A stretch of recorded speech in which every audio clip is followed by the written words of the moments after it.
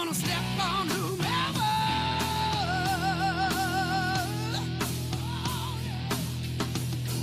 It's time getting light, 'cause I'm gonna make it change. It's kicking ass, taking names, cleaning house all the babies. I'm burning out the dead wood, burning down time. 'Cause it's only my way, so get your ass in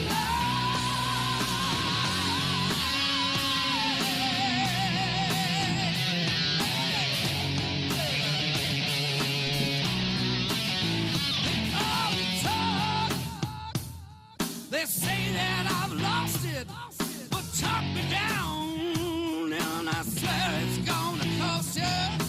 Now I'm back, the boss of you morons, so never count me out as one thing you can count on. Yeah. It's time getting light, 'cause I'm gonna make it change. Kicking ass, taking names, cleaning house all the babies. I'm burning out the dead wood, burning down time. 'Cause it's only my way, so get your ass in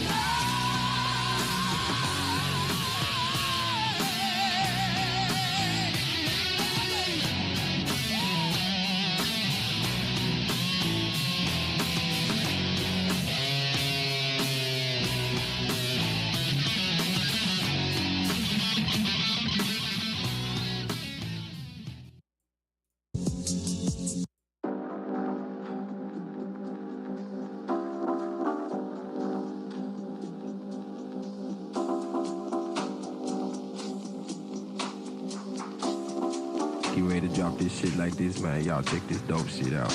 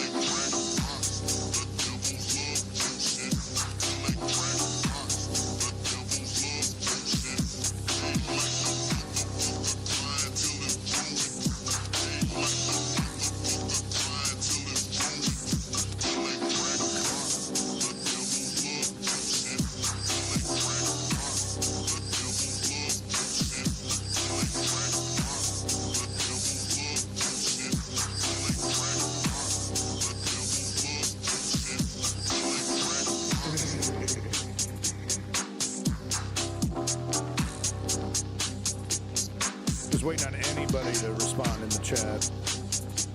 They probably don't get, probably takes a couple minutes for the notifications to go out after a ban. Hey, Elaney, how you doing? Welcome back, welcome back. I'm back. Hell yeah. Just gonna wait a couple more minutes and then we'll get started here. Bump the tricks out.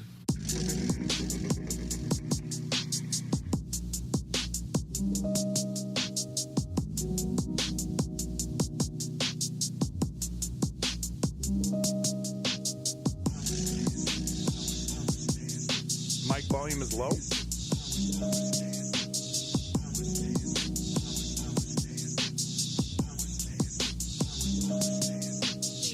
I'll bring it up just a touch. How's that? Any better?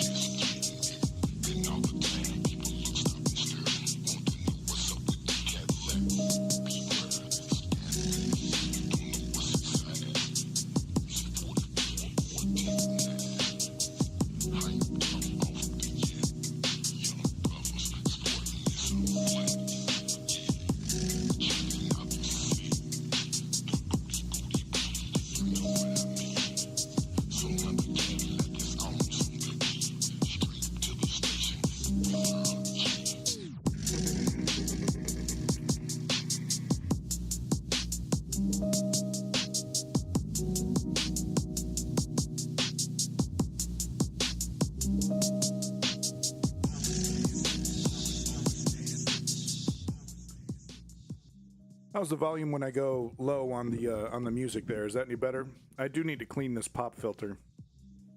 Welcome back, Social Battery over there on Kick.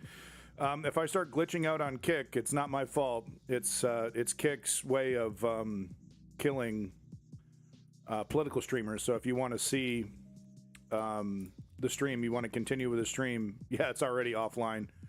If you want to continue with the stream, go ahead and come on over to Twitch. It's adorable. It's adorable how Kick, they don't like leftist politics. They don't like that. Yeah, offline. No matter what I do. I'll try to re-add the Kick stream one more time, but it's interesting. You know, you can be a gambler. You could make pornography for children. You know, you can just be the biggest of scumbags running around Japan, annoying Japanese people. You can be a pedophile yourself, you know, making horrendous arguments. And they love you. They love you over there at Kick. But you start talking about leftist politics, and all of a sudden, oh, okay, there's a lot of, oh, there's some issues. Oh, there's weird issues. Yeah, okay, it's working for now. Yeah. That's adorable. Yeah, exactly. Yeah, they don't want to do that. How's the mic, by the way, Krail? Can't have that. Hell no. Can't tax the rich. Hell no. Boy, I got that Uzi too.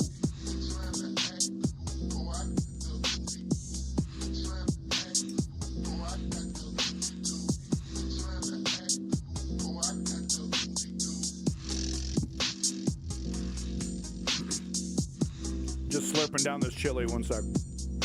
Better? Okay.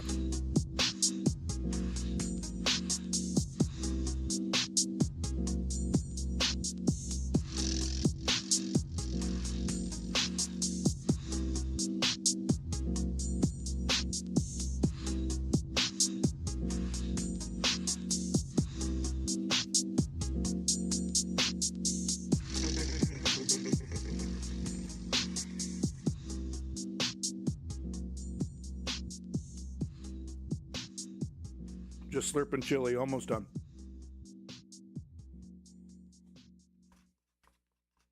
Bump their tricks out.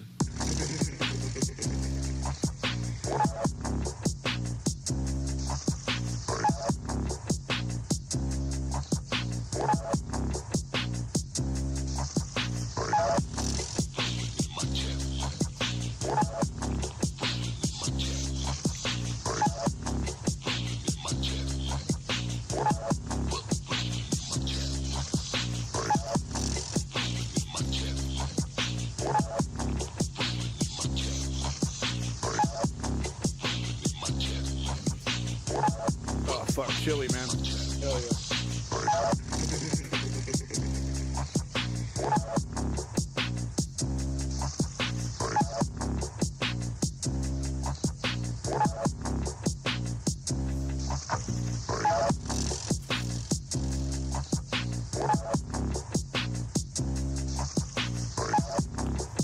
All right, you news crazy motherfuckers.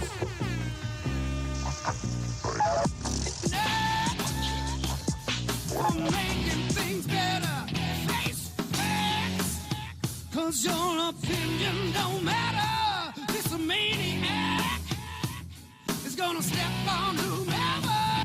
Whomever. It's grammatically correct.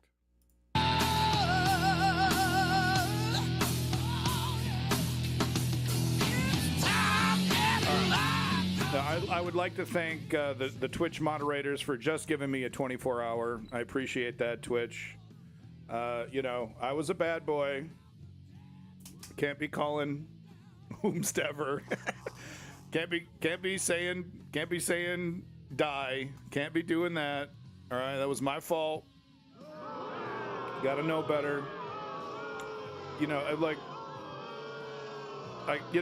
I constantly say we're better than these people, and you got to prove it. You got to prove it. That means you can't have as much fun as the Destinies. can't have as much fun as the Asmongold's. Looking at a woman getting shot in the face and going based, but he doesn't get a ban. We're not going to talk about that. Literally saying Art Rip Bozo, looking at a young mother in her 30s getting shot in the face. Don't bring up Charlie Kirk. Don't bring up Charlie Kirk around Asmongold, though. All of a sudden, he finds his morals. But no, thank you to Twitch for just the 24-hour ban. I apologize for breaking TOS, and welcome back, folks, to the News Underground. I am Abandoned Nihilism, the realest motherfucker on Twitch, bar none, without a doubt. And I am back, bitch. Biggity back like a heart attack. Back from the dead to kick you in the bread. I mean, where do we start? Where do we start? Oh, well, my God. Oh, no. Oh, my God. Oh, my God. Wait a minute. Oh, my God. Oh, wait a minute. Hold on. Hold on. I didn't mean to put that there. That wasn't from a private stream for my super fans. No, I didn't mean to put that there. Oh, God damn it. Son of a bitch. Cool it with the anti-Semitic remarks. What button do I push? Shut the fuck No. up. How do I make this go away? Oh, God. I'm so fucking busted. I don't like cowboy butts. Okay? That's just some shit that they say. Right? But I'm not into that stuff. Hell no. Should I spell his name right? There it is.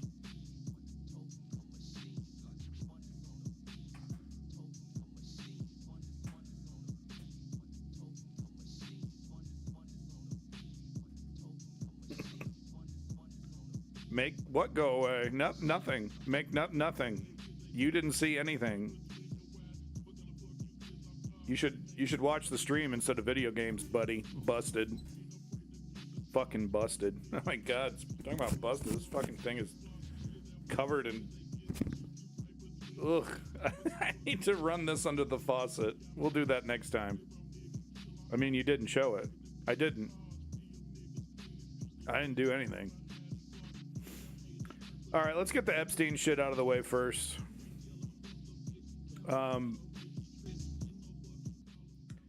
We've known about this since at least 2016 when he was rolling down the escalator, rolling in my Cadillac. When he was rolling down the escalator, we knew about this.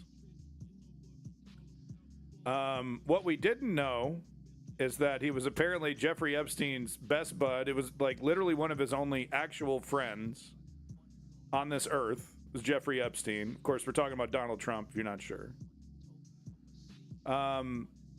And look, trigger warning, we're going to get into some pretty graphic shit. I mean, literally lining girls, not women, but girls up and judging them by the shape of their vaginas, sticking a finger in them, penetrating them like you would test the oil of a vehicle. It's really true. It's like sadism kind of shit. You know, let's not forget that Jeffrey Epstein called Donald Trump one of the most evil people he's ever met. We got Elon Musk. We got Elon Musk over here getting rejected. I mean, shut up. I mean, he's such a fucking loser. Yeah, we're wrapping up the Little St. James pedophile operation, says Jizane. Welcome back, Proto, by the way. I didn't say hi there. Welcome back to all you lurkers. So we got a lot of good stuff. But hey, don't worry, guys. It's our fault. Welcome back, German. Owner of the New York Giants was in the documents over 400 times. The NFL has yet to make a statement. Now there's speculation of who else, including the commissioner. It doesn't surprise me. A lot of these sports guys are right wingers, and it's not just right wingers, but good majority of them are right wingers. We got was it Jeffrey Sachs and Noam Chomsky on the left there. Hard to say Jeffrey Sachs is on the left. More like center right. Is it Jeffrey Sachs? Whatever, Sachs. Currently, he got a promotion at PBS, right? He makes one little statement. Oh, lots of people hung out with Jeffrey. Okay. I mean, you know. Got no pictures like with Clinton with him and some bitches in the pool. Thank God. Is it Jeremy? Jeffrey? He's like David Brooks, but even more lame. Just hard to meet. That's a hard level to meet there. But guys, did you know this? Folks, they, thems, did you know this? We're misinterpreting the emails.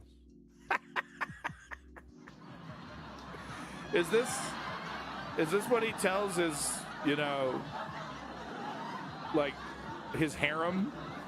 Is this what he's telling his harem in his mansion there? You're not just a piece of meat for me to impregnate. You're misinterpreting. Oh, Elon. We'll get to the emails here. Let's get to them.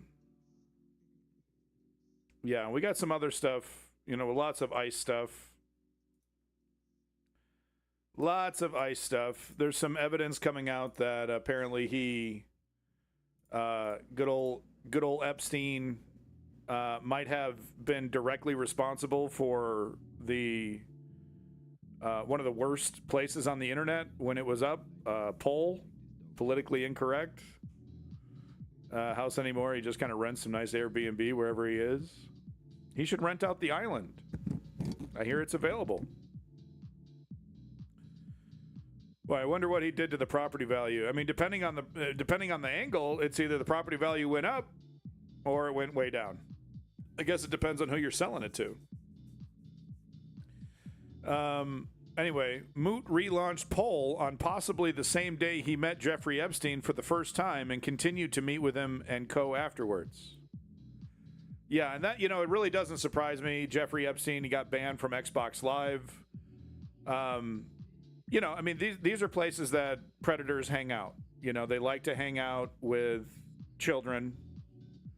So it really doesn't surprise me one bit. You know, it wouldn't surprise me to hear if he had like a, you know, what was that penguin thing? You know, Habbo Hotel. What was the one with the penguins? What was that one called? Roblox. Yeah, I mean, Xbox Live was terrible, but if you're a, you know, kitty fucker, Club Penguin, that's what it was. That really wouldn't surprise me to hear if he had accounts with all those things. You know, Toontown, he's over there hanging out in Toontown. Known as CP. Yeah. Pizza. Delicious chai tea. But yeah, that's, you know, it's a popular thing for predators to do, is to go to where the kids are at.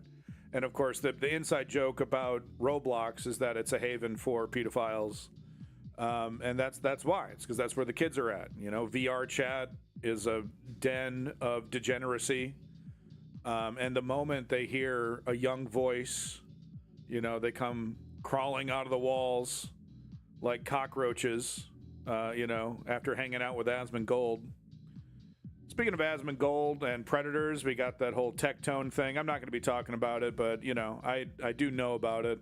Doesn't surprise me one bit.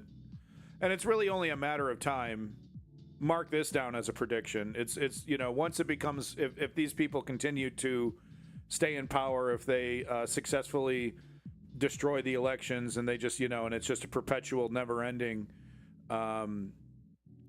nightmare, Asmongold will start getting comfortable enough to start talking about lowering the age of consent.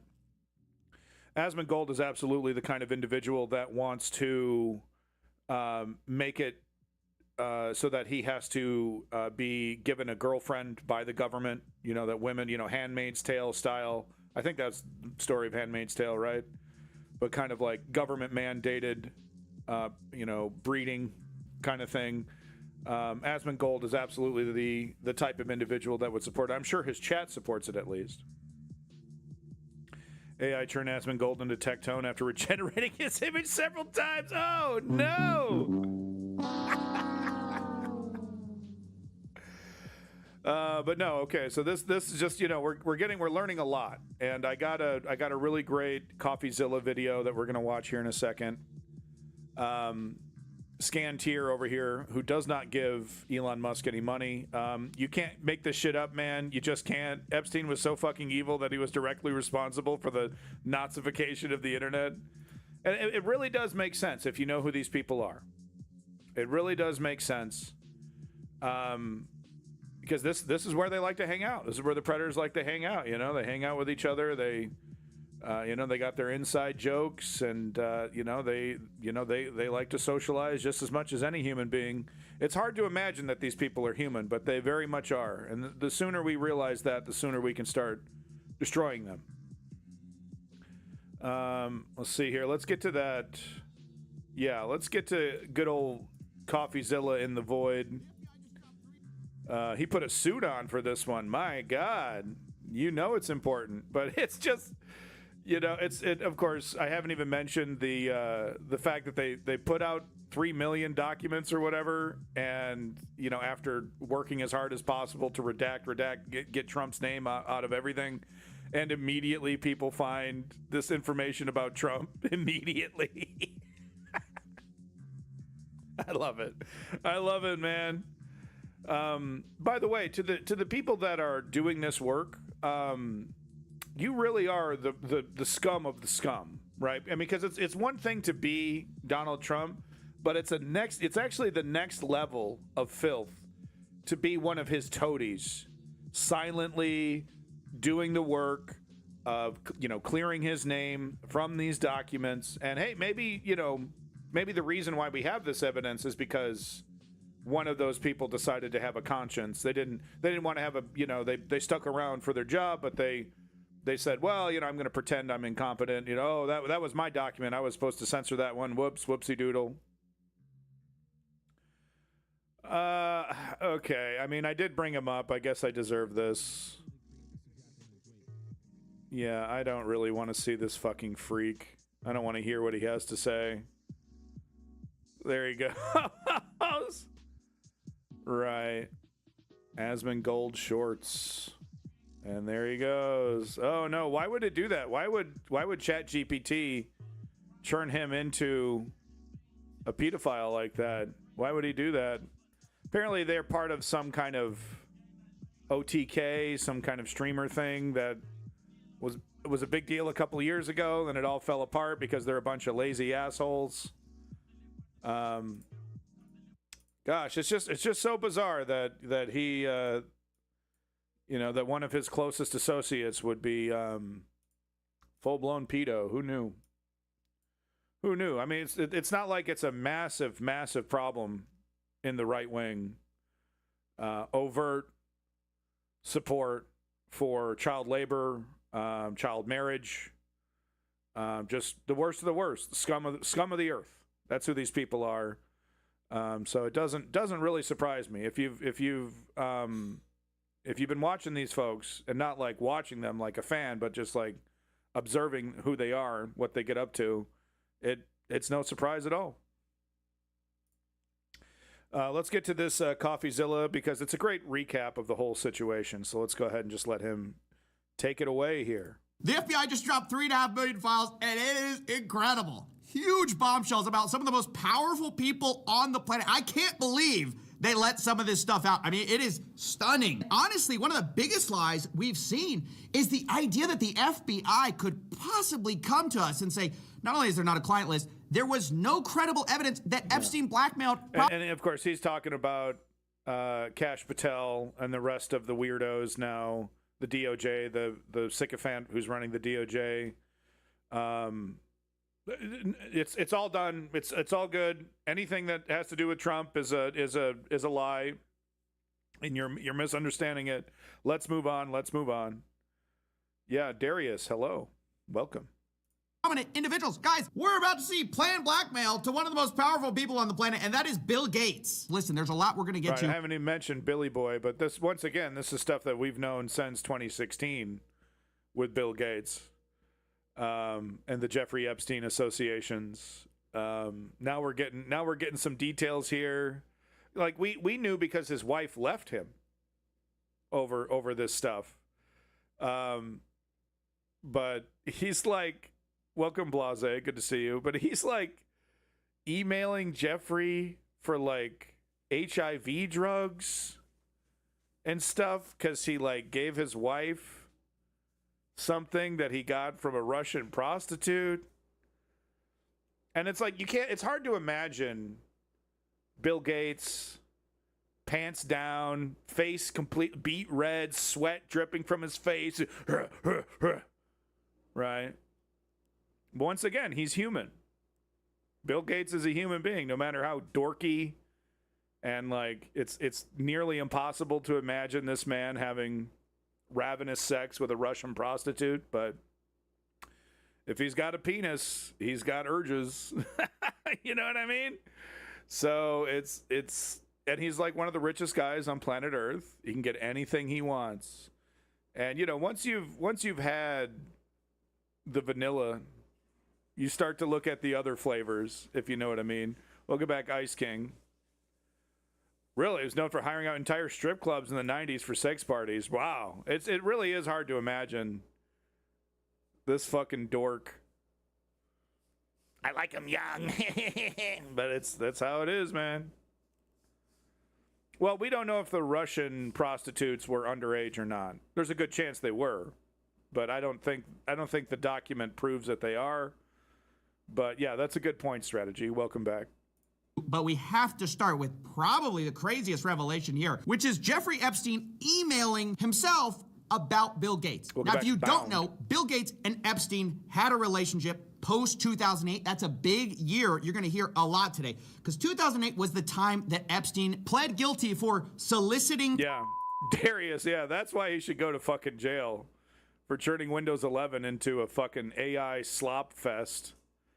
You know, I mean, it sucks. I'm seriously looking at, you know, some of these Linux distributions that are really good at emulating Windows programs, and they're really starting to get good, but and of course the privacy stuff, the whole thing, it's like the enshittification of your core product.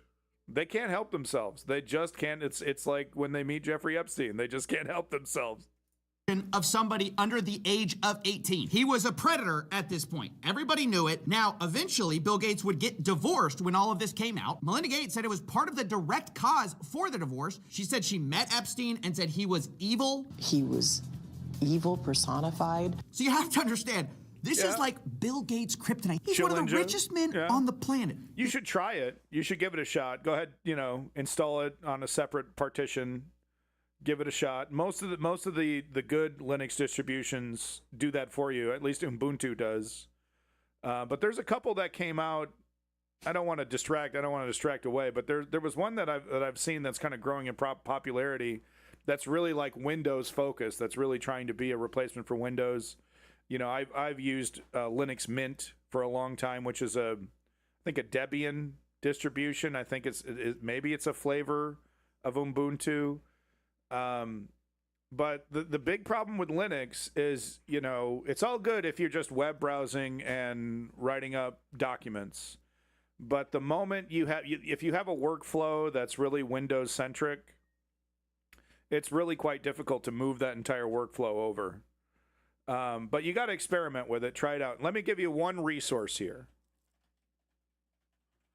Check out Distro Watch and do some experimenting with some of this stuff. I mean, a lot of these you're not going to want to touch. But this is probably where you're going to want to start. Is it Reborn OS? No, this one's based off Arch Linux. No, stay away from Arch Linux. You should probably start with Linux Mint. Is it Catchy OS? No, that's not it. But you want to start, don't do Arch. You want to do something Ubuntu flavored. Nobara, not the one they all recommended, but yeah, start over here with Distro Watch. Do some experimenting, and Linux Mint is where you're going to want to probably start. I would, if I was you, that's where I would start. Interesting. Linux Mint used to be on the top 10 here. It's not even on the top 10 anymore. But great distro, Linux Mint, and Tech Help, exactly. Probably the best place to start. Yeah, I am an IT guy. I'm happy to help if you have any questions.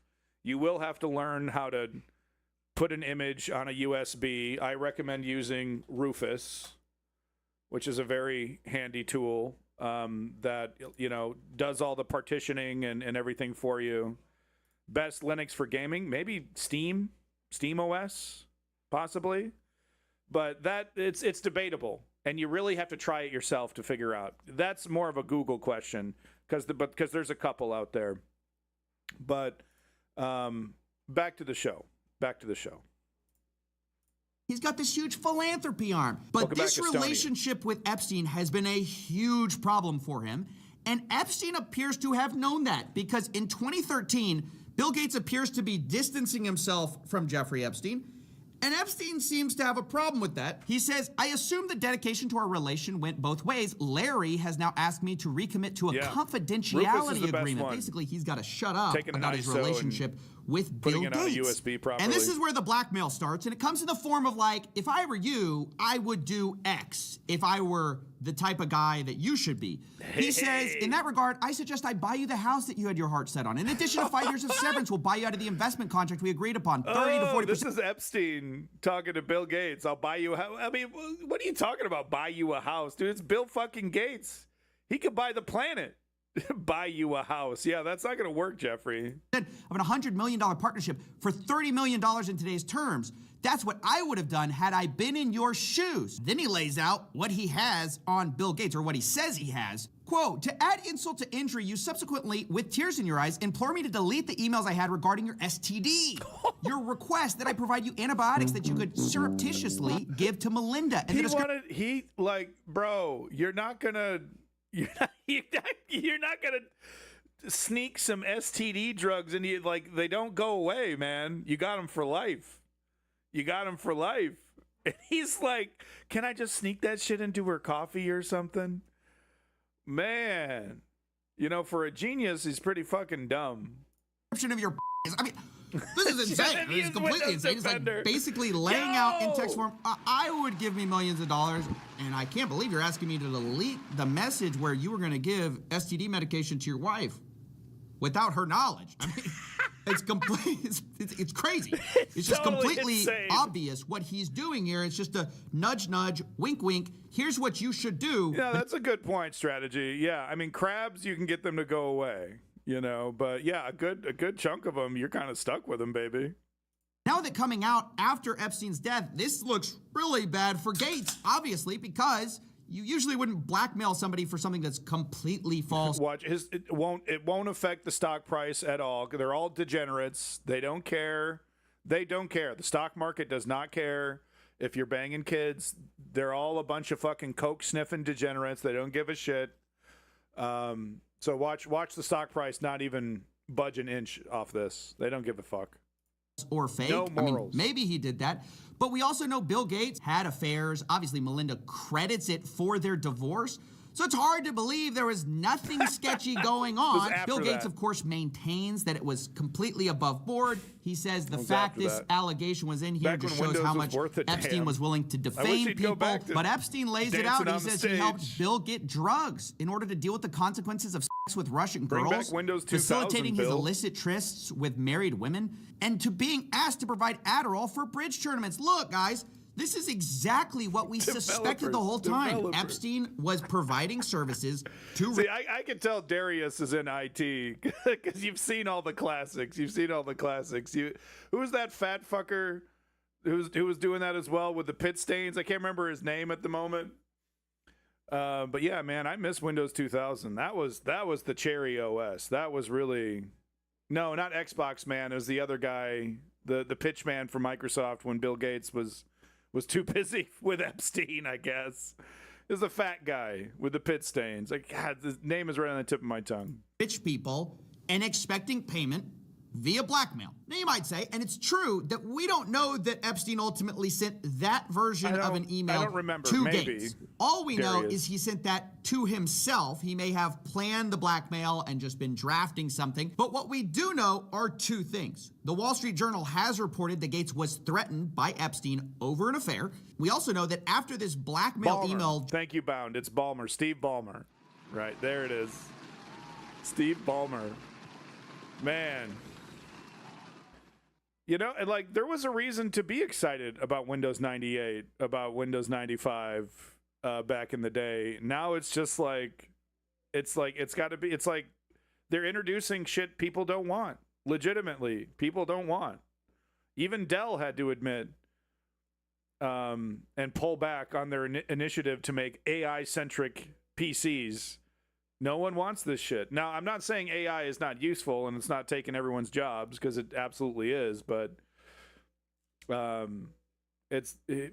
people want a PC. They don't want a extension of the Palantir. They don't want a Palantir tentacle in their fucking living room. Yeah, the Windows Phone was sick. I love the Windows Phone. Jeffrey sent to himself was written. Eventually, Gates sent a $2 million donation to MIT directed by Jeffrey Epstein, which is a bit weird if you had distanced yourself from the guy and y'all had this big falling out. Epstein killed now, the again, Zune. do we know for sure that Bill Gates did all of that? No, of course we don't. But do I think Bill Gates was innocently looking for charity advice from we got some real nerds after in the he already fucking pled chat. guilty? No, I don't. I'm sorry. I'm not that gullible. And speaking of not that gullible, we've been lied to also by another richest guy on the planet. Geez, it's a shock why they don't want to put this out. Elon Musk, who has been saying for years that it is a lie that he went to Epstein's island. It's hard to believe that this guy who proudly Sieg-Heiled twice is a raging, pathetic pedophile. No one could have seen that coming. Absolutely no one. I mean, the interface was just Windows 8, but what was cool about it is how you could, kind of like how Android is cool for now, putting files on it, you could run native applications and things like that. But, and the music stuff was really neat, how you could, the Zune features, how you could set songs to kind of share with other people, right? So you like, theoretically you'd get on the bus and other people with Zunes, you'd have like 10 songs that you could set to share. And you're like broadcasting through a mesh network with other folks on their phone there. Kind of a neat feature, Fuck it, though. Fuck that shit. iPhone everything. iPhone had the best quarter in history this, last quarter or whatever. It wasn't AirDrop, though. Like, you didn't get to keep it, because of licensing, right? So, but it was a neat thing. But yeah, no, it's iPhone everything. By the way, Apple over here happily working with authorities now, pretending like they give a shit about privacy while also giving backdoors to China and other despotic regimes. So good stuff. And of course, Android, not really, kind of pulling back on their, some of their stuff as well that makes it the superior phone OS. And there is distributions for your Android phone, that are open source, but you have to buy the right kind of phone, and you're constantly having to deal with the problem with open source, which is that, it doesn't work as well with some shit. So if you're like a social media guy or whatever, which I'm not, but I don't know, it sucks, right? Because like if you value your privacy, you have to put up with a lot of bullshit on your devices.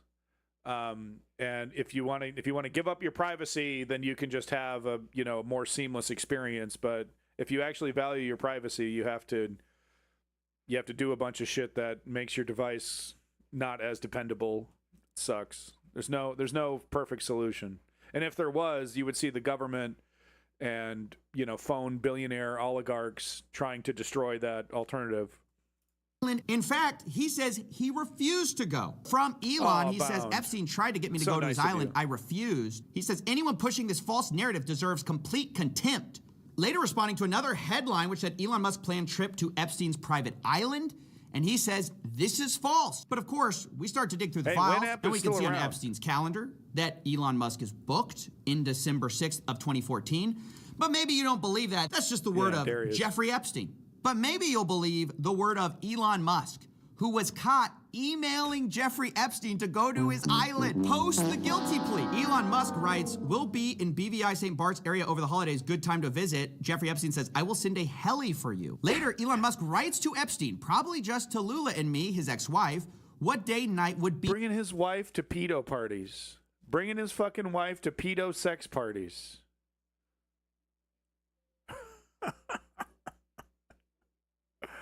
What? What's wrong, baby? What? I know she looks a little young, but what? The wildest party on your island. The world's richest man is asking the most pedophile man for the wildest party on his island. And then it gets more explicit. In 2012, remember, this is the guy who said, I refused it. I could never do that, right? It's false. But here in 2012, he says, do you have any parties planned? I've been working to the edge of my sanity this year. I really want to hit the party scene in St. Bart's or elsewhere and let loose. The invitation is much appreciated, but a peaceful island experience is the opposite of what I'm looking for. Guys, he can't even play the I went to go study math excuse, which is what all these guys do. They say, hey, I just went to go talk to scientists. Elon's like, hey, I don't want to do that. I'm looking for a party. That's what I'm here to do. And then Jeffrey Epstein writes, understood, I will see you on St. Barth. The ratio on my island might make your ex-wife uncomfortable. So even Jeffrey's like, bro, you don't bring your wife to these parties, man. What are you doing, you loser? You don't bring your wife to the pedo parties? Come on. This is eyes wide shut over here. What are you doing bringing your wife? I can't believe these guys are lying to us, and people. I mean, Diddy was doing his own thing. He was like a mini Jeffrey Epstein, Diddy, with his little white parties, hanging out with Leonardo DiCaprio and whatnot. Are swallowing it still, thinking that Elon Musk had nothing to do with this guy. So again, that's 2012. That's 2014. But guess what? There's another time in 2013. I mean, this seems like a yearly thing with the boys. And honestly, this is kind of one of the things that makes these oligarchs and fascists so dangerous, is that they're kind of all in. And Steve Bannon hinted at this as well, recently saying, if we don't destroy democracy, if we don't install this dictator, and make it impossible for the Democrats to win, I'm paraphrasing, then, there's a high likelihood that me and a lot of people in this room will get arrested. Of course, we know the weakness of your average neoliberal Democrat like Gavin Newsom. They don't have anything to worry about. We know that. But they are quite convinced that at least some of them would receive some kind of legal scrutiny because of their past crimes if the Democrats were ever to get in. So it really incentivizes their doubling down of the destruction of democracy, right? It really adds a personal incentive to it beyond just tax cuts and things like that. Here, once again, Elon Musk writes, we'll be in the BVI St. Bart's area over the holidays. Again, is there a good time to visit? Jeffrey Epstein, any day, 1st to the 8th, play it by ear if you want, always space for you. They then plan some more, and you might think, well, if Elon ever told the truth, this is when he has to reject, right? Because he said, I refused. No, the UK is,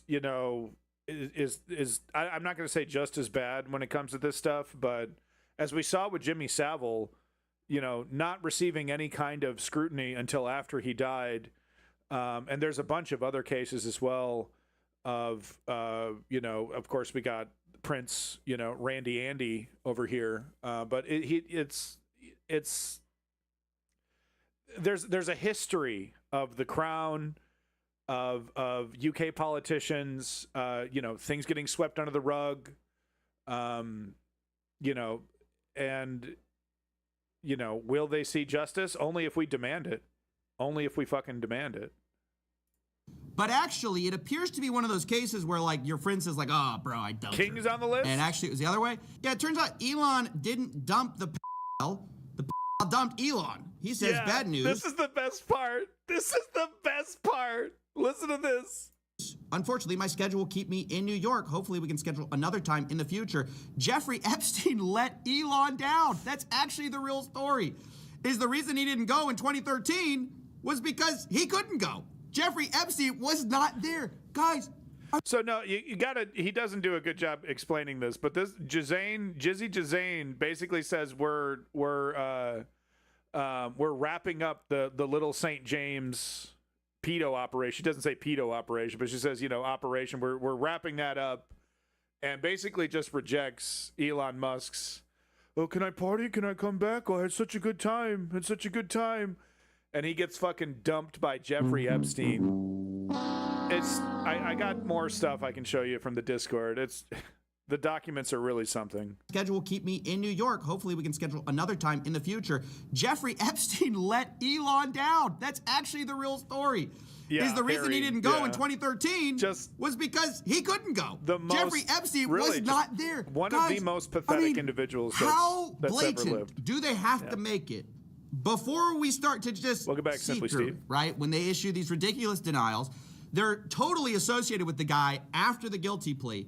They lie through their teeth, but they can't even keep their story straight. I mean, that's what's crazy. They're not even competent at this. They get caught in their own lies all the time. Remember, the FBI's official story was they didn't blackmail. Well, before we even had these files, Howard Lutnick was on the record calling Jeffrey Epstein the greatest blackmailer ever. So how come Bill... So this is really something. I didn't know too much about this until recently, but, Nutlick over here was fucking neighbors with the guy. And he did this thing with, came out kind of ahead of everything before any of the documents were released in this second Trump term, and made this statement here about how him and his wife, they went to go visit their neighbor and they were just utterly mortified. And now the documents show that they were buddy, hanging out, big part of it. And really what I want you to pay attention to is how skillful a liar Howard Lutnick, a.k.a. Nutlick, is. The smile, the confidence. You hook this guy up to a fucking lie detector, and he's going to George Costanza that bitch the entire way. He really is an incredibly skilled liar. Welcome back, Woke Patriot. Good to see you.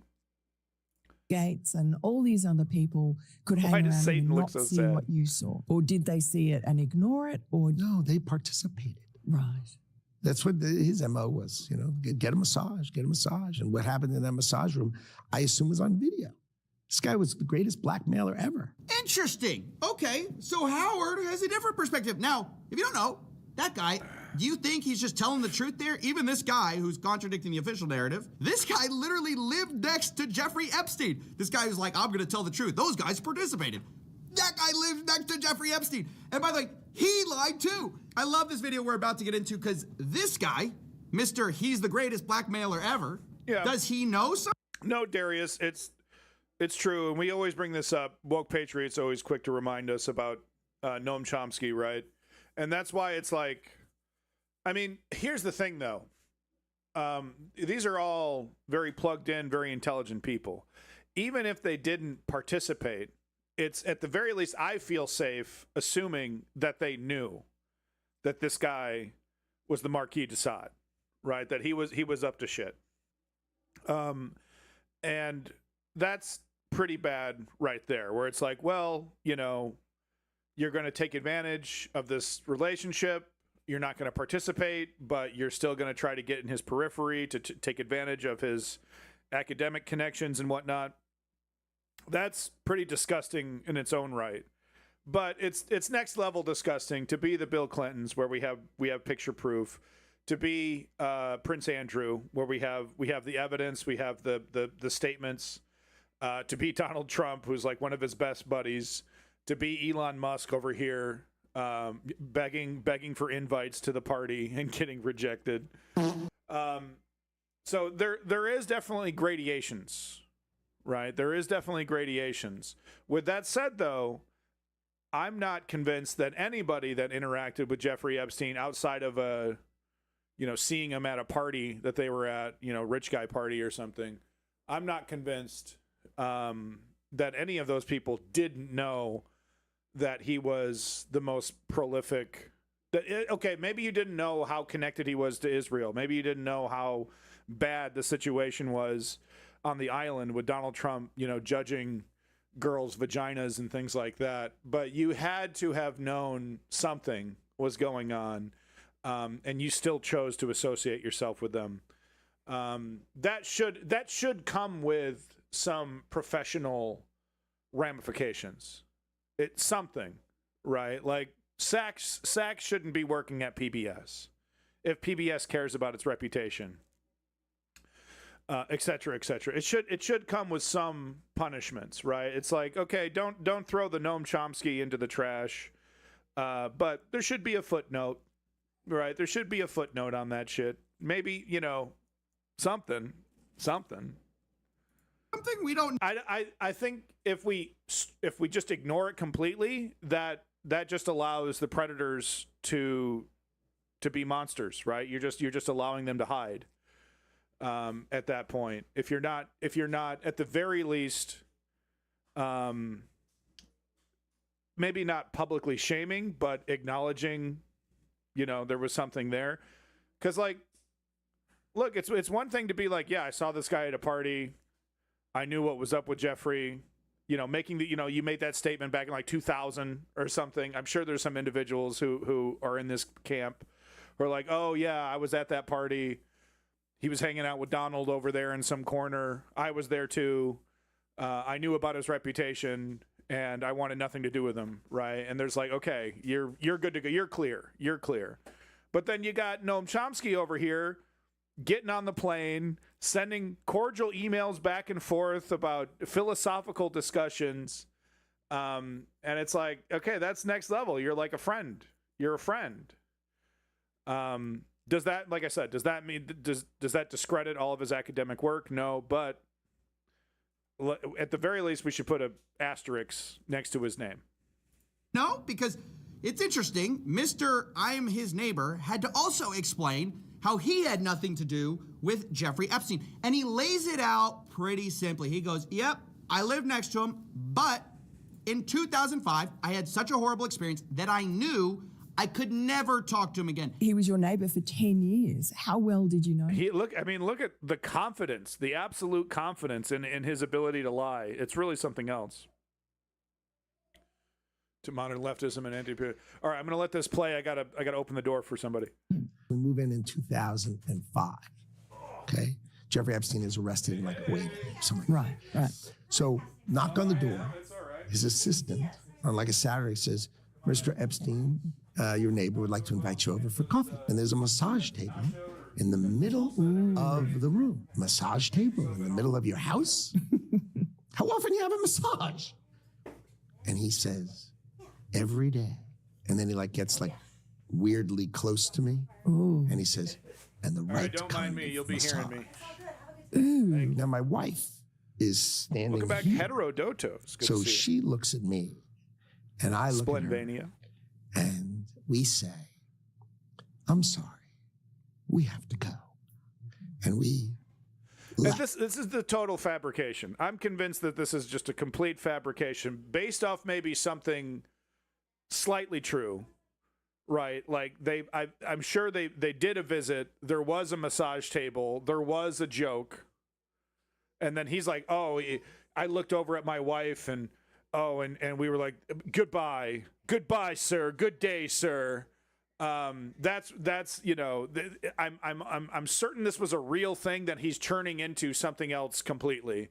Because I bet you what happened was it was like, oh, Jeffrey, getting your massages from young girls.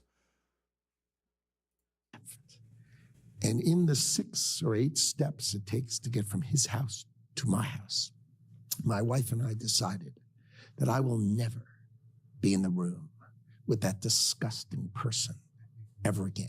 Well, he could. Yeah, look, and Splenvania, I do agree with Woke Patriot. We can't. He's once you understand it, it's very similar to Norman Finkelstein, where it's like, just because he's really smart, but he gets some things wrong.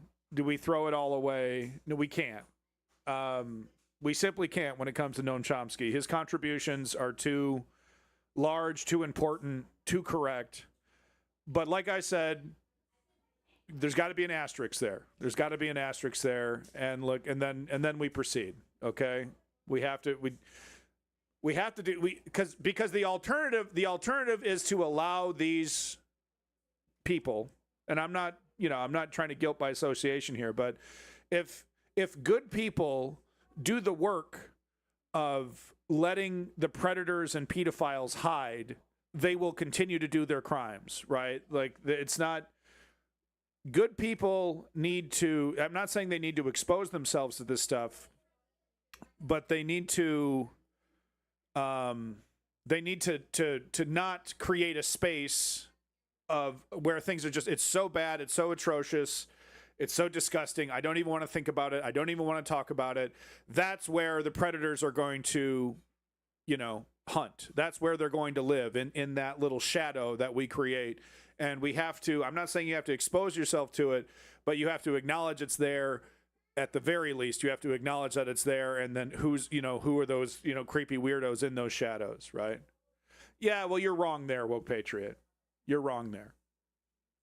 There absolutely does need to be an asterisk, because we have the emails. It wasn't just oh, hey, you don't know me, you don't know me very well, but I'm just, I'm seeing if you could maybe support my academic endeavors. I heard, you were a guy to talk to about, getting my book published.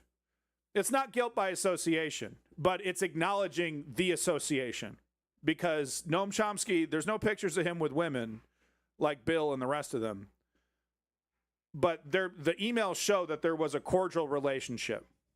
And we're gonna sit here and say that Noam Chomsky, one of the smartest human beings that's ever lived, didn't know that Jeffrey Epstein was the modern day Marquis de Sade? We're gonna give him a pass on that? He's a fucking genius, but he doesn't know Jeffrey's connections? That's ridiculous. He deserves the asterisks. He doesn't deserve to have his entire academic work thrown in the trash, but he absolutely deserves the asterisks. That's right. You would say the same thing about me, and I hope you would, if I was hanging out with Destiny and making a bunch of excuses for his pedophilia, his past of pedophilia, right? And I was over, well, it's different, right? You'd be like, oh, that's bullshit. And like, there's, but there's no proof of me participating in trading pictures with Destiny or anything, but I'm making excuses for Destiny, and there's pictures of me hanging out with Destiny, and then I make, Now, there's no evidence of wrongdoing, but there is evidence of a friendship. And I'm supposed to what? Sit here and think that the smartest guy, one of the smartest human beings that's ever lived, didn't know Jeffrey Epstein's proclivities? The guy couldn't shut up about Lolita. You're like, yeah, that's a book. That's a book. Think what you want to think. Yeah, I will. And there should be an asterisk next to it, okay? He does deserve, at the very least, to have his reputation tarnished at that level. Kind of like a professional sports guy who used steroids. Okay? No one's tripping about the asterisk next to Mark McGrath's record, right? He was the home run guy. He used to play for the Cardinals, right? Look, the emails show that he was a friend. It wasn't just hey, I'm looking for some money to publish my book. Thank you so much for your time, Mr. Jeffrey Epstein. But it was like, hey, had a great time on the plane. Oh, blah, blah, blah, blah, blah. Come on. The Sugar Ray guy. You know what I mean? We got to, at the very least, have the asterisks. All right. Be more clear, could he, right? He says, hey, I may have been his next door neighbor, but I met him once before the 2008 guilty plea. Remember I said that was a big deal? And we got invited over, and it was like 5 seconds, and we left, and we realized he was a creep. We were out of there. He made this rude, lewd comment in front of my wife. I would never go see this guy. I mean, he makes it super clear he's gross. So I was never in the room with him. Lies. Socially, for business, or even philanthropy. If that guy was there, I wasn't going. And he's thinking Donald Trump's got my back. Donald Trump's got my back. He knows that there's the emails. He knows that there's the proof, but he's like, Donald's got my back. But they never assume how incompetent Donald is. They never, they're depending on Donald. Because he's gross. These other guys, they may have participated. They participated. But Howard Lutnick, he could never. No. He's too good of a guy. Well, guess what we found in the old emails? Looky. It's Howard Lutnick writing in to Jeffy Boy in 2012. Hi, Jeff. We're landing in St. Thomas early afternoon, planning to head over. Where are you located? Right under What's the the bus. exact location for my captain? Does Sunday evening for dinner sound good? Is this the guy you said made a lewd comment He's to your so wife? gross. Oh, I could never be in front of him. He's gross. We're gonna get to ICE next. Guess what the next email is? My Simply boy's Steve, wife yeah, we're gonna talk about ICE messaging next. in, saying we're headed towards you in St. Thomas. Later, the subject Where line. should we anchor? He's literally headed over to St. Thomas. Where should he's like, oh, my captain's asking where I can plant my rich asshole yacht. He's so gross. Never associated for business, personal, nothing. Oh, hey Jeffrey, how you doing? Gonna stop by, cruise on in. Epstein, good morning, Howard. Jeffrey wished me to pass you along. Nice seeing you. They clearly met, and the guy is just lying about it to your face, to the American public's face, and they tried to hide it from us. I cannot emphasize this enough. They're lying through their teeth. You think this guy perfectly remembers a 2005, walking in the guy's house? Right. I remember exactly what I said to him. My wife and I looked at each other, and he wouldn't remember the 2000. I mean, it's probably one of the reasons why he's so goddamn loyal, right? This is what I'm talking about. How like this shit makes them double down on the fascism. 12, I boated over to his private island for a dinner. I saw that Batman Is that what we're thing. really thinking? Is that what cringy. we're expected to believe? Whatever, though. This is a momentary lapse in his judgment.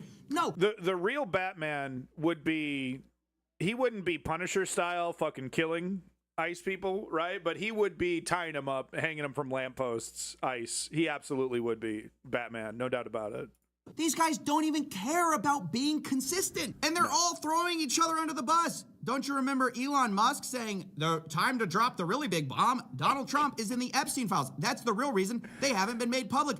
My guy, you also are in the Epstein files. You're very in the files. clearly doing stuff you lied about, okay? So is Howard Lutnick, who says, yeah, Bill Gates, he's probably getting blackmailed because he participated. What did you do on the island over in 2012, Howard? Do we know that? I mean, does anyone care? Now, the last thing I want to talk about... So these are the documents. We're going to go into detail on some of these next, and I think that'll be the last bit of Epstein stuff that we do, because there's going to be more CoffeeZilla recaps that I'm going to show you. You know, the people are pouring through these documents right now. There's going to be revelations throughout the next weeks to months coming up. 3.5 million documents, right? Good chunk of it's blacked out like this, but they let a few things slip through, and it makes me wonder, is it intentional incompetence, or is it just stone cold incompetence? I mean, we won't know for years until the tell-all books and stuff come out, right? Because apparently everyone's a fucking coward. Everyone's a fucking coward except this chat. Is some of the most explosive stuff. It's also, again, I have to say, unverified, okay? This is the NTOC, the FBI's National Threat Operations Center, and the challenge with... it's not like any of these characters deserve this, but we should note that anybody can make some claims, and then the FBI keeps track of that stuff. So, like, anybody can do that, and CoffeeZilla does bring it up, like, I don't know how legitimate some of the stuff is that happened in 2020, right? Like during the election, some of this, some weirdos coming out of the fucking woodwork, how credible that is. So that's all fair. And it's not like we're ever going to get Donald Trump fessing up to any of this. The best that we're going to get is eyewitness reports, statements, things like that. And when it comes to Donald Trump, we have way more than just conjecture of random people going to the FBI and may or may not have been making up stuff.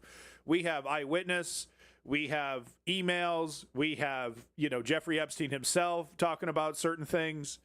There's a lot of evidence for Donald Trump to be connecting those dots. beyond just people making reports to the FBI. Confirming some of this is that these are anonymous tips, or they black them out at least, so we don't know who they are, and anyone can drop a tip.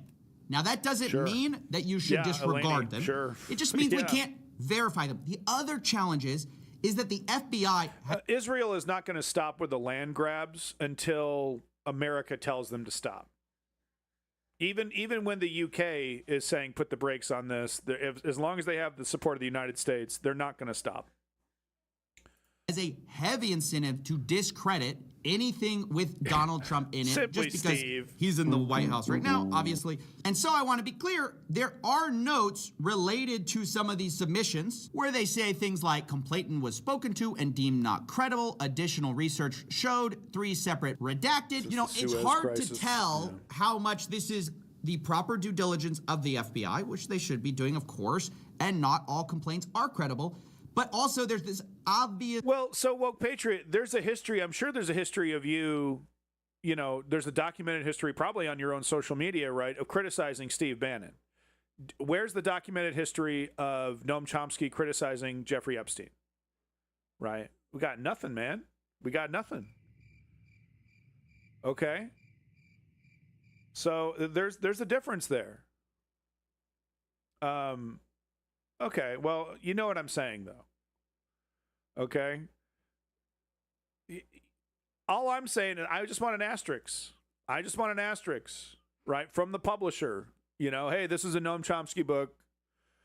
There's some evidence of a cordial relationship with Jeffrey Epstein and Noam Chomsky. With that said, there is no definitive proof that Noam Chomsky participated in any kind of human trafficking. That's all I want. An asterisk, and he deserves the asterisk, okay? Because if he didn't want the asterisk, if he didn't want the history, you know, the history to prove something, then he should have made a statement. It's like, hey, you know, hung out with this guy. I was a dum-dum. I didn't know. Okay. I'm not buying this Noam Chomsky is dumb argument. You know, he's just all shucks. No, it's not guilt by association. It's transparency. It's transparency. Because if anything, the asterisk can clarify, right, some misconceptions. Because there would be people who want to guilt by association say, oh, well, wasn't he busted with Epstein? Well, no, not technically. There's some back and forth. There's some evidence of them hanging out a couple times socially, not at the island. So if anything, the asterisk could help clarify some misconceptions. So no, I am all for transparency and the asterisk. If you guys busted me being a Destiny super fan and Destiny supporter, and I'm hanging out with Destiny, you know, I would accept the asterisk. You know what I'm saying? I would accept the asterisk because that's, you know, I'm for transparency. I'm for checks and balances. That's the only, you know, the only thing that we can do is shine light on evil, right? That's trying to hide. Now, I'm not trying to say, you know, Destiny is Jeffrey Epstein, but I'm just trying, you know what I'm trying to say, right? Like if there was some kind of association there that, you know, maybe and it's like there's an incentive for me not to be honest about it, et cetera, et cetera. No, I have not. He wouldn't want to hang out with me. No, he wouldn't want to hang out with me. I'm too much of a stick in the mud, dude.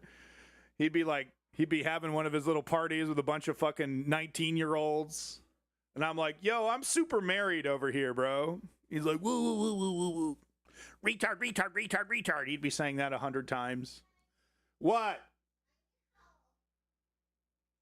This conflict of interest with the fact that the sitting president is in some of these complaints. But here they are for what it's worth. Complaint summary. Blank reported an unidentified female friend who was forced to perform on President Trump approximately 35 years ago in New Jersey.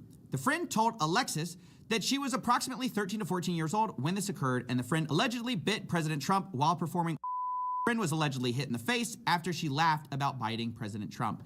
The friend also said she was abused by Epstein. Later, there's very explosive claims about big parties with her, other younger girls, and older Victoria's Secret models, including Bill Clinton and Donald Trump. There's claims third hand about a female victim of Epstein's who wants to publish a book citing Leslie Wexner, Epstein, Bill Clinton, Donald Trump, Ghislaine Maxwell is in the videos as well. And it goes on like this for a while. Some of the complaints are just like very graphic, and obviously I'm gonna censor out some of it. But I should also mention the DOJ claims that some of these claims were submitted to the FBI right before the 2020 election. To be clear, the claims are unfounded and false, and if they had any shred of credibility, they would have certainly been weaponized against President Trump already. Now, I agree that if a complaint is timed right before an election, there definitely could be some other motivations to that.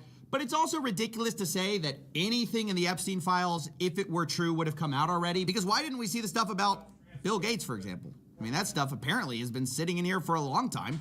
And not only did no one talk about it, the FBI literally covered for it. I mean, they said that this was not the case. There are big claims against a lot of powerful people. Nobody in that... I'm using the Destiny analogy because he's a known associate of underage proclivities in my realm of in the streamer world, right?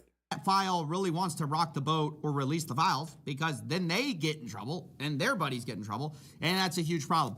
So I don't really buy the idea that, oh, if it were true, it would have already gotten out. I don't buy that. That's why we need transparency. That's why it's important these files are out. But this is just a look at a small fraction of the files. And over the next few weeks, we're gonna go through all of the major findings we can from this 3.5 million page document dump. But seriously, think about how discrediting this has been, not only to this administration, but to so many rich and powerful people who have lied through their teeth happily towards you in order to hide their relationship with this man that many of them held post-guilty plea. And some of them, now we know, Epstein prepared blackmail for them and, according to reports, threatened. Right. So great job, CoffeeZilla. Kick ass. Great job. You can't deny the man does a great... He does better journalism than most journalists, quite frankly. Okay, I just need a minute here to help my wife with something. So let's get some mainstream media here. Epstein file. Yeah, let's see what the I love the thumbnail, the BBC thumbnail with Prince Andrew. You know, 5 years ago, BBC wouldn't dare. 5 years ago, they wouldn't fucking dare.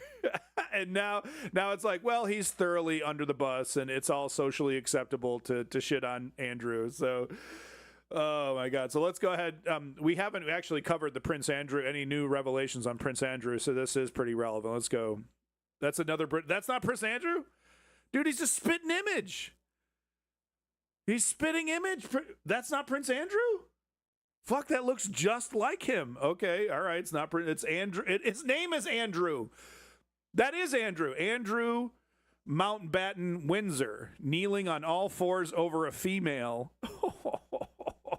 Who's getting the camera out? There was a comedian. I can't remember who the comedian was, but the comedian was like, you know, he was talking about Kevin Hart, right? This picture of Kevin Hart who's like looking at the photographer like, what the fuck are you doing?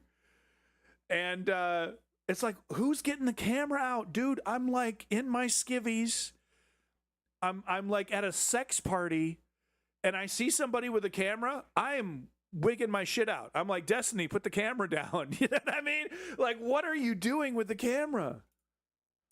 Pictures appearing to show Andrew Mountbatten Windsor crouched over an unidentified woman are featured in the latest disclosure of files linked to the late American sex offender Jeffrey Epstein.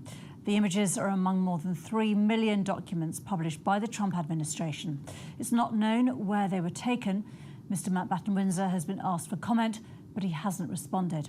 He's previously denied any wrongdoing. The US Justice Department said this was the final batch of material that would be published.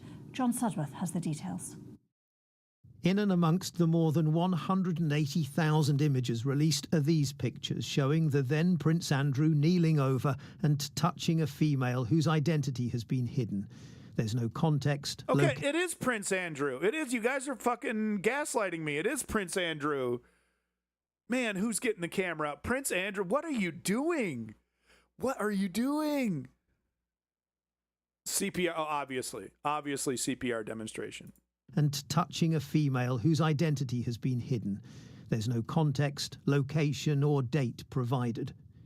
Andrew has always denied any criminal wrongdoing, but this latest batch of files once again contains items raising serious questions of judgment, not least an email exchange from 2010, long after his close friend Jeffrey Epstein had been convicted of sexual offences involving children, suggesting he meet with a 26-year-old Russian woman in London who he might enjoy having dinner with. Andrew replies he would be delighted to see her and adds, "Will she be bringing a message from you? Please give her my contact details to get in touch." Epstein writes back. He was. Darius, he was. Yeah, he was mommy's little boy. He was mommy's little special boy. 26, Russian, clever and beautiful, and yes, she has your email. We will continue reducing. The new files also contain further revelations about Peter Mandelson. Okay, we get it, woke patriot. You're a cool motherfucker. We get it, okay? I just quit weed, and now all I see are signs everywhere about like how smoking weed is awesome. You know, I saw someone had like a tattoo. Someone was like, it was a tattoo company, and they had a car, you know, with the tattoo company like logos all over the car. And one of the things that said, "Feed the addiction," and I'm like, I don't need this right now. I don't need this. Okay, I know they were talking about tattoos, but I don't need this shit. On the road trip coming back from San Jose back to Vancouver, I saw billboards that's like, "Hey, got weed? Got some? Don't you need some weed?" It's like, no, I don't. No, I don't. Thank you.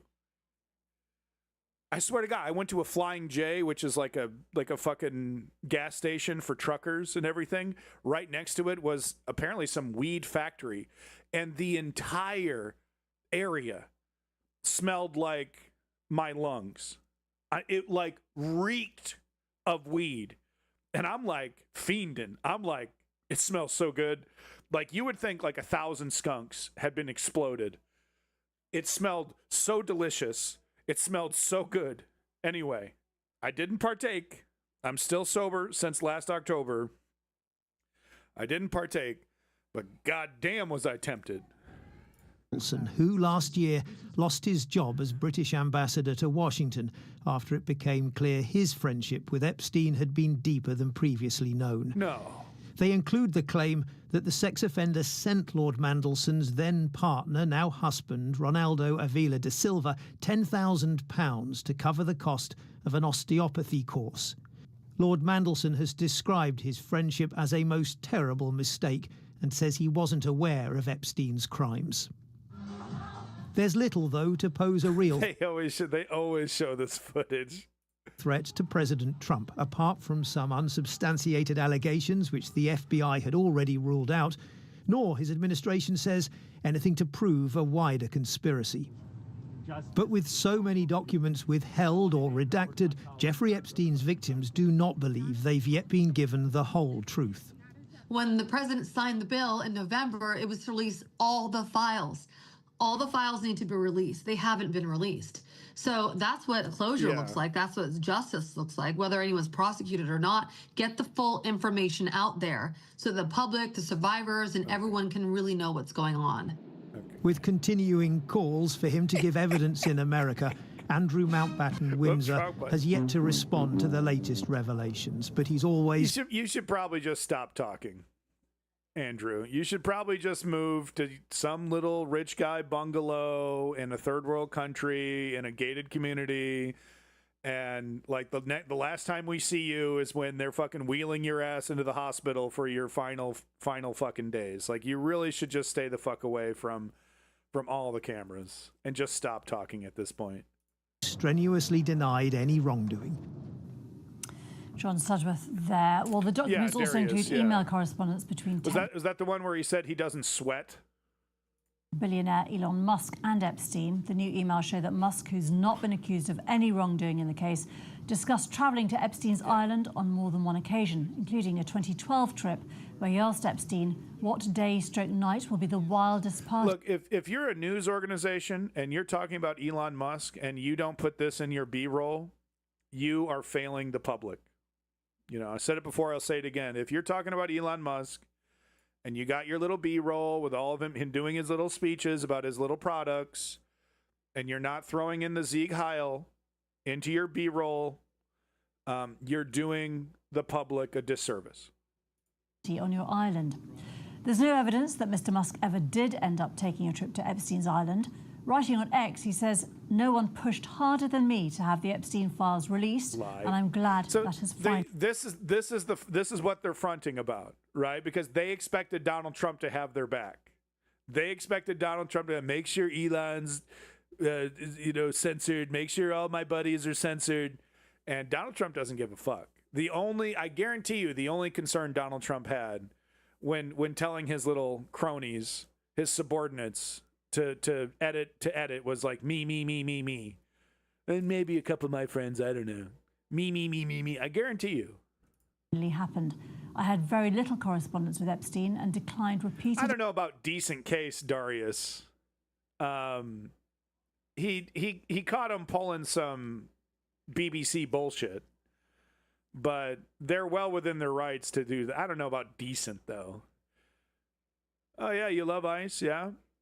You like fascistic, authoritarian, sending a unaccountable police force to kill American citizens. That's what you love.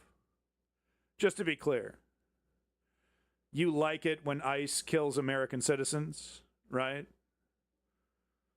Invitations to go to his island or fly on his Lolita Express, but was well aware that some email correspondence with him could be misinterpreted and used by detractors to smear my name. Well, Gloria Allred, a prominent civil rights attorney, represents many of Epstein's victims. She gave her reaction to the latest release of files. Yeah, Darius, some of them are completely devastated by the fact that the Attorney General, the Department of Justice, was supposed to and indicated that they were redacting victims' names, the survivors' names. And yet, today... So that's one thing I haven't covered as well, is that some of the redactions don't... Okay, so you don't like it when they kill American citizens. So why do you continue to support? Because they've made no indication that they're going to stop. This will be the last question before I flush you. Okay. Thank you. Thank you so much. Why do I, once again, good. Yeah, go ahead. Add it to your list. Add it to your list. I was banned from this. I was banned from that. Nobody likes me. Everybody hates my guts. People can't stand me for even more than 5 seconds before they want me out of their life. Bye, bitch. And it's always this like illegals, and we all know ICE, like 70% of the people that ICE is harassing are not illegal. Like they're literally here legitimately, either through legitimate asylum claims. We all know that. They don't care. It's not about the law. It's not about illegality. It's about the great replacement theory. That's what this is about. The release of these more than 3 million files, many of the names of my clients who have been... it's about brown people getting too uppity and lippy. That's what this is about. Welcome back, female. Jane Doe, for many, many years, were in fact published. Yeah, German. And this is devastating. Yeah, and now these same guys that are like, Second Amendment is my identity, and fighting against tyranny is my identity, and they're like, how clean you want your boots, Daddy, how clean you want your boots? I don't need the Second Amendment. Oh, yeah, no, I've made that a core part of my personality for my entire life, but now I don't need it.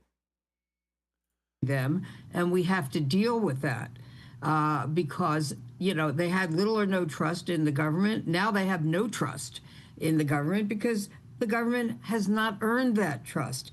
And the Assistant Attorney General today... Is that picture of Clinton? Like, okay, we don't have one of Noam Chomsky chilling in the pool with with some underage bitches. All right, we don't have that for Noam.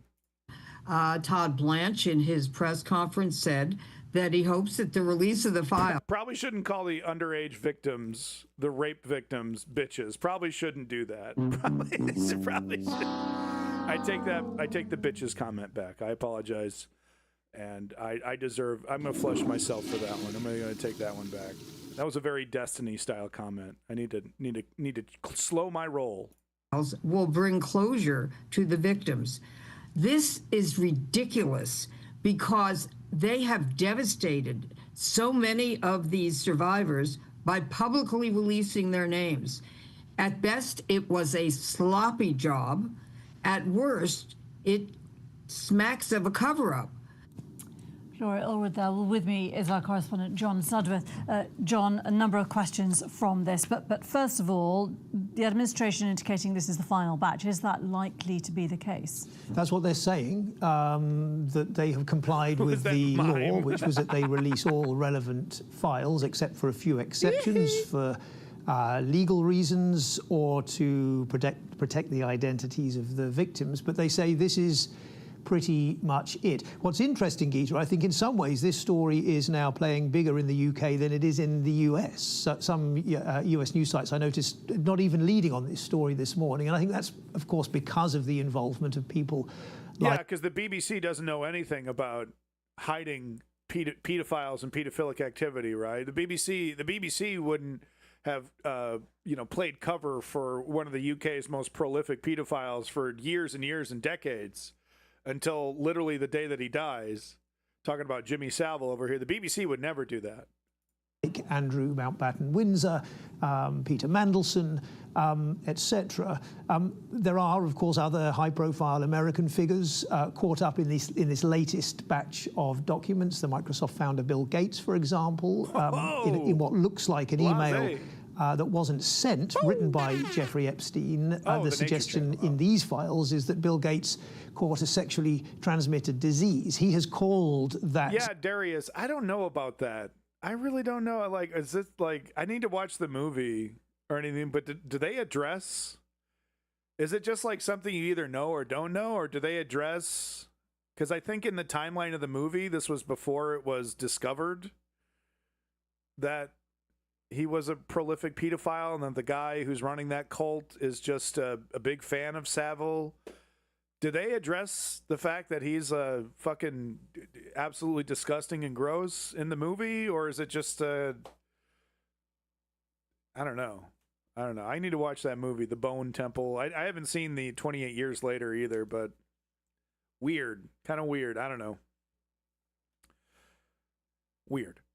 Suggestion, absurd and false, and like everybody involved in this, all strenuously denying any involvement in anything, certainly anything wrong, and very definitely nothing criminal. And actually, these files bear that out. I mean, you're not going to have one scene of like the head of the cult reading a news article or something about Savile,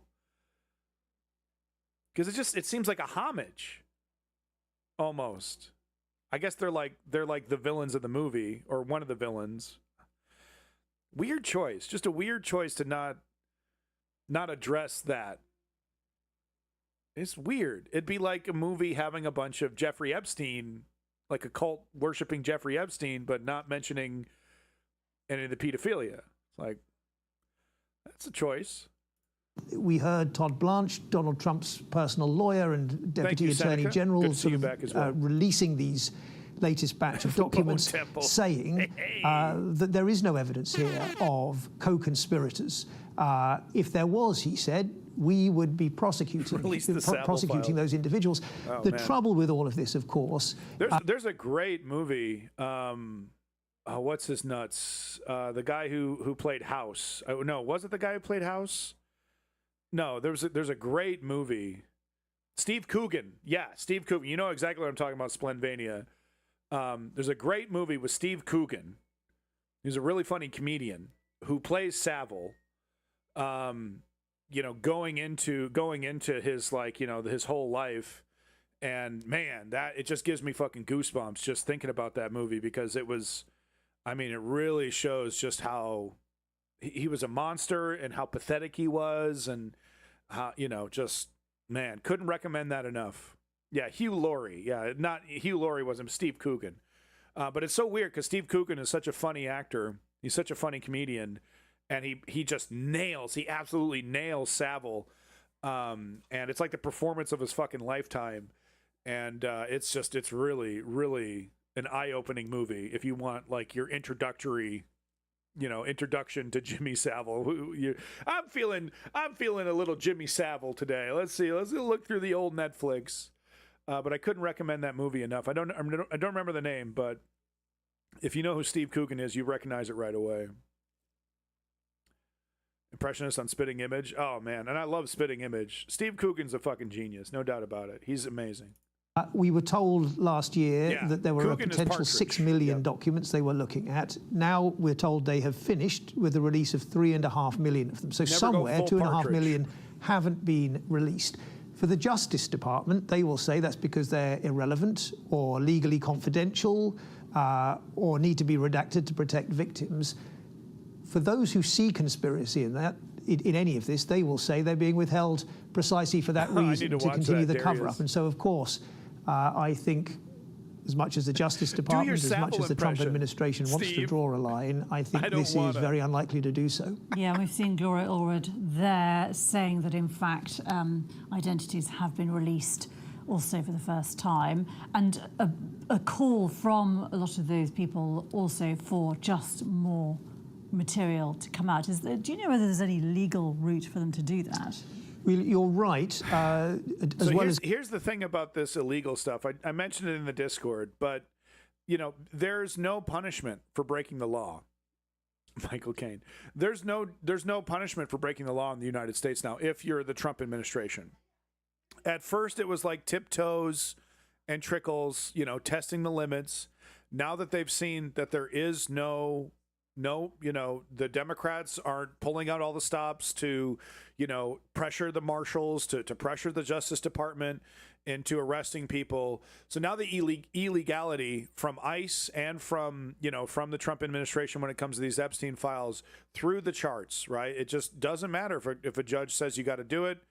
If a bill was passed and he signed the bill, Donald Trump signed this Epstein Transparency Act, doesn't matter, right? Because there's no knock on the door. There's no policeman to come in and enforce the law. None of that.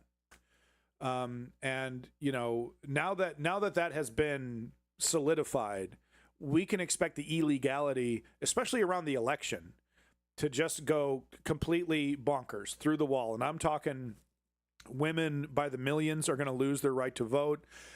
Black people, black and brown people of all different colors and flavors there are going to be disenfranchised like crazy, removed from the voting rolls, etc. All the illegality just cranked up to the max because there's no, technically I broke the law. Technically I'm still here. Technically I'm still in charge. What are you going to do about it? Yeah, FBI's been neutered. It was one of the first couple months of the Trump second administration was installing these sycophants into these departments. Right, we had Pete Hegseth in the military, Kash. Yeah, there he is, Kash fucking Patel with his nightmare stare. The DOJ getting neutered. Elon Musk going in there with Doge. Cutting things up.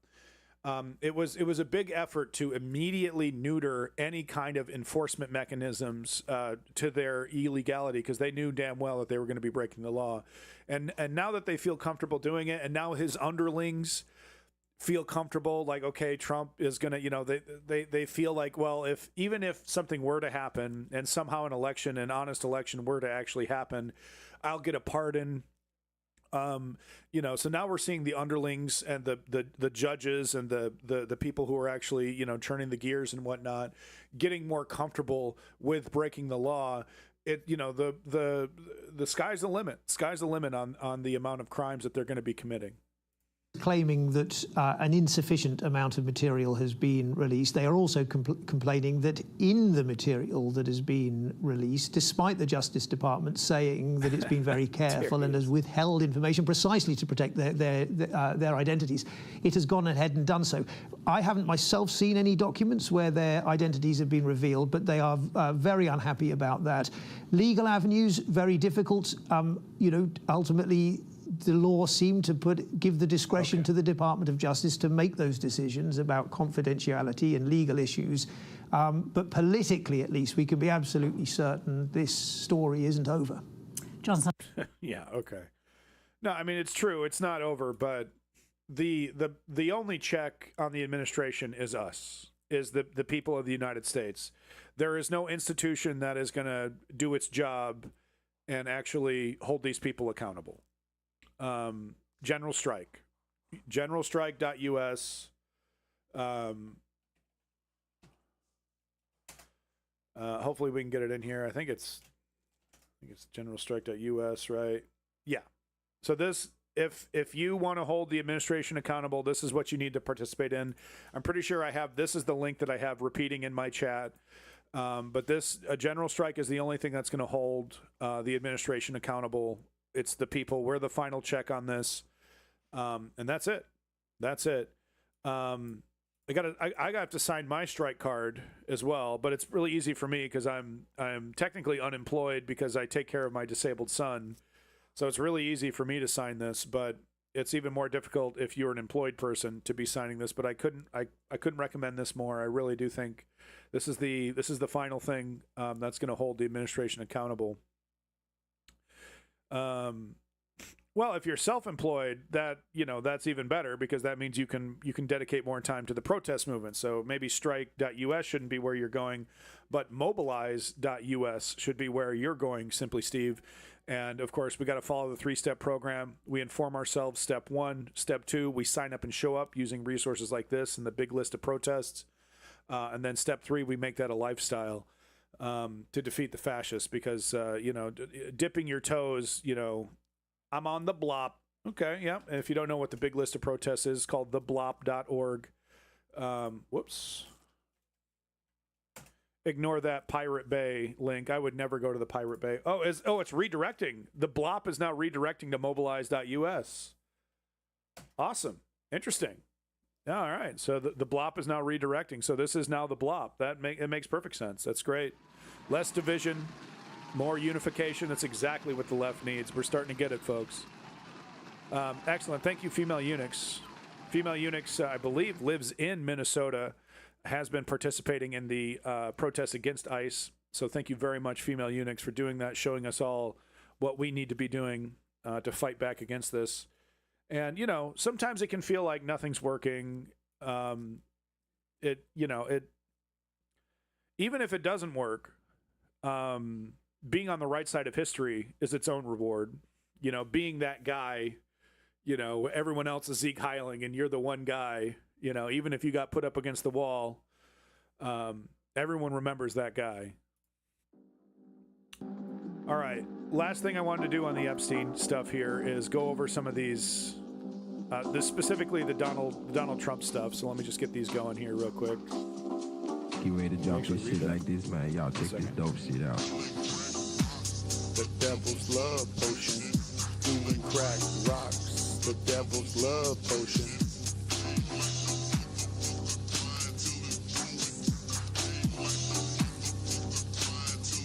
So sorry about the resolution on these. I put them specifically in the Discord. Hey, thank you, YouTubing. I appreciate it. Thank you to everybody that's here, including all you lurkers. I appreciate it. Didn't mean to dox you there, Female Unix. Hopefully you don't mind.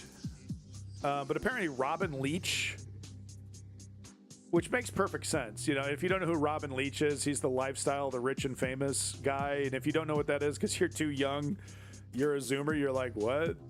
He was basically, what was that show? Cribs? Yeah, it was basically lifestyle of the rich and famous, was basically the Cribs before Cribs. And it was hosted famously by Robin Leach. If you were the richest man on earth in this world, and this guy's he's like the most famous star fucker that has ever existed. Where's the theme? I want the theme. Yeah, here we go. 80s intro, yeah. Who circles the globe to uncover the stories America will never stop talking about. She grew up only wanting to be a hairdresser, but Tammy Wynette styled herself a dream and took it all the way to Nashville and into the hearts of America. Oh, Lenny's here. Hashtag more Lenny. Folks, if you don't know who Lenny is, he's a great content creator. Accidents Waiting to Happen. Covers some really interesting topics. I heavily recommend Lenny's show. Make sure you click and follow on that Lenny, folks. The private paradise of Maui and join the fun as the superstars make waves at this jewel atop Hawaii. Meet David Brenner for a slice of the good life as the crazy comic puts fun on the menu during a High Rollers tour of Atlantic City. All this and more when Lifestyles returns. Stay with us. Right. So apparently Robin Leach strangled a young girl to death at a party. So yeah, I mean, this is just an allegation. This isn't proof. This isn't like stone cold proof or anything. This is somebody who went to the FBI to report this, and anybody can do that, and they write it down. But yeah, according to one of these leaked files, Robin Leach strangled a young girl to death at a party. Okay. And it's like, it's like, if Eyes Wide Shut, 120 Days of Sodom, if you're up on the rich and the famous, the kind of shit that they actually get up to, then you it kind of makes more sense why it's within the realm of possibility. It's within the realm of possibility.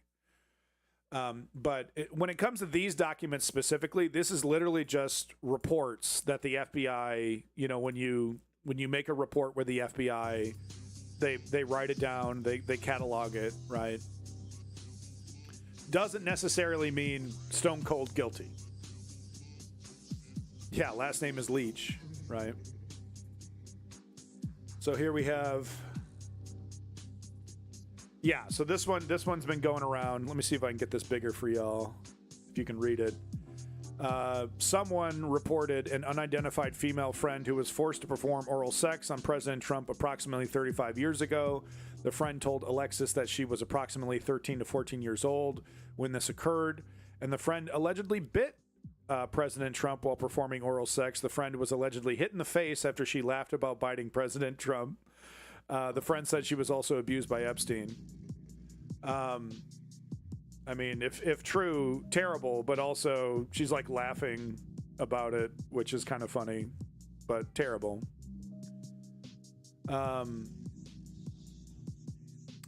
At age 16, while modeling, Collar attended 8 parties. It's one thing that this is an indicator of is how many reports about Jeffrey over and over and over again and his associates, how much of that was like swept under the carpet.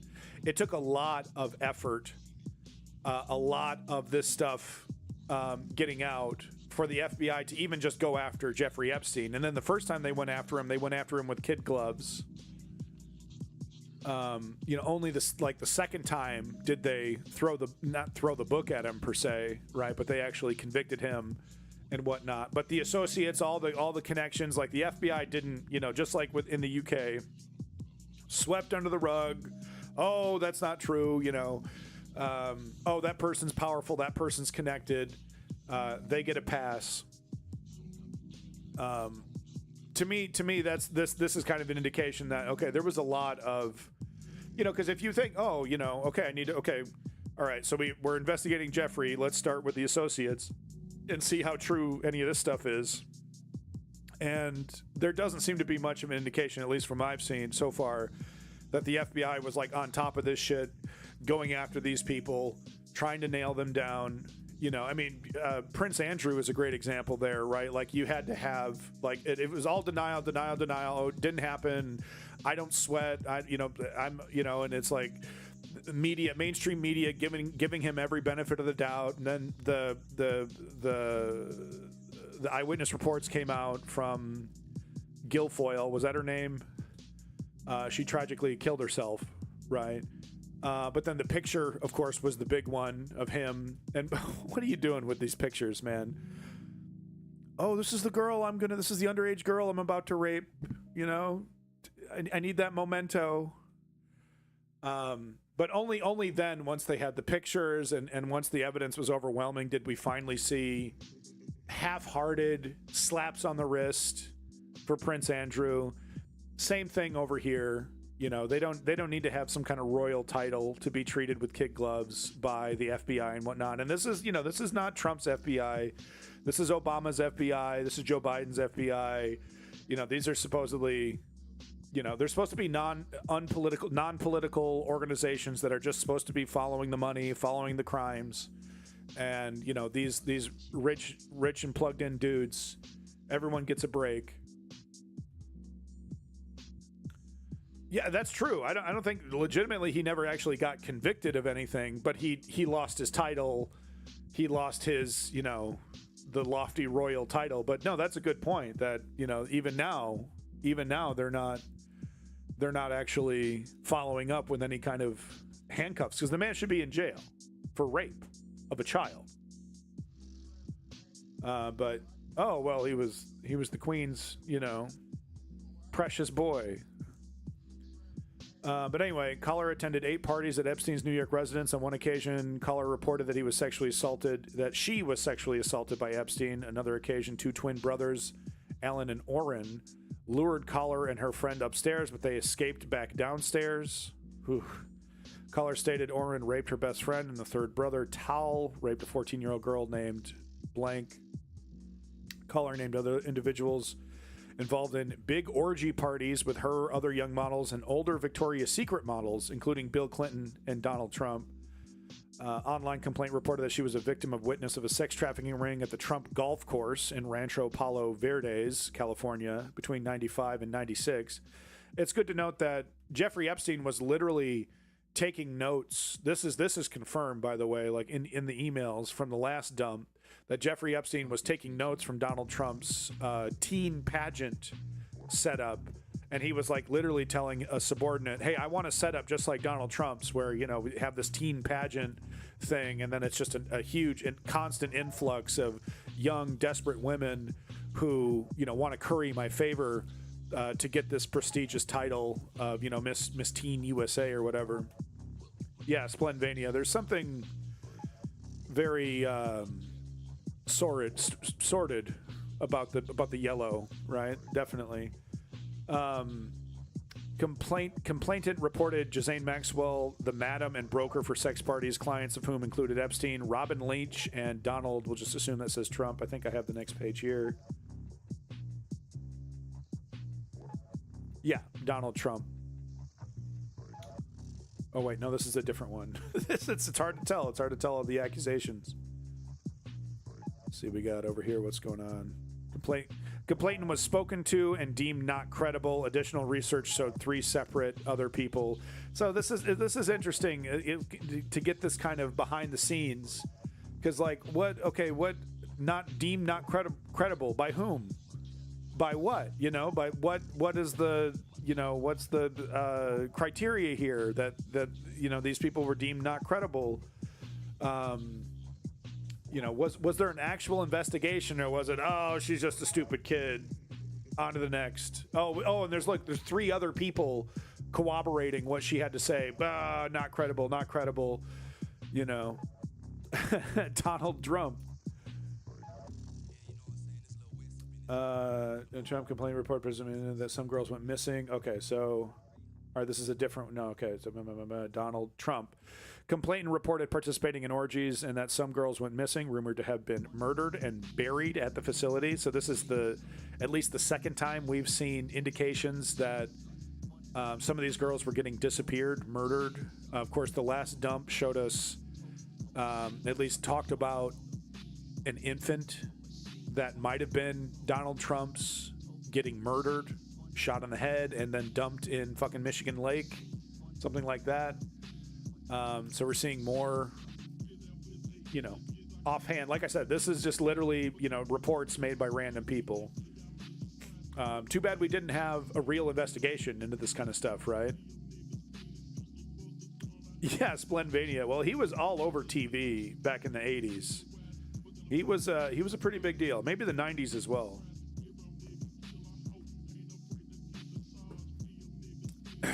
Now he just sounds like a Harry Potter villain.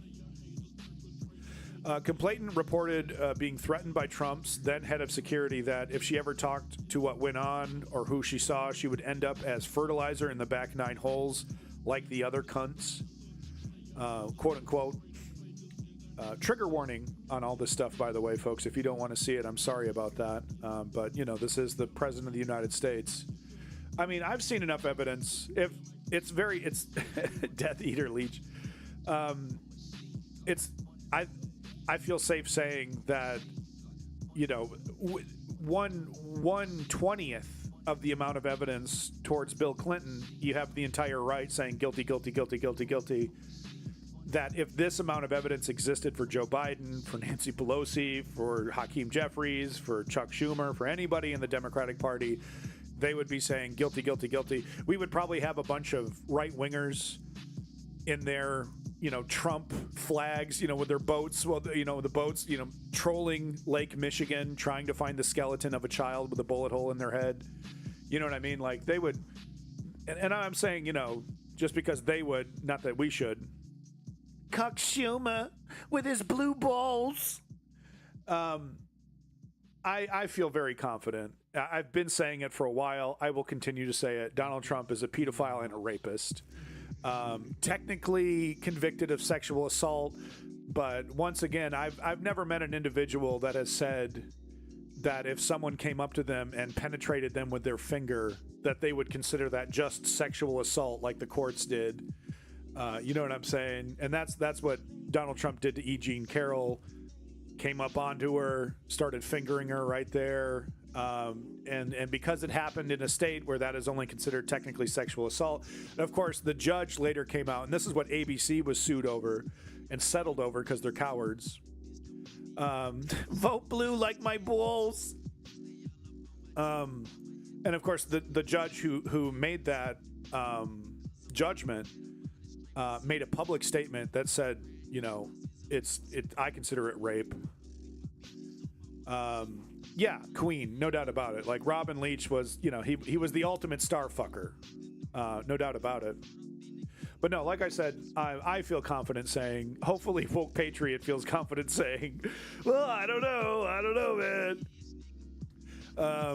This is not Noam Chomsky, right? It really does appear that one of Donald Trump's only legitimate friends in the entire world was one of the most prolific and famous pedophiles that the world has ever known.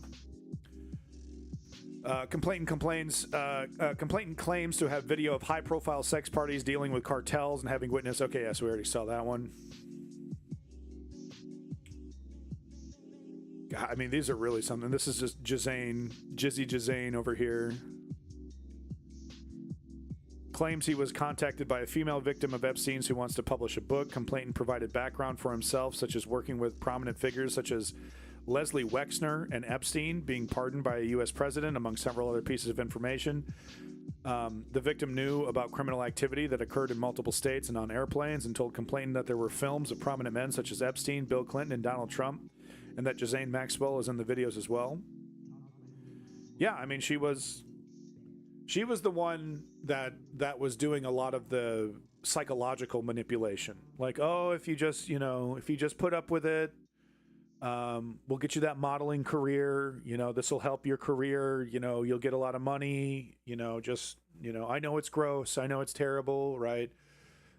She was definitely the person kind of coaxing these young women into doing these acts. So we don't get to know the identity of the person here, but spoken with twice. First time she was a Pilates instructor and went to Epstein's once. Second time called the royal family, was contacting her about image of Prince Andrew and Gouffre, that was her last name. Virginia Gouffre, yeah. Claimed she would send email to corroborate, no email received. So they shut her up or something. We are in the based economy now. 33 completely immoral, embraces in nihilism. He's untouchable. Seemingly, yeah. Doesn't matter what comes out of the Epstein files about Trump as long as he calls his attackees piggies and losers, he get away with it. Yeah, just to a certain group of individuals, not all of us. He's dragging us all along, right? He's steering the ship. But yeah, no, the whole pretense of morality, the whole pretense of anti-tyranny, that's all been flushed. That's all down the pipes. No doubt about it.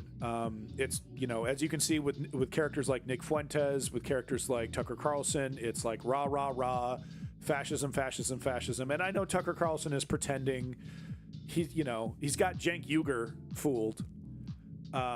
It's interesting, he does these interviews, with Cenk Uygur, and he's like, oh yeah, the Epstein stuff is really, really bad.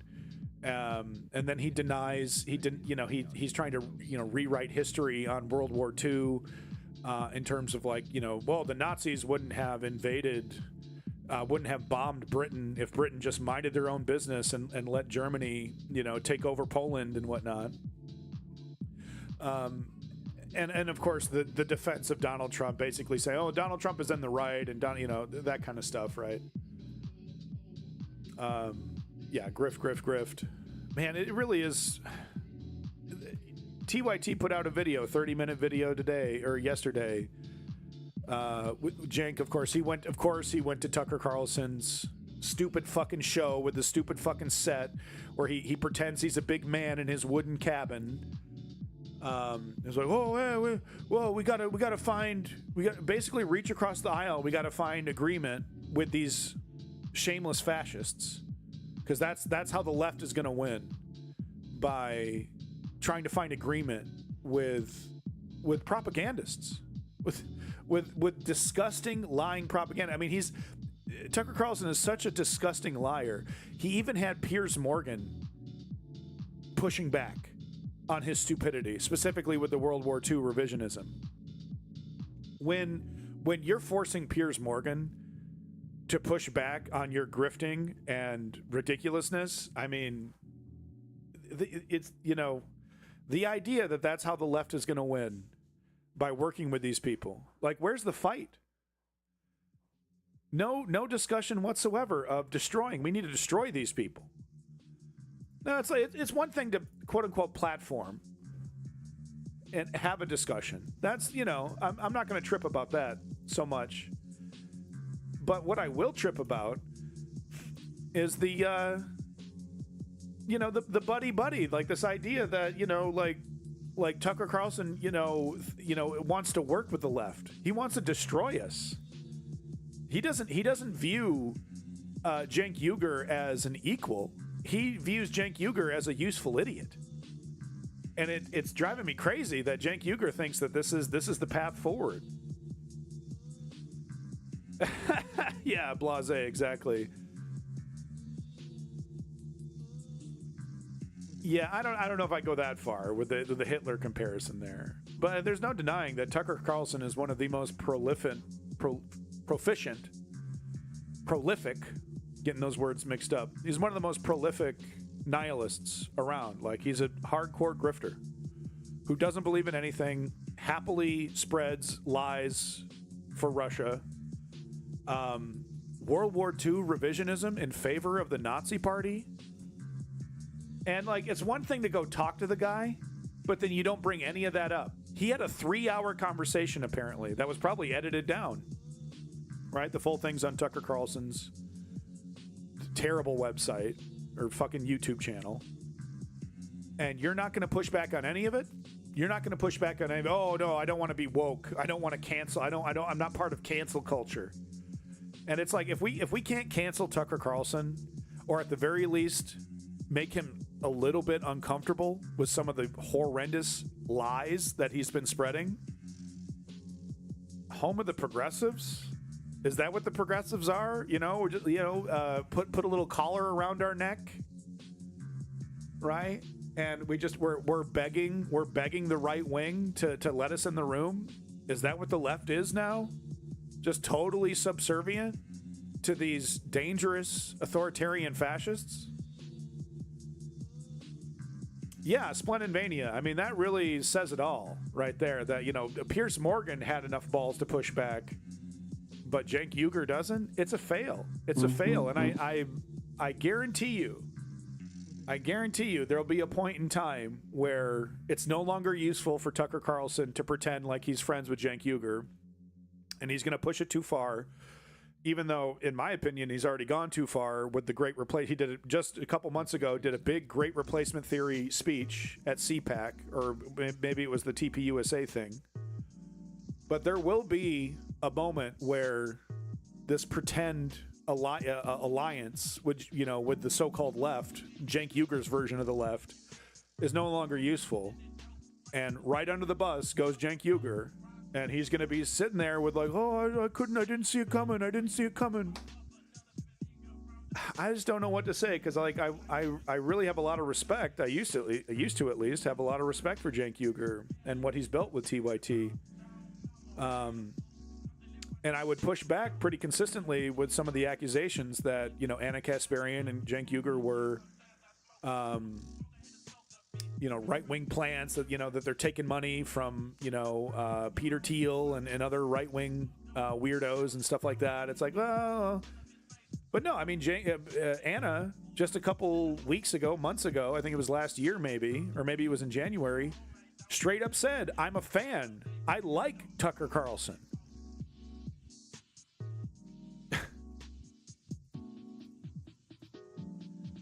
Since you're pretty good on imitations, could you do a Tucker laugh? Let me see. Sorry, I'm doing a Tucker Carlson laugh. Sorry. Is that it?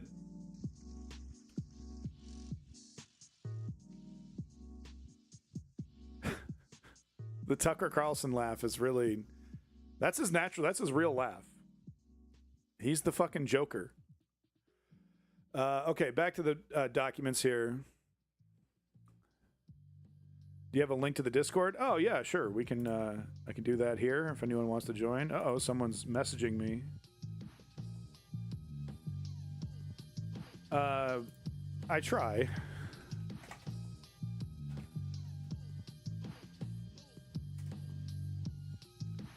Yeah, let me get you that invite. 1 second here. Someone DM'd me. Just had to reply. Not like I'm doing anything important right now.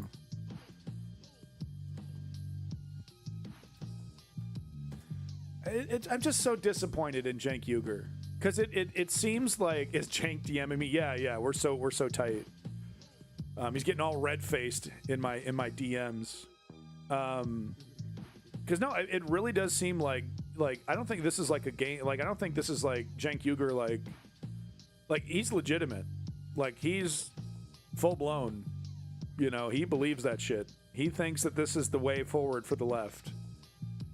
And it's like, I can't stress this enough. Tucker Carlson and his ilk want to destroy the left, annihilate us.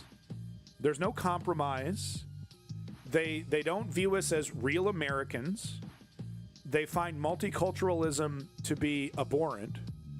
And, you know, they want to turn America into a Christian theocracy. I mean, they literally says it. And Cenk Uygur thinks, you know, we should avoid bringing those things up, avoid talking about those things. He will acknowledge them as major disagreements, but then he won't be specific about the things that he majorly disagrees with. But he basically, the argument is like, take the dubs where you can, take the victories where you can. And it's like, so they're just in charge. They're just totally in power. And the only way for the left to flourish is not on our own, but, you know, with little handouts from the fascists. Yeah, woke patriot. Well, I mean, if you're, you know, we're talking about young people that have been abused, right? Yeah, Queen, exactly. Yeah, and And then he doesn't want to push back on these so-called disagreements because he doesn't want to be participating in cancel culture. And it's like all of us, acknowledging that Tucker Carlson supports the Great Replacement theory is canceling him. Okay, we disagree. We disagree on that. Passed the torch and still thought he had gas in the tank. Yeah, German, definitely. All right, back to these here real quick. Let's get through these before we start talking about ICE. Complainant reported that his ex-girlfriends, redacted, were victims of Epstein's, and one was murdered while working as a limousine driver. Complainant recalled picking up Donald Trump in '95 to take him to Dallas-Fort Worth Airport during that ride. Yeah, okay, so this guy might be legitimately mentally ill because he's gone on social media and repeated this stuff, there's a bunch of other stuff that he said that's totally cuckoo. For refusing pulling the limousine over in the medium, within a few seconds, pulling him out of the car, hurting him due to some of the things that he was saying. Complainant noted Trump repeatedly stated the name Jeffrey while on the phone. One of the complainant's ex-girlfriend, blank, told the complainant Trump raped her, as did Epstein. So this limousine driver guy claims that the person, like that his daughter-in-law or something, was associated with Jeffrey, and there was this whole thing. This one is not very credible. Not sure that focusing on the crazy allegations is going to help. I mean, we're just reporting on this stuff, right? It's fair to say that not all of this stuff is true, but it's fair to say, I would say that enough of this exists, especially the eyewitness reports that we're getting, like and these are on YouTube, full interviews with victims who describe Donald Trump's penis, who describe, these parties. And then we got there's other eyewitness reports that corroborate what this person was saying. On to the next one here. Caller is talking about crimes committed against her. She claims to be a prisoner. She references Lisa Marie Presley and the British royal family, President Trump and Jeffrey Epstein. Where there's smoke, there's fire. No doubt. Let's get to the next one here. So obviously these are screenshots because, of course, they put this stuff out and then they redacted. Then they took them offline, did more redactions, put them back online. Yeah, heterododos. Yeah, apparently Jeffrey Epstein, according to some of these documents, Jeffrey Epstein had a extremely deformed penis that looked more like a lemon than a phallic object. So we don't know how true that is. It's one thing that crosses party lines we can all focus on anger and energy on. Everyone else is meant to divide and move so quickly. Review the topics again in the book, Art of the Deal. I know, cringe. He's really following it. Yeah, I mean, it's basically just never admit that you're wrong. Double down, triple down, double down constantly. But, the main thing is never, no matter how correct the allegations are, deny. Duck penises exist. They do, yeah. Another 1.5 million pages not being released. Yeah, they're working on it. But yeah, so that's why we see these 3 of 6. We see this because these are screenshots from phones during that ride. Blah blah blah. Hurting him. Yeah. Okay. So we saw that one. Oh yeah. Let's do this one. It's a good one. Modeling gigs. No contact. Complainant followed up after a call with NYPD officer regarding her previous tip, reporting that she was forced to perform sex acts when she was 13 years old and pregnant in 1984. Complainant also reported that there were high-profile individuals involved in her sex trafficking and that the murder and disposal of her newborn daughter. So is this the one where apparently the baby was shot and then dumped into a lake, into Michigan Lake? Complainant reported Donald Trump participated regularly in paying money to force her to perform sex acts with him, and alleged Trump was present when her uncle murdered her newborn child. I mean, we have we have multiple randos talking about Trump. Okay, multiple random people didn't know each other, making reports to the FBI. Trump, Epstein. And they're going to say, oh, it's all fake. But that doesn't make any fucking sense at all. That multiple random young women would be making these reports. Some of them are obviously, crazy people. But they keep bringing up Trump. And like I said, he was big in this. He was Jeffrey Epstein's best bud. They were sharing tips together. And it's highly likely that Donald Trump was, always invited to every party, and that he was a regular at a lot of these.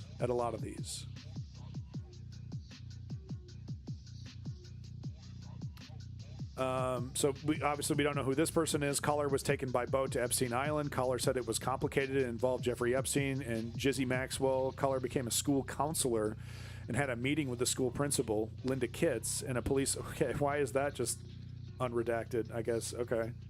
And a police officer where the caller was informed there were pictures of herself with Epstein. Wow. So supposedly she's a school counselor. I don't know if that's the right place for you to be. I mean, it might be, because you have experience being a psychologically damaged child, right? Yeah, I don't know. That's just a weird career path. Yeah, exactly, Liddy. They did that immediately. They seized that stuff immediately. They went in there, they went into the island, they took all the stuff, they took all the computers, all the hard drives, all the evidence, all the videos, put that under lock and key, lickety-split.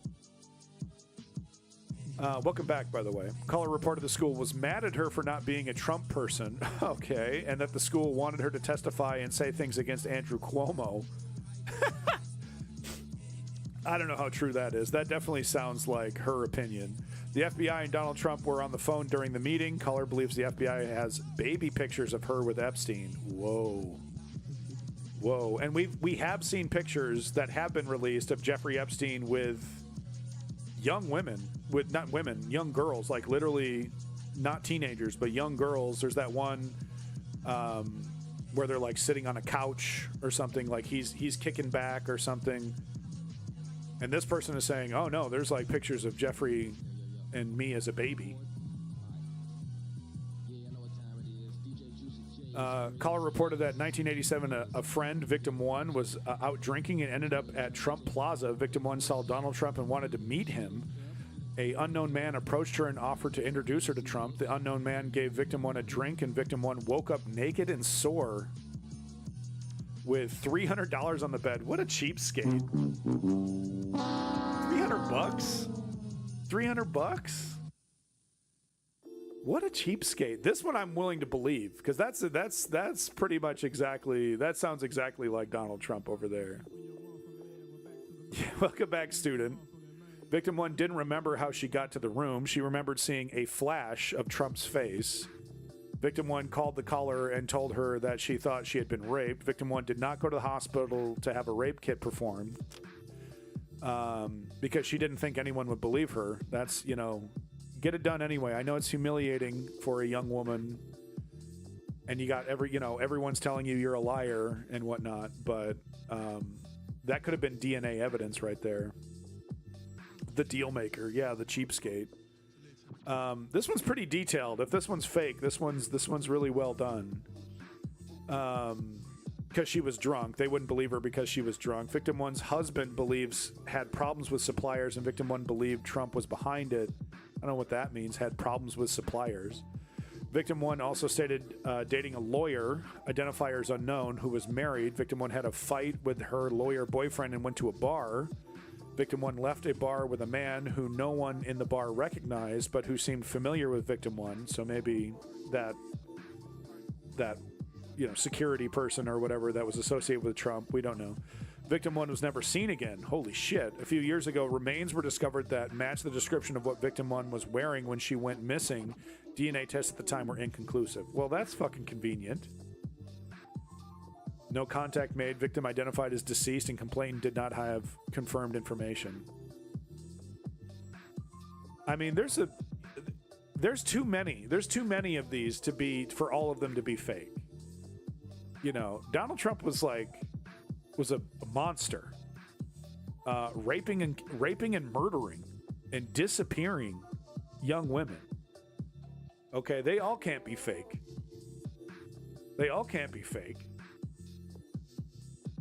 $300. I mean, I'm really, the $300 one is the one that really makes me think that one's legit.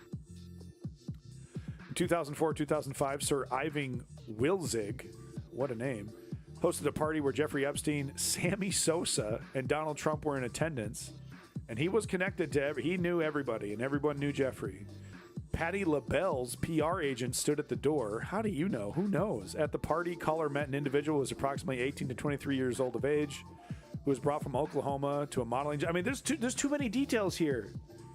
You know, this is like, you have to be a really good fucking liar. You know, like, you have to be a fucking, like, writer to come up with these amount of details. Brought from Oklahoma. She was brought from Oklahoma to a modeling job and then sold to a man in France. God, the modeling world is really fucked up. Several women were being auctioned, and a woman possibly known as Colette, LNU, was the madam. A couple years later, caller saw Colette at the Cheetah Club in New York, and she told one of Santos's friends, who's Santos? Which one? That Jamie Foxx was interested in spending a night with her, and that he could pay her a lot of money. Okay, that's a lot of name dropping. Patti LaBelle's PR agent, Sir Ivan Wilzig, whoever that is, Sammy fucking Sosa. And we know Sammy Sosa's a liar. He lied about the doping. So we know Sammy Sosa's a liar. But I have to be clear, once again, this is just literally people calling up the FBI and the FBI or the NYPD, right? And they're just writing this shit down. Donald Trump, the president. So maybe this is when he first term. The president had parties at Mar-a-Lago called, okay, this is the one. This is the really gross one. And this really does sound like President Trump. I'm going to be straight with you. But the president had parties at Mar-a-Lago called Calendar Girls.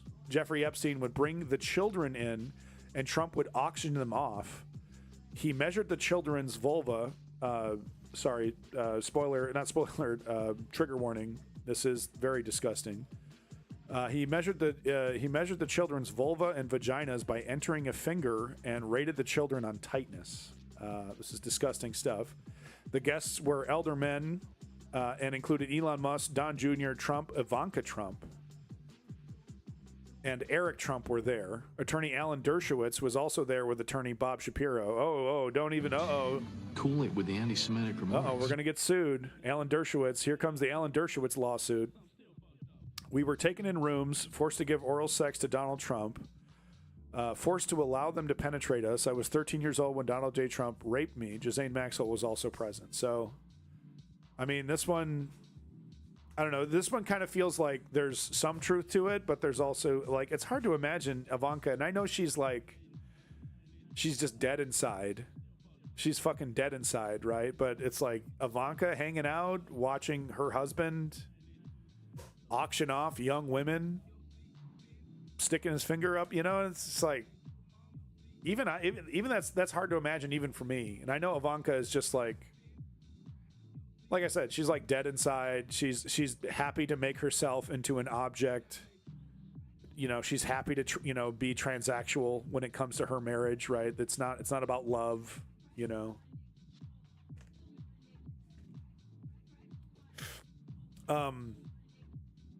I don't think it's beyond Donald Trump, though, to get his sons involved in that kind of stuff. He's the kind of individual that would kind of brag to his sons, like, hey, you want to go to like a real party? You want to have some real fun kind of thing. You know what I mean?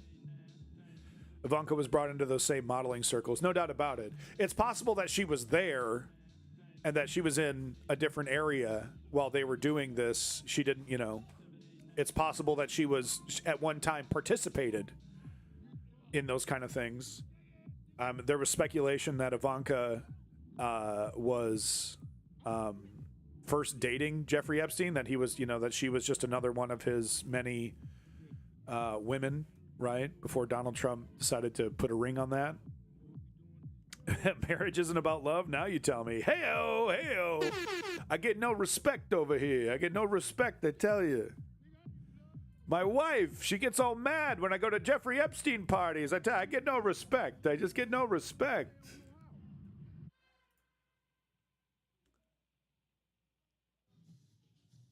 Okay, so this is emails between, I think, FBI. Yeah, so FBI New York Violent Crime Threat Divisions.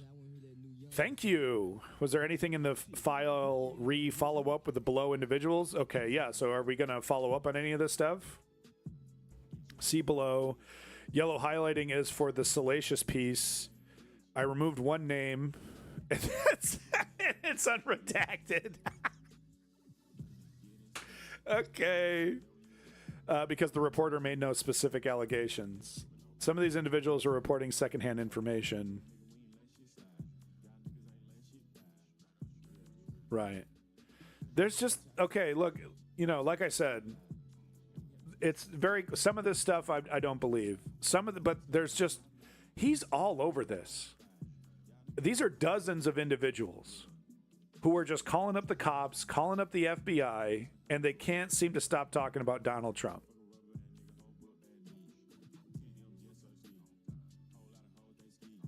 Caller was taken by boat to Epstein Island. It was complicated. Okay, so we already read that one. Yep, we already read. Okay, we already read all that. Okay. All right, there you go. Jesus fucking Christ. And he's the goddamn president who, I mean, even just, you know, even if all this stuff is fake, he's proven to be a liar. He's proven to be a narcissist who's willing to throw the entire country in the trash, despises the Constitution, despises the rule of law, you know, denies reality as we see it. You know, when it comes to the 2020 election, the whole stop the steal nonsense. Even without all the Jeffrey stuff, he's proven to be a dangerous fascist. But the Jeffrey Epstein stuff makes perfect sense when you connect all the other dots. It makes perfect fucking sense. Oh, by the way, here's the here's Xbox Live. Here's Xbox Live kicking Jeffrey Epstein off their service for abuse enforcement action.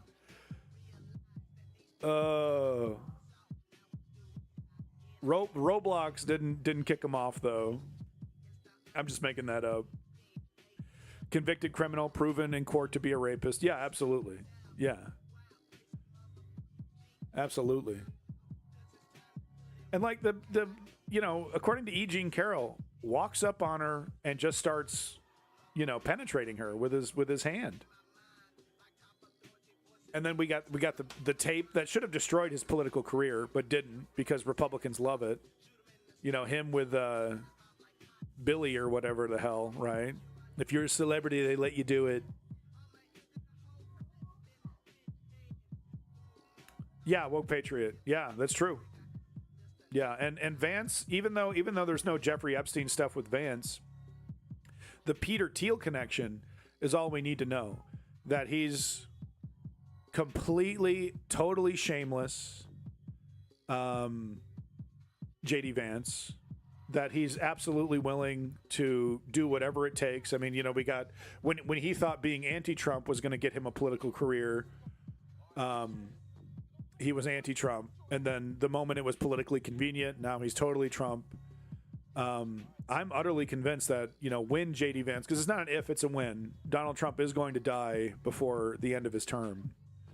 I'm utterly convinced that he will double down. There he is. A Buth.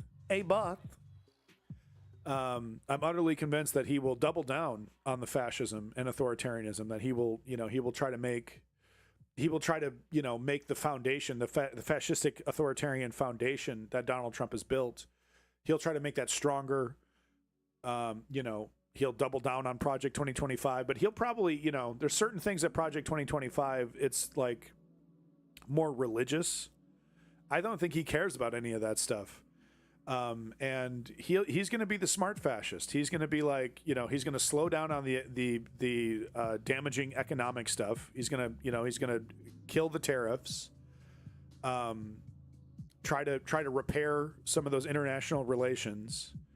But he's going to double down on the dictatorship and try to really solidify that dictatorship. There's no doubt in my mind he's not going to respect international law and our own laws. Focusing on the Epstein revelations. Really? Woke patriot? Really? We can't even talk about him? Really? I mean, I get what you're saying, that, once we get rid of Trump, we're not out of the woods. But I see what you're saying, though, right? Like, because the idea that, like, oh, this is the end of Trump. Look, we got all this proof. This is the end of Trump. He's not going anywhere. It's not the end of Trump. Let's not get delusional. Well, it's good to know how evil he is, at least for the historical record. It's good to know how evil he is.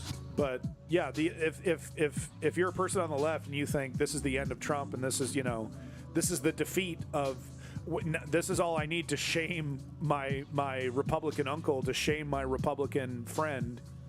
Yeah, no, you're sorely mistaken there. I mean, I don't know about feels good. It is interesting. It is salacious. It is scandalous. It is interesting. But it's not the thing. If we were to focus all of our attention on this, instead of organizing, instead of pushing back against the authoritarianism, then we would be doing a disservice to our own movement. No doubt about it. I do agree there. But it's good to have all these details, right? When it's like, because, I mean, these people are oftentimes justifying their actions, claiming that they are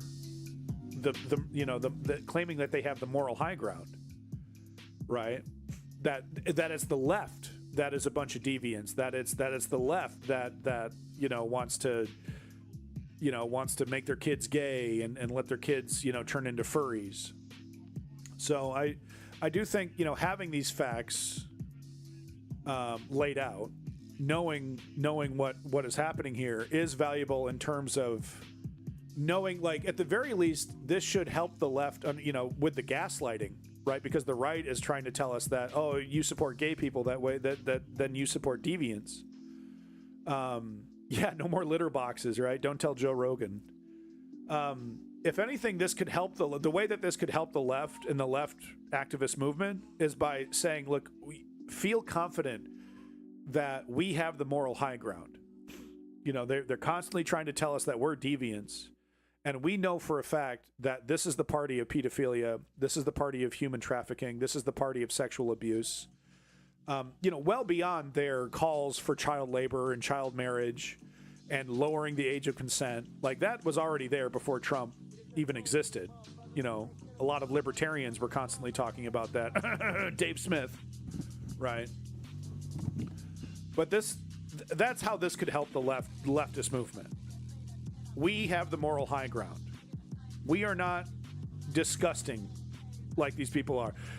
There's a lot of problems on the left, and there is some pedophilia on the left, but it's not like a central narrative that flows through our movement, that flows through our party. But no doubt about it, if we think this is the slam dunk that gets rid of Republicans, we are way off. We are way the fuck off, right? Because they're shameless. And we can't, as a movement, we can't depend on shaming the shameless as the win, right? A Twitter dunk like Gavin Newsom over here, right? With the Twitter dunks. That's not going to bring us victory.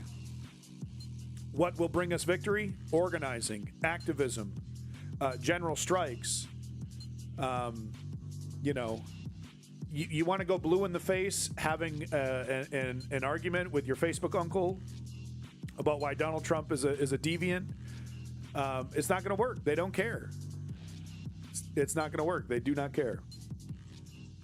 What did you take a hit on? I wish. You got any marijuana that I can't smoke?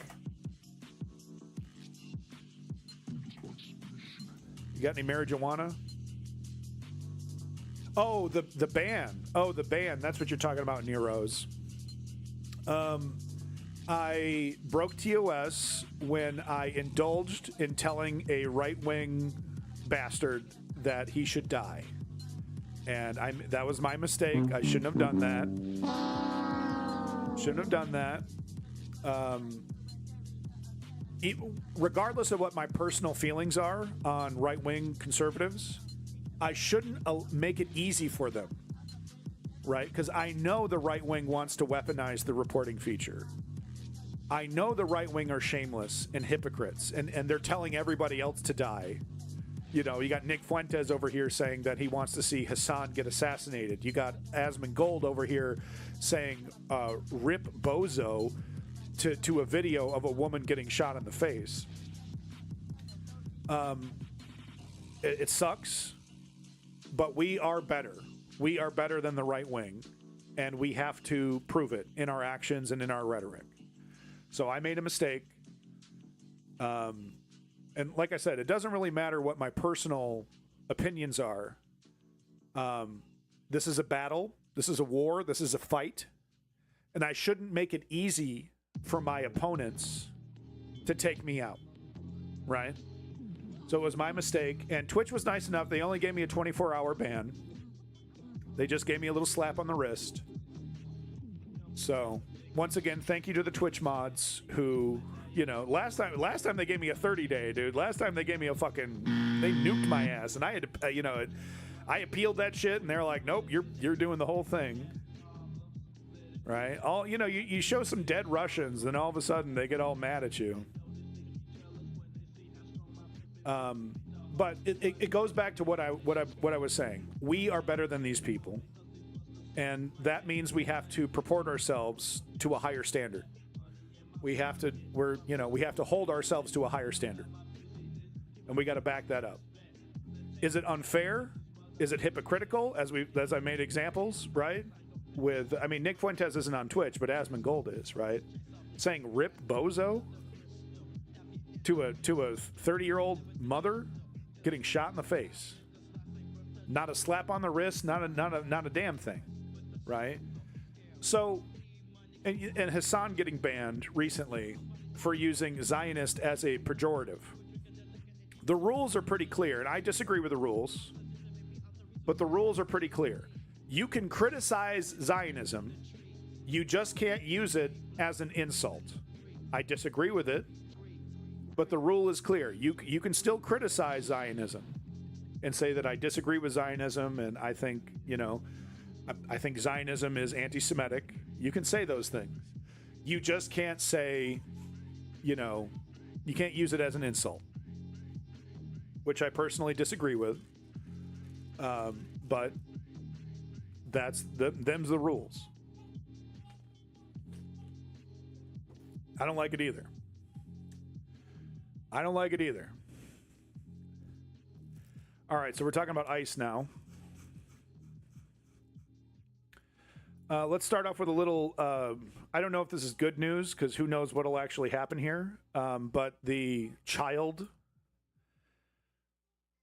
Yeah, woke patriot, exactly. You're not allowed to say Zionist, insert animal here, right?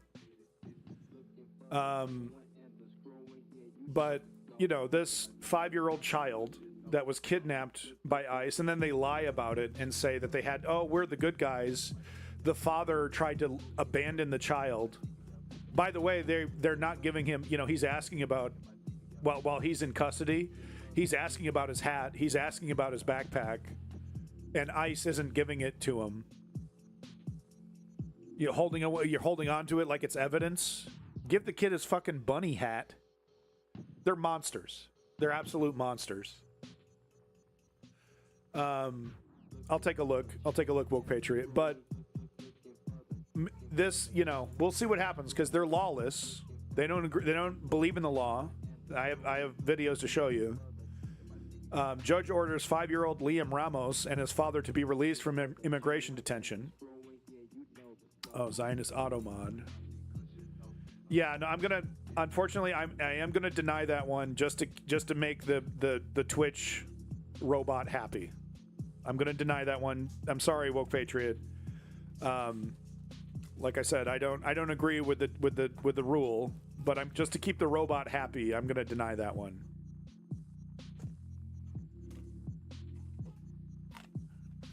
Yeah, there you go.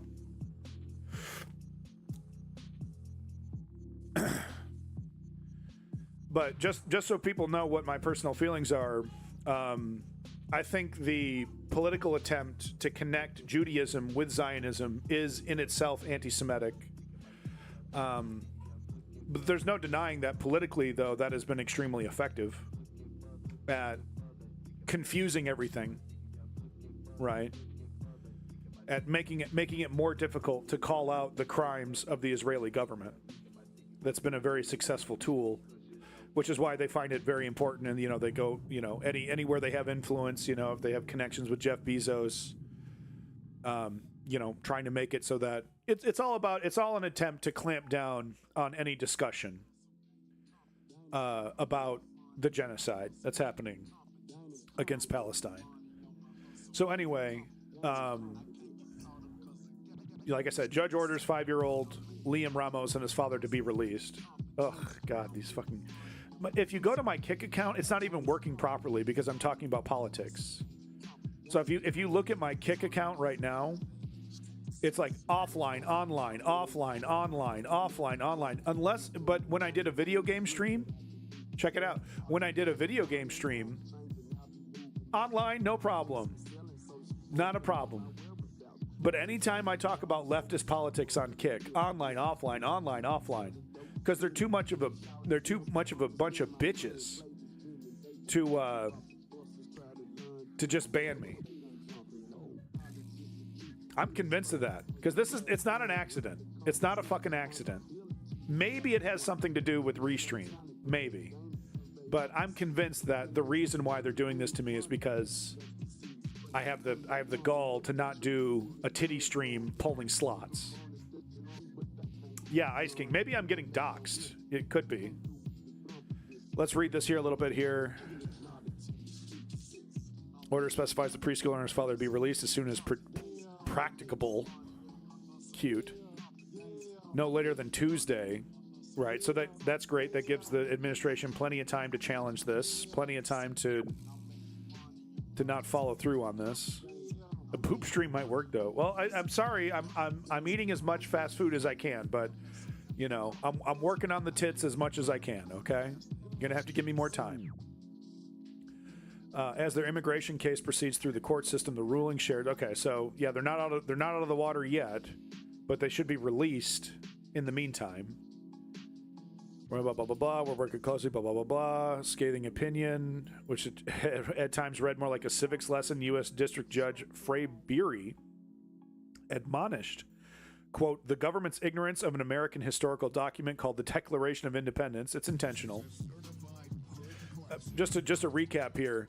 They don't need constitutional amendments. They don't need to pass laws that say that the Declaration of Independence and whatnot, these documents no longer exist. What they have been doing is just reinterpreting what these things mean. So that's why we see them using the Civil Rights Act against Don Lemon. They just reinterpret what these laws mean, what these declarations mean, what the Constitution means. So they don't need to change the Constitution. They just reinterpret up as down, left is right, black is white. Right? The sky isn't blue, it's plaid. And that's all laid out in Project 2025, by the way. Yeah, they have think tanks working on this for decades. Yeah. It's an intentional misinterpretation of these documents performed by partisan activists intentionally installed in the Justice Department, etc. And quoted Thomas Jefferson's grievances against a, quote, would-be authoritarian king, saying today people are hearing echoes of that history. Yeah, echoes? Yeah. No shit. Liam's detention and the striking photo of an agent clutching the boy's Spider-Man backpack as he staged as he stared from under a cartoon bunny hat, fed mounting outrage over the Trump administration's massive immigration crackdown, yada, yada, yada. What happens to children? By the way, the last stream I did, I was showing you, thank you for the person who put that link in the chat. There's been additional footage now of these child detention centers of the children screaming, and you can hear it from the outside in the parking lot. You can hear these children screaming, "Let us go." Really horrific stuff. I mean, like zone of silence, right? Whatever that movie was about the Nazi concentration camp there. Really just right out of fucking Nazi Germany kind of shit. Was it Zone of Innocence? What was that movie called? Where you don't get to see anything, you just hear it. Another diversion from the judge included a now famous image of Liam at the end of his opinion under his signature, along with references to the Bible passages. So I mean, this person, like this judge, really taking it to the next level and is saying like this is not only against, you know, the founding documents of our country, but it's also against the fucking Bible. Liam's case, Beery wrote, originated in, quote-unquote, the ill-conceived and incompetently implemented government pursuit of daily deportation quotas, apparently even if it requires traumatizing children. Totally accurate, right? A lot of what we're seeing is to meet the impossible quota set forth by one of the actual co-presidents, Stephen Miller. Goes to Pete Singer, came to me visiting and said, "What the fuck are you doing, man? It's the one thing being blitzed." But to hear old Pete saying the fuck word, well, let's just say I knew then I was tripping balls. Zone of interest. Yeah. We're not there yet, right? Because the zone of interest is about a death factory. But this is the path to the death factories. And what do we hear Nick Fuentes calling for? Who's right now one of the most popular right-wing thought, you know, right wing, what's the word I'm looking for here? You know, there's a word for it. He's right now very popular in the right wing, Nick Fuentes. And what do we hear him calling for? Go harder. Pundit. Yeah, pundit's kind of the word I'm looking for. Thought leaders. Jesus Christ. Pass the fucking blunt, please. If I'm going to be this shitty sober, can I just do this high again like I used to? You know, if I'm just going to be this shitty anyway, sober or not, can I just be high anyway? Okay. But no, he's absolutely one of the right wing's current thought leaders, Nick Fuentes. And he's saying, bring back the death camps, bring back the concentration camps, bring back the Kristall Nacht, bring back the ghettos. And, you know, he's just saying it because he knows that's the trajectory that they're on right now as a party. Why would anyone stream sober? I don't know. That's just, yeah, I agree, Seneca. I totally agree. Leave me alone. Can these motherfuckers leave me alone? I am not going to give any of these people money on Kick. Please leave me alone. Please. I beg you. The ovens also, yeah, I mean, that's part of the death factory kind of stuff. And that's the direction that Nick wants to go in. What's ironic, of course, and people are constantly pointing this out, is that he would be, you know, maybe he wouldn't be first in line, but he would definitely be, he would definitely be on the fucking list. He would definitely be on the fucking list. He's a closeted gay Mexican, or like Cuban. Is he Cuban or Mexican? You know what I mean? Like Nick Fuentes is on the fucking list, man. Well, not me. Come on, guy. Aren't I the special one? Don't I get a break? No, you don't. Now get lined up on the wall.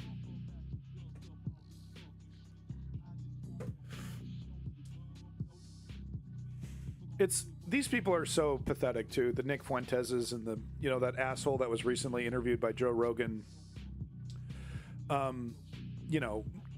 Andrew Tate, another one. They're so obviously closeted homosexuals, saying things like having sex with women is gay. Joe Rogan should never be forgiven. Yeah, this idea that he's, him and, and Theo Vaughn. Oh, shucks, I don't know what's going on. Oh, shucks, I'm just asking questions.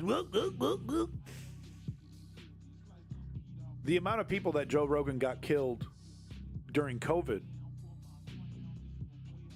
there needs to be consequences.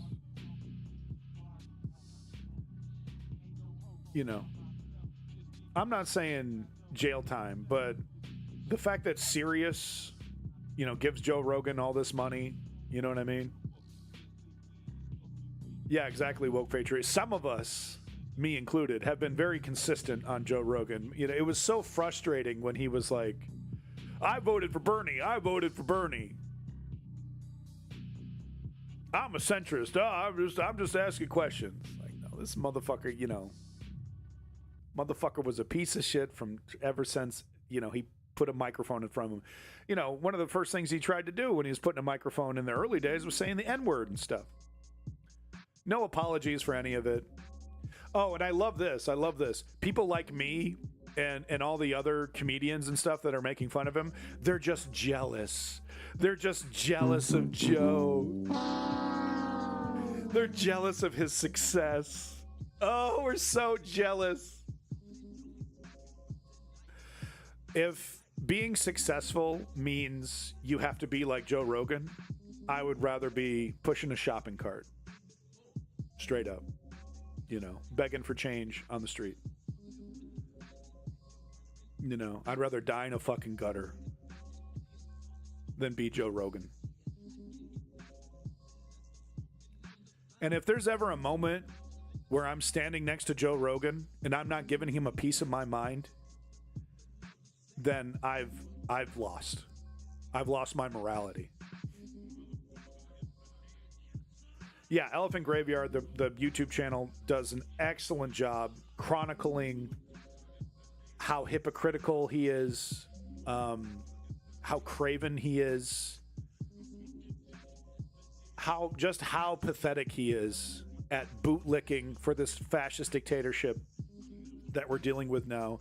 And he's like, we'll hear every once in a while he'll come out and say, oh, this ICE stuff, I don't know about ICE.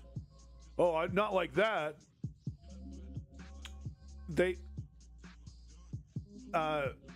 You don't get both. You don't get a fascist dictatorship, a nice fascist dictatorship that's going to treat people with respect. You don't support the Great Replacement theory and then somehow avoid the Nick Fuenteses of the world. There's no such thing as nice fascism. And that's, because that's the thing with if Renee Nicole Good and Prez were murdered behind closed doors with no cameras, and it was their word against ours, Joe Rogan wouldn't have a fucking thing to say. The only reason Joe Rogan is saying that is because he's worried about his own bag. And that's what we hear a lot from these folks, these right-wingers that are trying to, oh yeah, it's kind of irrefutable. They would just prefer the murders and the abuse happen behind closed doors. And that's what we're going to be seeing from ICE, which is, keep it together until you get them behind closed doors. And then, rape and murder. And there's already cases of rape coming out. There's already cases of perfectly healthy people getting arrested by ICE, taken into one of their dungeons. I think I saw just this morning an article from ICE about how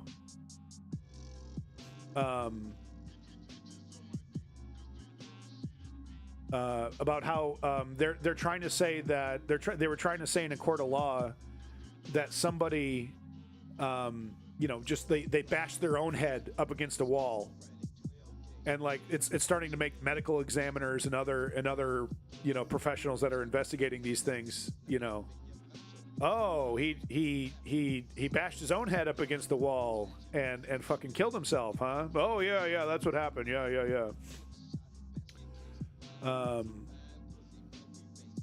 All right, we have a lot to get to here, so I should keep it moving. I have a lot of clips and things to show you, so I should stop babbling. Are they really going to follow through on it? I don't know. That's what I'm trying to find out, right? Is like, what has the administration already said about how they're not going to release this poor boy and his father, right? Because I'm sure that's exactly what's happening. The moment any kind of ruling like this happens, the fascists immediately, Donald Trump and Hooman and the rest of them, are immediately like, we're going to challenge this, and this is not going to happen, and we're not going to do that. Come for the take, stay for the babble. Yeah, I guess so. That is political Twitch, basically. I mean, this is kind of related. Oh, no. Hold on. Come on. Yeah, there we go. So Nicki Minaj is now... Love it. I don't get it, but you guys are great. I'd be turning my fucking stream off immediately, doing something productive. But no, this is, we're seeing Benny Johnson and the rest of the moral brigade. Now they love Nicki Minaj, right? There's that famous, you hear R.M. Brown doing this all the time, right? I'm out in Miami, ho. He's reading off Nicki Minaj lyrics, fuck my pussy like it's wet macaroni. But now that, she's proven herself to be a MAGA idiot, and apparently one of the reasons is that she's associated herself, like her husband and her brother are fucking straight up pedos. It's always about the kids, man. It's always about the fucking kids. So I think that's the angle here, is that she's being just totally her eyes, I don't know what you're talking about, eyes crossed, but yeah, source code. But this Hodge twins over here, who gives Elon Musk $5 a month, what are you doing? Stop doing that. Cancel your subscription. If you're going to be on Twitter, that's one thing, but you're going to give Elon Musk money like you're expecting his algorithm to help you? Get fucking real. Anything outside of Stone Cold Zeke Heiling on Twitter, the algorithm fucking throws your ass into the garbage can. So stop giving Elon Musk your fucking money, jackasses. But he says, he or she, whoever this person is, I don't get this. This woman is the woman who popularized the BBL. She raps about sucking balls, taking loads, and her wet ass pussy. Now she's the new MAGA mascot? Y'all don't think this shit is cringe? I mean, obviously it is. But characters like Benny Johnson, Mr. Shitiful, and the pedo in chief here, they love tokens. They absolutely love tokens. So they're happy. Anybody, even if they, morality. I'm out in Miami, ho.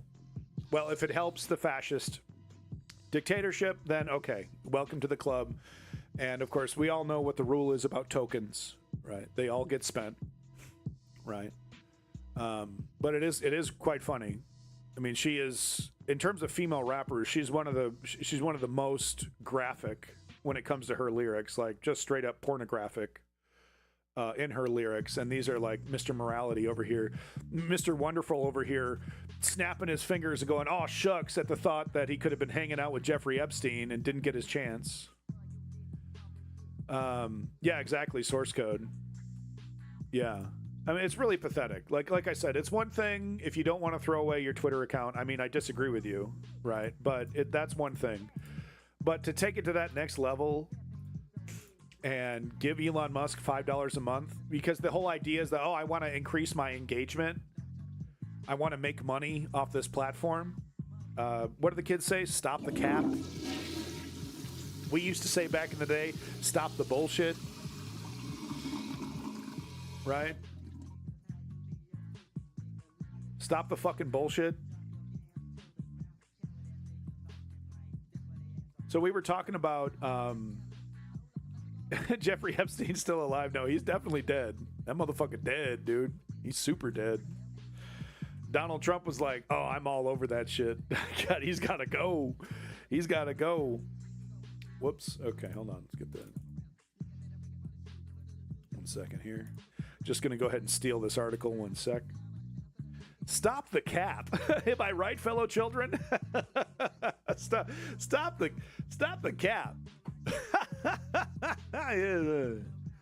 Oh, I'm so hip. I broke my hip.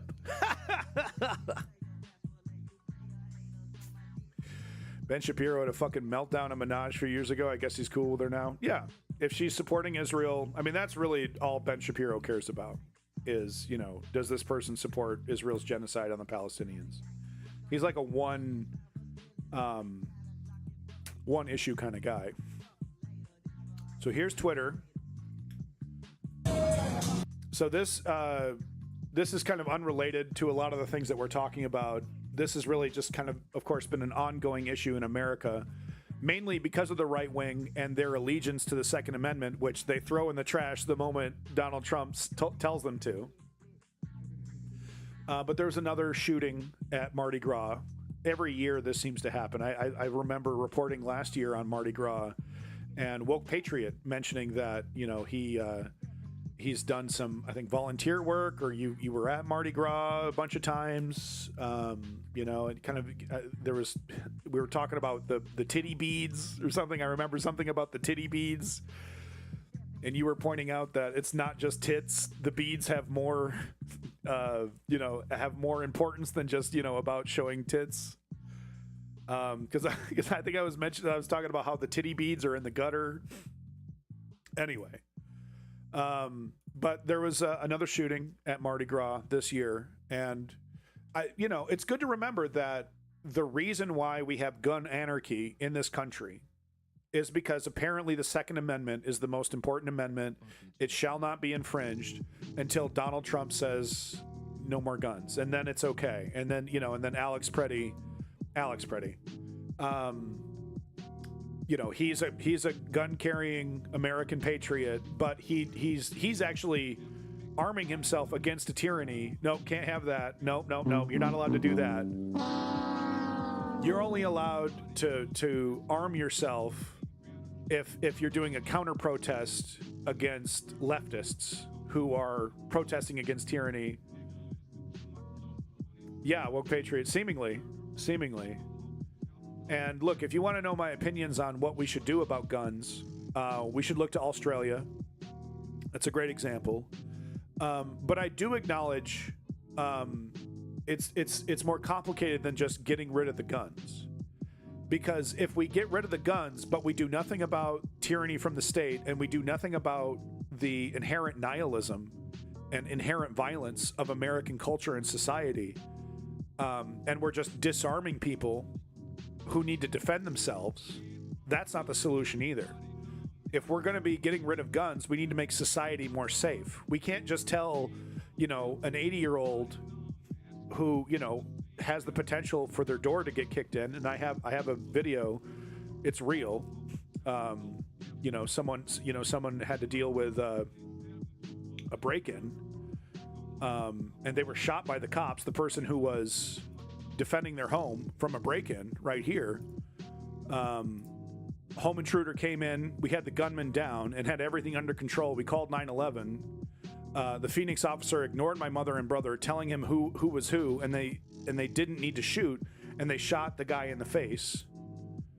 Right? So it's more complicated than just getting rid of all the guns, because we have an incredibly violent society.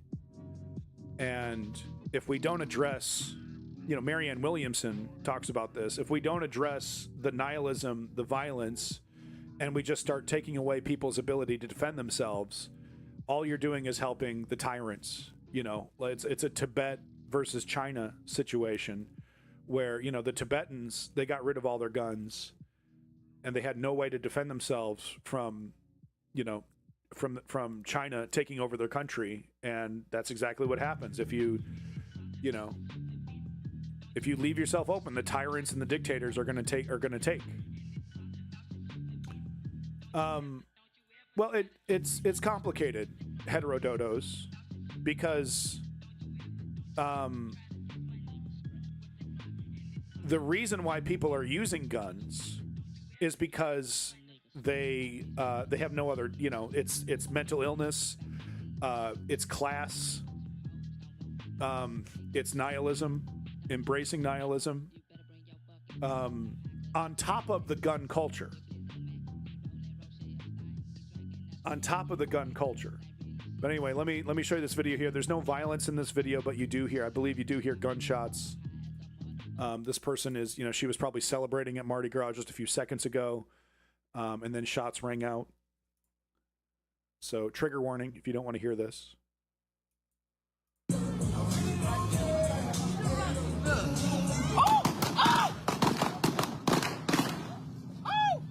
Oh my God! Oh, he did that! Michaela, come here! Come here! Fat man! Fat man! Fat man, come here!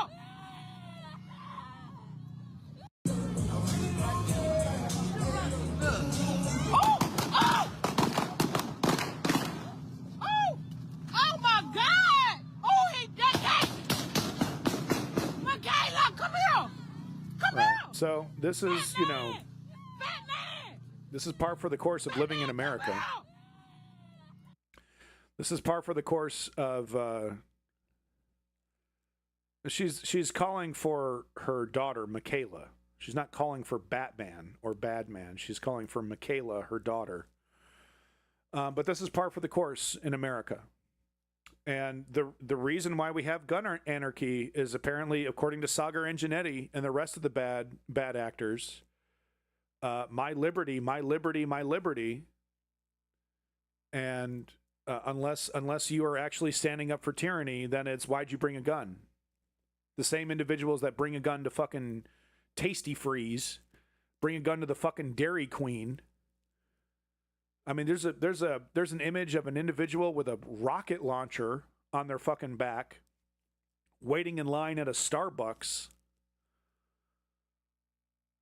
Right? But if we actually stand up against tyranny, like Alex Preddy did, oh, what are you doing? That's crazy. What are you doing? You're just letting the cops, you're just telling the cops, come shoot me, come kill me. Right, but this is the whole reason why we have, you know, no addressing of the societal, cultural issues that create the desperation and nihilism that make this gun violence so prevalent. And of course, the gun anarchy, where anyone can have a gun, extended clips, armor-piercing bullets, and what do we hear here? Basically, automatic fire, probably from, you know, a pistol. That's not a boom, boom, boom. That's like a right. That's a rapid fire weapon right there. One more time just to hear it. Right there. Balat, balat, balat. Guarantee you that's an extended magazine, automatic, fully automatic pistol, most likely. And it's the right wingers that insist that all these things need to be legal because of tyranny. Because we're supposed to be Americans, we're supposed to be patriots, supposed to be fighting against tyranny. Unless it's an actual tyranny from the government, then what are you doing? What are you thinking? And of course, we know what the actual reality is. Rules for thee, but not for me. They want to basically make it illegal for left-wingers, for black people, to have guns. But they have all the guns. They have all the power. And of course, they don't want to address the mental health crisis that America is going through. They don't want to address the class issues that make people so desperate that they resort to violence. You know, the lack of opportunity, the lack of education, especially for black and brown people and black and brown communities, intentionally held back. You know, social justice is a real thing. The lack of social justice is a real thing. You know, to this day, I'm happy to defend things like CRT, because CRT allows us to identify the systemic racism inherent in the system. But here's the thing. If you start addressing these problems, the obvious solution is to pay people more, to educate people more, to tax the rich. And we can't have that. Can't have that. So the best they can do is gun anarchy, guns for everybody. Let the poor people shoot themselves up. You know. Oh, but watch out for the Luigis. I'm a Luigi. Right. Oh, that's bad. Which it is. It is bad. But let's ignore that Luigi and the United Healthcare CEO, you know, isn't a symptom of the failure of governance, the failure to address the class issues that allow the healthcare CEO to deny coverage, et cetera, to create, you know, to allow the oligarchy to create so much pain and suffering that we all have to deal with. And then here is the video right here. This is really sad stuff. So this is after this person was shot in the face, after they had subdued the criminal, the armed criminal that had broken into their home, and the guys like got him on the ground. Cop shows up, shoots the dad right in the face, kills him right there, blasts him back into the couch. And then what we see here is the aftermath of this family's life completely shattered. At first shattered by criminality, who the father was brave enough to disarm and subdue, and then equally shattered and destroyed by our untrained fascistic police force who treat the citizens like combatants in a war zone, was told beforehand what was happening. And his training says, you know, kill on sight. If you feel any danger, if you feel like you're in danger, kill. And what do we know from history? What'll happen to this police officer? Nothing. Get a paid vacation, some farted out investigation, and then he's right back on the force. No accountability. Nothing. Gets to keep his job. The man murdered this family's father for nothing. He was a hero. And this cop won't even see a day in jail, gets a paid vacation, gets to play video games for 6 months while the police union has his back, and then it's right back to work, harassing and treating civilians like combatants in a war, like Palestinians, basically.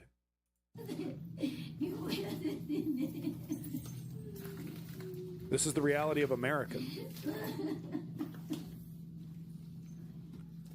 As you can see here, the family in the living room where the killing happened, just traumatized. Absolutely traumatized. Gunmen broke into their home. Father was a hero. They tell the cop, they're out there telling the cop, hey, calm down. There's no more gun. Dad's got him subdued. Cop walks in, bop, apparently shoots the guy through the door. Opens fire through the fucking front door. I'll read the article for you. This idea that, this tyranny started with ICE is a total lie. This is how they train cops. They've been training cops like this for decades now. The warrior cop mentality. Look it up. Warrior cop. These ex-cops who are straight up stone cold MAGA fascist, Boogaloo Boy level fascists, teaching the new generation of cops, shoot on sight. If you feel any danger whatsoever, you can unload, mag dump away. The courts will have your back. Happens almost every fucking day in America, basically. So, don't be surprised, of course, when the police are happily working hand in hand with ICE. And quite frankly, don't be surprised when, if we do see, like in the case of Zoran Mamdani in New York, right, police departments actually pushing back against ICE. Don't be surprised when all police are merged into ICE, given the same kind of, complete lack of scrutiny, lack of accountability that ICE has, right? Kill Alex Preddy wearing a mask, kill Alex Preddy, and then you're back at work.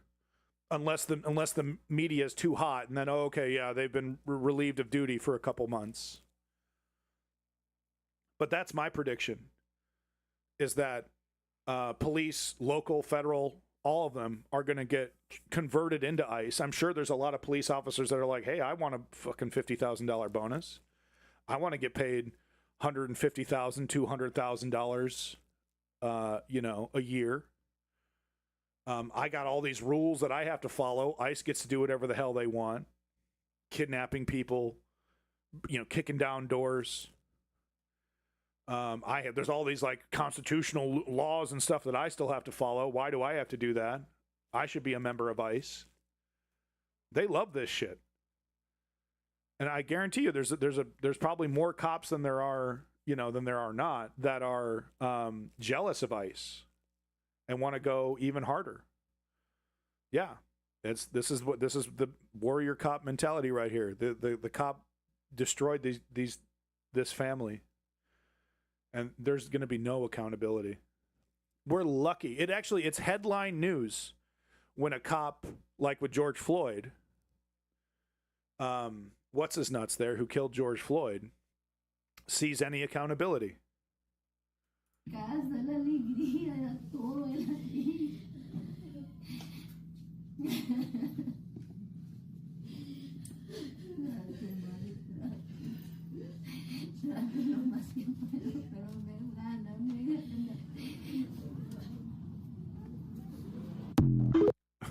Boom. Make sure you subscribe to TikTok. Get all your favorite right-wing news on TikTok. So here's the article. A family is demanding accountability after they say a Phoenix police officer fatally shot a man who was defending his home from an intruder Monday evening. Family members identified the deceased as Christian Diaz. According to his son, Carlos Racinios, an armed intruder broke into their home near 75th Avenue and Lower Buckeye Road just after 6 p.m. on January 26, shooting Racinios in the ankle before Diaz managed to pin the suspect in a chokehold. So the son got shot by the home invader, and then the father, unarmed, sounds like, tackles the guy, pins the suspect in a chokehold. Witnesses say the situation turned tragic when police arrived. Neighbor Sonia Rodriguez said Diaz's wife explicitly warned an officer that her husband was holding the intruder down. So she's out there telling the cop, here's the situation. Shut up, bitch. Bang, bang, bang, bang, bang, bang, bang. I'm in danger. Bang, bang, bang, bang, bang, bang, bang, bang, bang. Protect and serve. Quote, he asked her what happened, and she said, there's a person that was shooting inside, and my husband is holding him. So what does he do? So she said, be careful because my husband is holding him. And it was within seconds, the policeman came in and shot the husband right in the fucking face. Blast him right here in the jaw. Kills him. Despite the warning, family members say the officer fired through an open door within seconds. Careful, careful. Okay, my husband has the situation under control. He's holding the guy down. Shut up, bitch. Bang, bang, bang, bang, bang. They mistook him for the shooter, Rencios. And by the way, the shooter, the home invader, alive. Yeah, protect and serve, a full clip. I guarantee you the guy who was breaking into the home, big smile on his face. Some fucking bastard who's going to do a home invasion, an armed home invasion.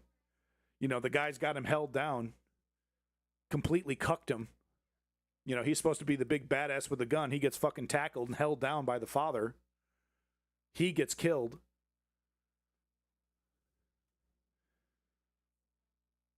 Striking Diaz in the jaw. They mistook him for the shooter, Rencio said. He crawled back into the living room, bleeding out, and that's the video that we saw.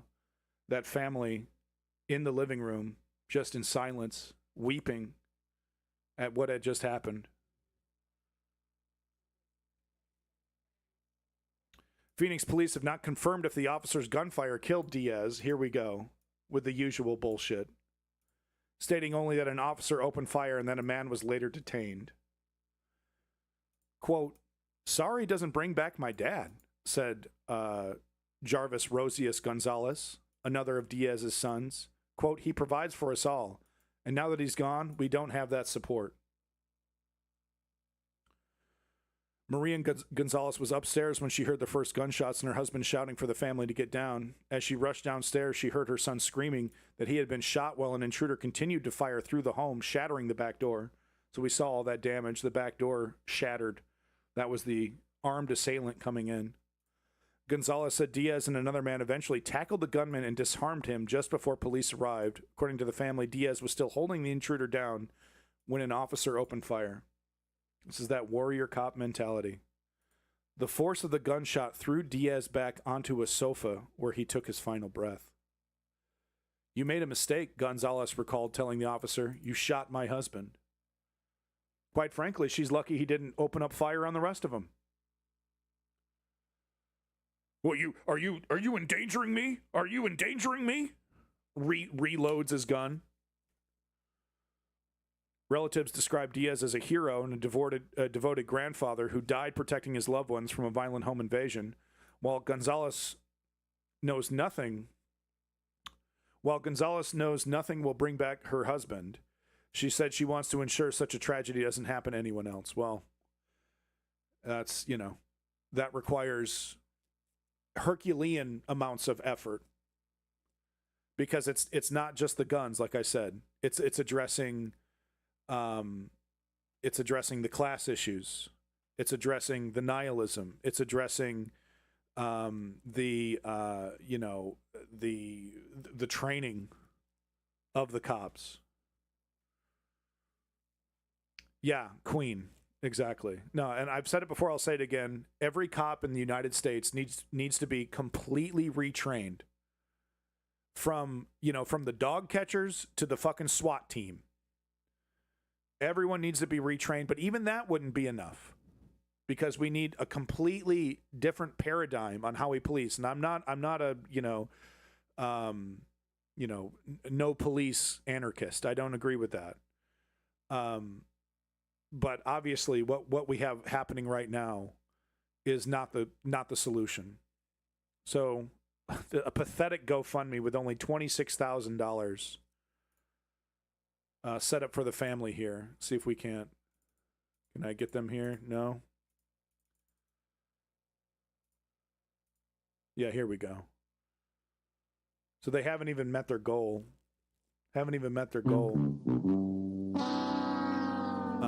If you feel like you want to help this family out, $40,000, that's all they're asking for. Thank you, Duderland. Thank you. Here's the link right here. Give them a few bucks. 40,000 doesn't even, remotely get to it, but anything will help. And this is why democratic socialists need to stop listening to individuals like Cenk Uygur.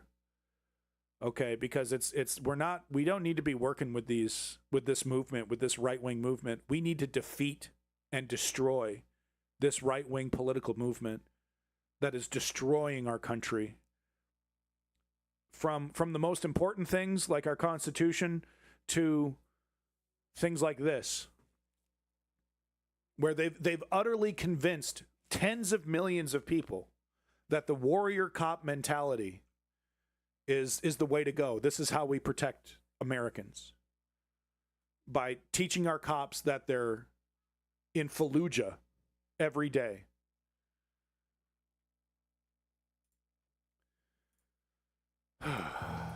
Back to ICE specifically. I mean, it's related though, because this is exactly, ICE is basically the end result of, what we're seeing with the cops. Hey, Lenny, thank you so much, Lenny, making a donation. Appreciate that. Thank you to the folks who are making a donation to that family.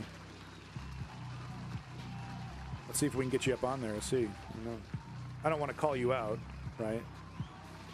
Hopefully we'll see you on there soon.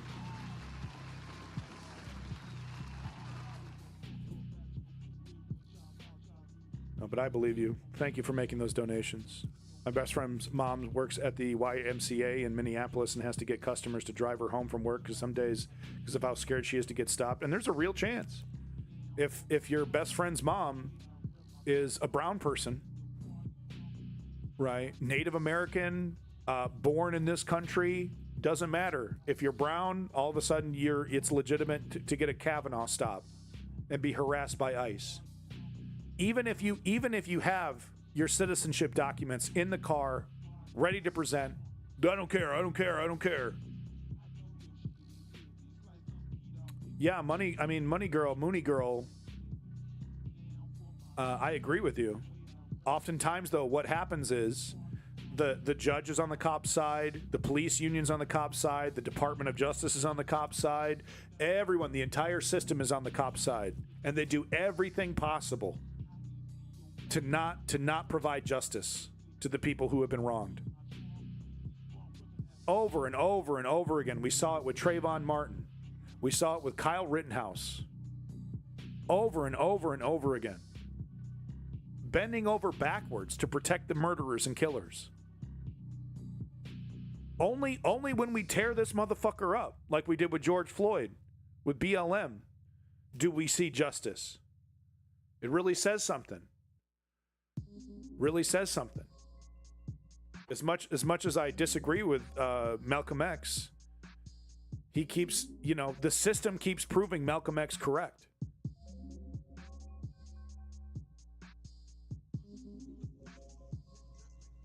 Yeah.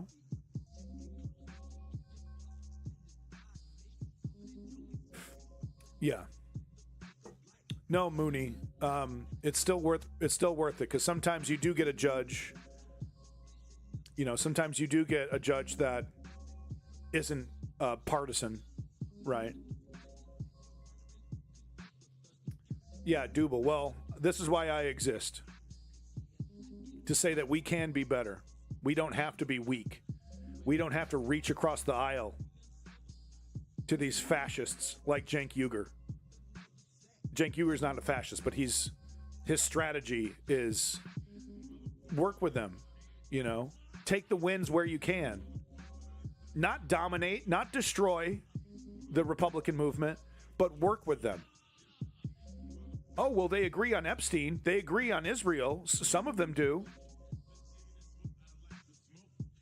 It's not the solution. Because their ultimate goal is our destruction. The entire leftist movement. Anybody that identifies as socialist, whatever flavor, anybody who's to the left of MAGA, Tucker Carlson agrees with our destruction. Right? And let's not get it twisted. He pretends like he disagrees with Nick Fuentes, but he agrees with him. They ultimately agree with Nick Fuentes, who is the logical conclusion of their movement. Nick Fuentes and Elon Musk, the Zeke Heiler himself. They are the logical conclusion of what their movement is trying to create. And they're just being crypto-fascist. They're just hiding their power level.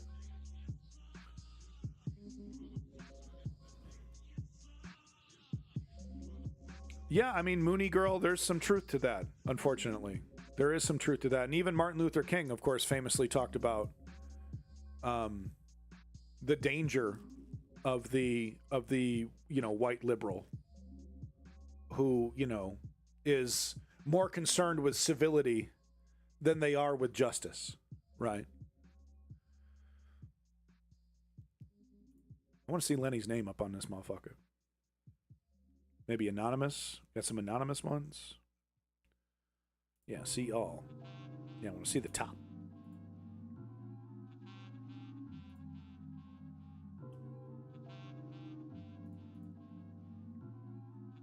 I believe you. I just want to see Lenny's name. Maybe he did an anonymous one. I did it through PayPal. Okay. I believe you. I 100% believe you. I just want to see your name. He's trying to dox you. No, I'm not. I'm literally, I just want to see his name. I want to celebrate. And of course, we had the other person, Dubal, over here also donating. Put in 25.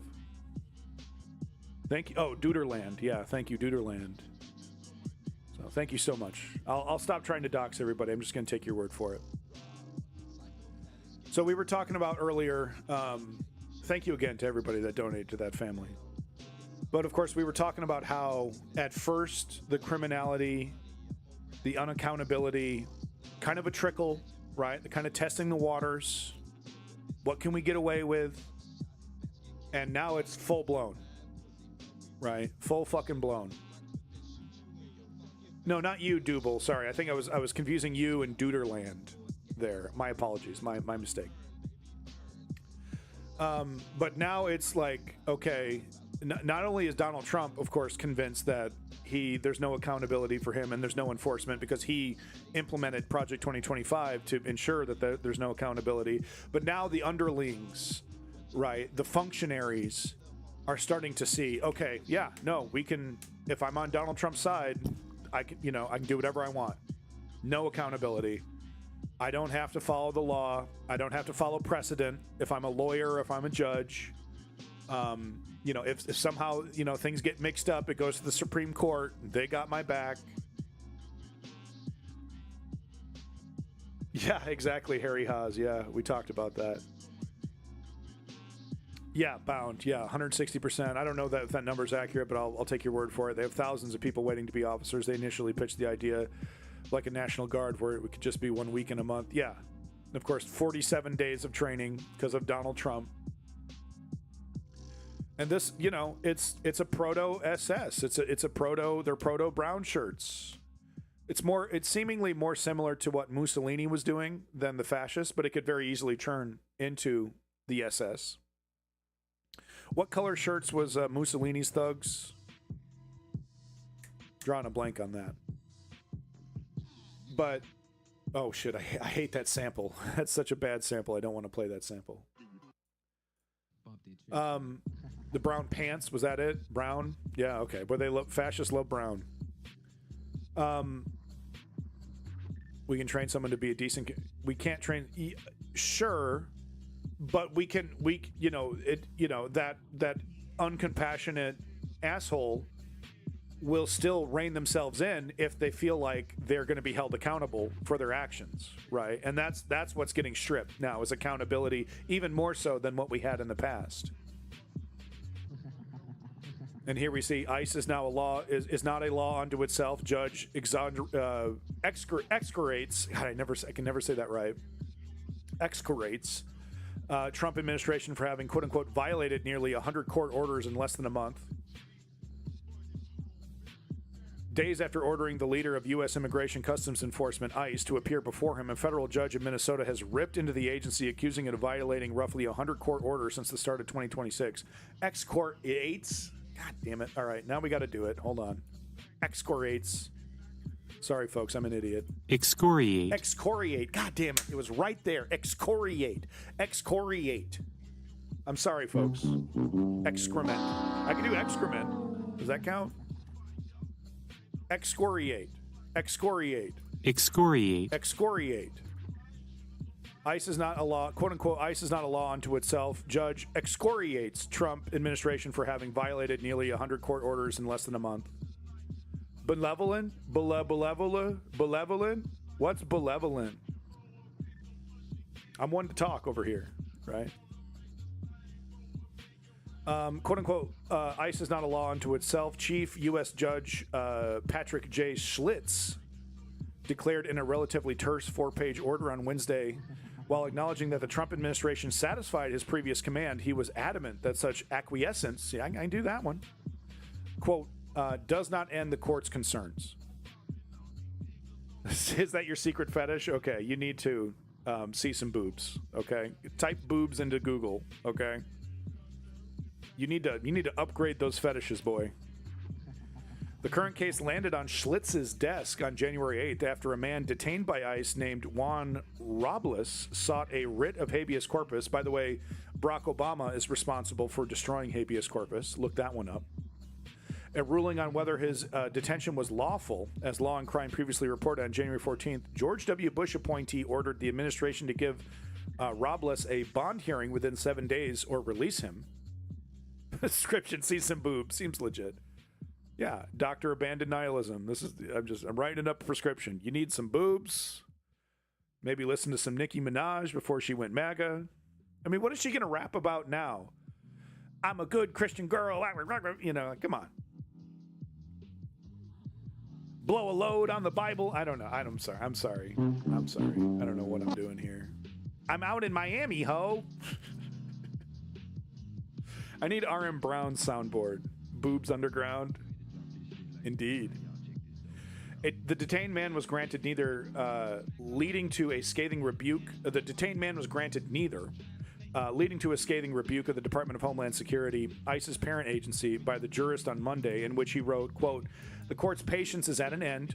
Schlitz ordered acting ICE Director Todd Lyons to appear in his Minneapolis courtroom on Friday, threatening contempt if he did not. And it's like, why? Who cares? Give me contempt. Sure, give me contempt all day. What are you going to do? Send the marshals after me? They love Trump. They're completely subservient to Trump. You going to send the FBI after me? What? The Army? Nobody.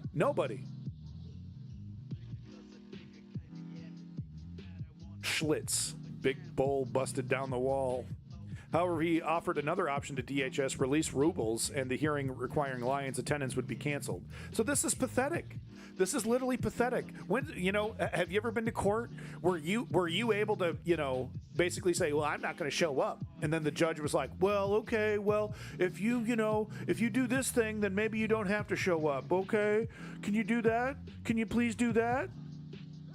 This is totally pathetic, and it really just proves how toothless these justice departments are, these state justice departments are.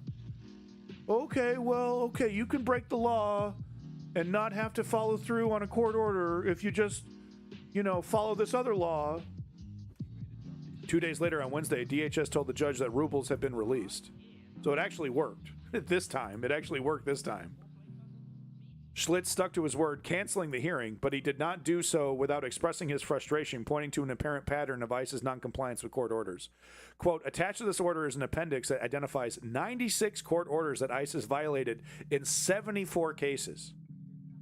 He wrote, the extent of ICE's noncompliance is almost certainly substantially understated. The list is confined to orders issued since January 1st, 2026, and the list was hurriedly compiled by an extraordinarily busy judges. So they're already busy. They got a full caseload, and they're like trying to chronicle how many laws and rules ICE is breaking. Undoubtedly, mistakes were made, and orders that should have appeared on this list were admitted. So he's like, if we had more time, we'd be able to find more of these. He went on at length here. The list should give pause to anyone, no matter his or her political beliefs. Who cares about the rule of law? ICE has likely violated more court orders in January 2026 than some federal agencies have violated in their entire existence. So in 1 month, this is the state of ICE's lawlessness. 1 month, they've broken the law, ignored the courts more than any federal agency in existence. And exactly, Lenny, where's the accountability? And it's like, where's Tim Walz? Where's Jacob Fry, the mayor? No police chief fired? Nobody in the police fired? Nobody in ICE arrested for breaking the law? Just, well, I don't want to start a civil war so they can be lawless. This is how it starts. And by the time the cops that actually believe in the Constitution, the cops that actually believe in their oath, start pushing back, it's too late. It's already too late. And the Trump administration is depending on that. That not enough brave people will stand up in time to stop the flood of lawlessness. The court warns ICE that future noncompliance with the court orders may result in future show cause orders requiring the personal appearances of Lyons or other government officials. ICE is not a law unto itself. ICE has every right to challenge the orders of this court, but like any litigant, ICE must follow those orders unless and until they are overturned or vacated. Good fucking luck, man. Good fucking luck. Yeah, no problem, Lenny. Yeah, Klobuchar is running as Minnesota governor. Her announcement was expected. Bipartisanship, the usual bullshit. Talking about bipartisanship, how she's got to work, make ICE better while she's cashing checks from Israel. Klobuchar voted recently, last year, voted to approve yet another partisan Trump-appointed judge who lies during the appointment process oh yeah, I'm going to uphold the law. And then as soon as he gets in there, it's Trump, Trump, Trump, Trump, Trump.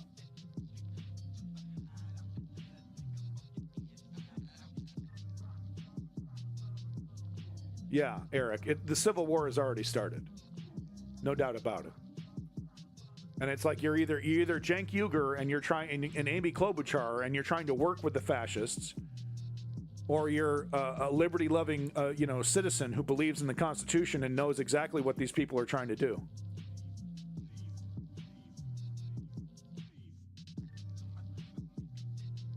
If you want to read the rest of this article, I'll give it to you right here. Let's see if I can say the word again. I always fuck this up. Excoriates. Damn it. Damn it. God damn it. Excoriate. Excoriate. Excoriate. Excoriate. Benevolent. Benevolent. Benevolent. Benevolent. So, if you haven't heard, Abigail Spamberger immediately, when she gets into office, immediately, ex-Corey Lewandowski, that's funny. By the way, who's having an affair with, was it Kristi Noem?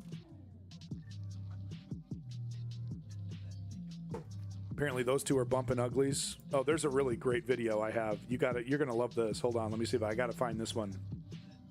We're talking about Corey Lewandowski here. Hold on. This video fucking rules that I found. Hold on. Get it over here. Where is it? Where is it? Where is it? There's this social media chick who fucking destroys the whole situation. God, I have so many videos I need to get to. So much fucking yapping. Oh, where's this goddamn video? Excoriate. Excoriate. Wow, I put a lot of stuff in the fucking into Discord here. Oh god damn it, where is it? Oh, this is such a good video too. Excoriate. God damn it, where'd I do with it?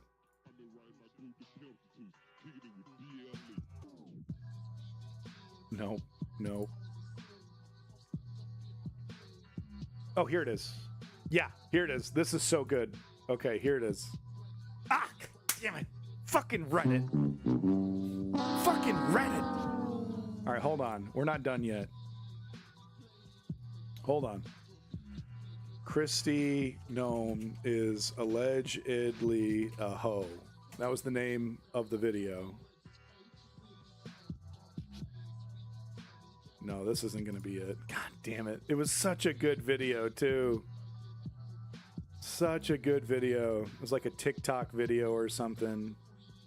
Thank you so much to TikTok and to Reddit. Oh, this sucks. It was so good.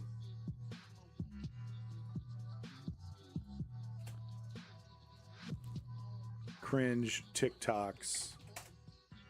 Ugh, sucks. God, it works. I hate how the censorship works. Because look, you know, it gets posted on one place besides TikTok, and then you can't find it anywhere. There's no backup. It's not like live stream fails that backs up everything. God damn it. It was such, she like literally like fucking blows her up. Okay, hold on. It's gotta be. All right, what is her name? Can I play it here? No, of course not. Visit site. Yeah, this is the thing. I can't get her name. The name is too small. I don't know what her name is on TikTok. Oh, it was so good. I'm sorry. Okay, never mind. I could probably find it if I had more time. And there's no link to the actual TikTok. It's just Reddit. Reddit is the most censorious website. Like, it's just so incredibly censorious. And why was it removed, by the way? Why? Why? We get no reason. Just sucks, man. Just fucking sucks. God, I hate it. Hate it. You know, I could try to do a reverse image search, right? But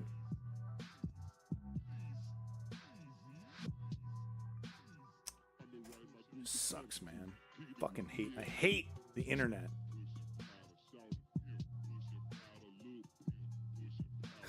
She's a...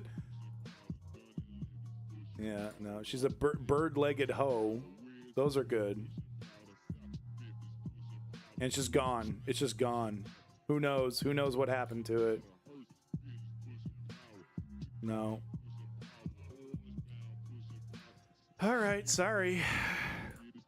The censors win. Censors win again. Using the Wayback Machine. Oh, okay, yeah. Actually, no. Let's try that one more time, real quick. Let's just see if we can't Wayback Machine this one.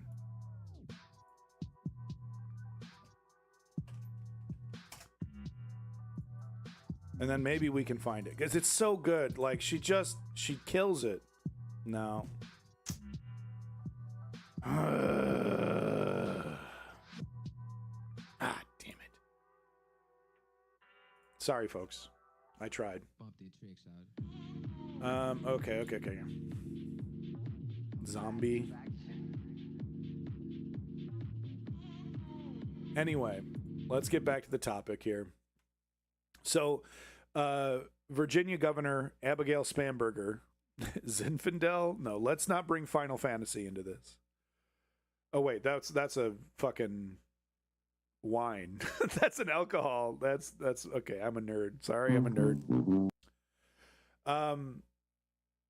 Trump accuses newly elected Virginia Governor Abigail Spanberger, who immediately, one of her first things, very similar to very similar to Zoran Mamdani, who came out and said, ICE is going to be held accountable. She had a great announcement. I wish I had it here somewhere. But she, of course, Trump is accusing. Yeah, there he is. Trump is accusing her of cheating, even though she won overwhelmingly. Spanberger won by 15 points. Her MAGA opponent conceded and didn't accuse her of fraud. But this is the playbook. Never back down. Never admit fault. It's all fake. If it's against MAGA, MAGA, it's all fake. This is the strategy, and it works because the media allows it to work, and of course the oligarchs who own social media, as we just saw, censorious, blocking information, directing the zeitgeist in certain ways. But no, if the person's liberal, doesn't matter how overwhelmingly they win, it's all fake, it's all corrupt. And this is the kind of chaos. This is a little sample of what we're going to be getting in a couple months when the midterms start really cooking away, and of course during the presidential election. Fortunately, Donald Trump won't be here for the presidential election. I'm very certain of that. But that doesn't matter, of course, because obviously Donald Trump has given the right wing the template. They've given them this is what you have to do: double down, triple down. Reddit got sued multiple times for its role in radicalizing mass shooters in the past, particularly Buffalo mass shooting. That's why Reddit is very censorious nowadays. It's no excuse. Some TikTok video of a person shitting on Kristi Noem is that has nothing to do with mass shootings. It has everything to do with transparency. And it's like, and it's not just Reddit. It's like literally the individuals these so-called mods that run these subreddits and their own personal politics. As you notice, there's no transparency, right? There's no like, oh, this is a duplicate video, or oh, this video doesn't fit the criteria for the website. It's just, you're gone. Boom, nuked, locked, comments locked, content deleted. No reason, no transparency. Mass shootings, that's not a viable excuse for that kind of behavior, in my opinion. Cuts, and they give tax increases. I don't know how they get elected. They get elected because they cheat. You want to know the truth? Cheating. Right. They cheat when they win, but when Republicans win, they're not cheating. Right? They're incredibly powerful, but also at the same time incredibly weak. Right? It doesn't have to make sense. If they didn't cheat, they'd have no chance. Right. So why are you sitting there? If they cheat all the time, how come Joe Biden didn't cheat and win? Right? Horrible policy. Transgender for everyone. Transgender for... I love how he keeps repeating that. What does that even mean? What does that even mean? Transgender for everyone. Yeah, what? We agree trans people are human beings? No, I guess the implication is that we want everyone to be trans. Ludicrous, just completely fucking ludicrous. They have the little thing about open borders so that the world's prison population I'm and not sure, mental Seneca. hospitals can be emptied into our country. It's just a crazy men playing in women's sports. Right. Some high school, like literally 1% of one, like 0.1% of amateur sports. We're not even talking about professional sports. We're talking about like college or high school level sports. That's the concern. That's what transgender for everyone means. Ludicrous. It only works on your Facebook uncle. Roger, are you a fan of men playing in women's sports? No, sir. No, sir. Only as a No, better. sir. He'd like to bet. You're not a big fan. I don't think so. I don't want to get him in trouble, but I think he joins in 99% of. They say it's an 80-20 issue. I think it's maybe 99. Yeah, 99, 90. Yeah, okay, whatever. You rape children. It's 99-1. Mr. President, why are you saying? Right. Confirmed pedophile. Confirmed rapist. Convicted over 30 times. Impeached twice. And, and we're unstoppable. We just steal. That's why he gets to sit in that fucking chair. Because we steal elections.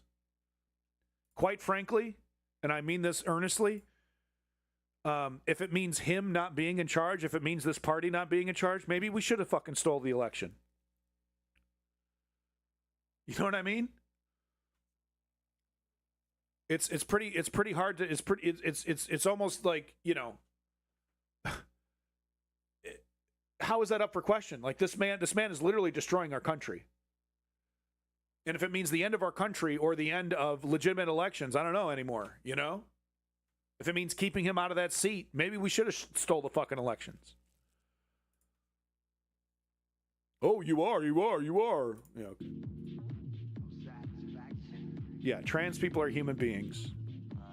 And, the whole, trans people participating in amateur sports is literally one of the only, sticky issues when it comes to trans rights. And that can easily be figured out with rules and regulations and things like that. Right, because there's a biological reality of, people who have, gone through puberty, et cetera, et cetera. It's a very solvable problem. But no, seriously, transgender for everyone, yeah.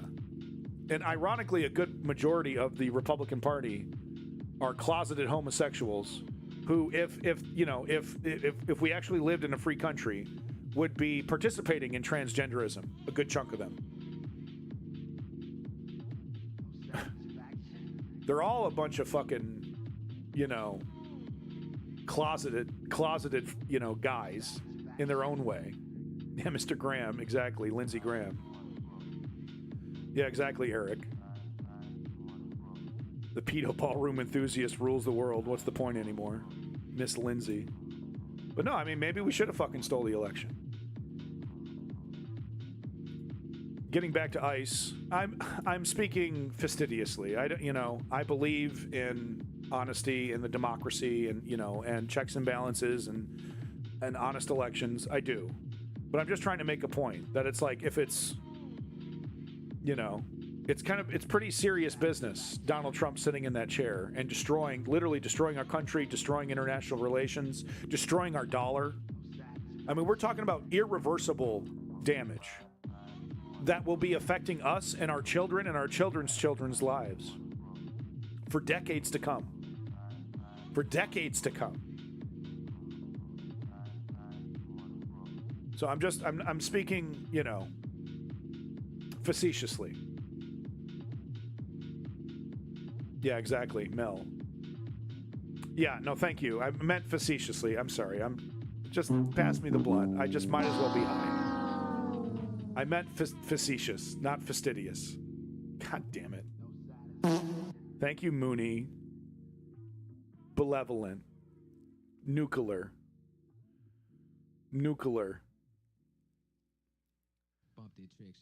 Dab time. Seriously. I was better at this when I was high. I'm gonna get a nice place in Greenland next year. Property values are low. Yeah, no, yeah. So I'm just gonna try to blast through some of these videos. You've heard my opinions on ICE. You know where I'm coming from. Let's just try to get to some of the content here. I'm a U.S. citizen. It's insane. Insane. This guy's breaking my window, guys. Her voice trembles with fear as Maria Sente holds back tears. They're gonna try to arrest me. Federal immigration agents breaking the U.S. citizen's car. And if so, first, they're unidentified, masked people. And if she were to drive away, they get to mag dump her and murder her right there. And this is supposed to be policing in America. This is supposed to be making us safer. Window with a hammer in an emotional arrest streamed live on Instagram Friday. I thought this is it. This is my last moments. Sente is still processing the frightening ordeal, which she believes stemmed from another encounter with ICE 2 days prior, agents stopping her car off the 10 freeway. Right. So they track your face. They're starting to like call people out by name. Hey, Lindsay. Hey, you were at this protest yesterday. They track them down with the intention of harassing citizens. Doesn't matter. Naturalized, born here. You got your paperwork. Whatever it is, doesn't matter. White people, by the way, you know, it's not just brown people, right? Oh, you were at a protest. They go to your house. They go to your place of work. They follow you. They got the AI in their car says, oh, Lindsay's driving. Come on up. Oh, she's at this cross, you know, she's at this stop sign. Go get her. Go get her. Thank you, Alex Karp, owner of Palantir, who wants to treat every American like, you know, like a Palestinian. That's my first warning? Okay. Anybody can buy this costume, this costume of rapists right here. Anybody can buy this. Couple $100 on Amazon, you can dress just like this. No badge, no identification. I don't even see a fucking body cam.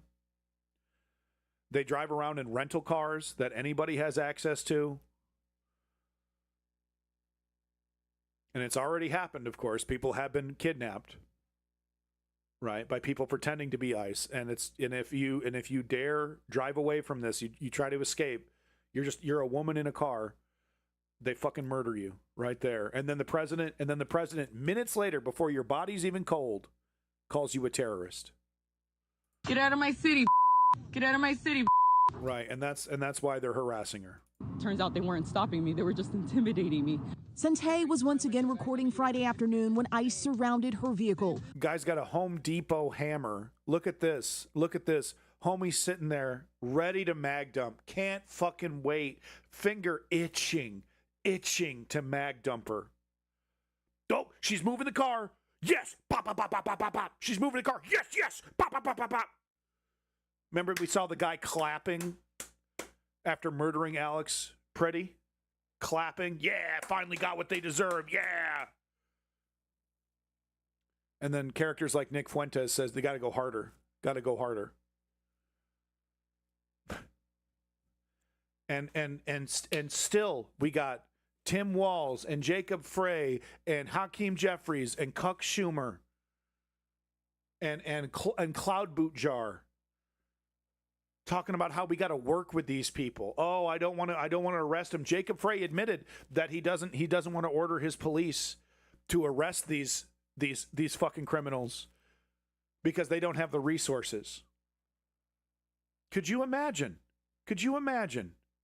So they just unaccountable, get away with crimes. This fucking piece of shit. Tim Walz, this coward who let Nick Shirley, Mr. Benevolent himself. I'm going to start saying it like that. Benevolent. I got to reset my brain. But Mr. fucking Benevolent, who can barely speak, who speaks at like a 5th grade level, and I'm one to talk over here. But we all saw that Channel 5 interview. A dunce, a true illiterate dunce, and he defeated Tim Walz. Even though Tim Walz was totally following up on the daycare fraud, doing everything that, you know, through the normal legal process, doesn't defend himself, doesn't defend himself, barely defends himself, and then doesn't run for re-election, basically acquiescing to the lies. Maybe, Mooney, maybe. I might have smoked it all away. Founded her vehicle around 2 at the Chevron on Peck and Valley. The guy's got a fucking Home Depot hammer, no identification, no body cams. If she didn't record this video, there would have been no proof whatsoever of what happened to her. Monty. You're gonna try to arrest me. This is insane. I can't believe this is happening, guys. Lord, please protect me. Lord, please. Guys, I don't trust them. One of the officers got on the curb on the middle island to box my car in. One came on here and one was behind me. Because of all the commotion, police department got there. Splendvania. Someone think of the dumbasses. But El Monte police did not intervene as Sente was arrested. So they just stand there. Okay, we finally get a body cam. By the way, the body cam footage of Alex Preddy hasn't been released yet. Apparently, there was several of the officers who were involved in the shooting had body cams on. No video. So the idea that this is, this is enough. Ludicrous. Look at how he's dressed. Look at how he's dressed. He's dressed like Eazy-E. They threw me in their car. We rapists and criminals. That's what they're dressed like. Got on the 10 freeway. They took me all. Eazy-E wasn't a rapist, but he was a criminal. All the way on a joyride to Santa Ana, and then they get off on an exit. By 5 Friday evening, Sente, whose charges include resisting arrest, was released. Released. It's simply intimidation. There's nothing legal about it, and of course we had that piece of shit in the chat, right? Oh, illegal. What's wrong with going after illegals? What's going? It's a lie. Has nothing to do with the legality. And if you were to talk to more Flex, 100%. And if you were to talk to fucking Nick Fuentes, he would agree. He'd be like, yeah, they're not going hard enough. Fuck legal. This isn't about illegality. This is about the Great Replacement. This is about people being brown, feeling like they have a voice, feeling like they have agency in this country. And anyone else that's trying to, you're just against, you just want crime to happen. You just want to turn my kid into a kitty. You just want to give a box of kitty litter to my kid and turn them gay. They know it. They're either too stupid to understand that they're repeating propaganda, or they know damn well what their fucking goal is, and it's crypto-fascism, hiding their power level, claiming that they care about illegality while fully supporting a rapist pedophile as their fucking commander-in-chief. Hypocrites, all of them. And that's why you gotta cut them fucking off. You have to know in your heart that you're more moral than them. Okay, they'll beg and plead and say that you're the bad guy and you're the one against free speech while they stomp on our rights and the Constitution proudly. Benny Johnson with a shit-eating grin on his face, happily telling you he lied to everybody about Project 2025 during the election. Oh, by the way, just to let you know, I was lying and I'm proud of it, basically. They are enemies of freedom and liberty, and they will use whatever rhetorical trick they can to try and gaslight you into thinking that they're not. But this is how the fascists work.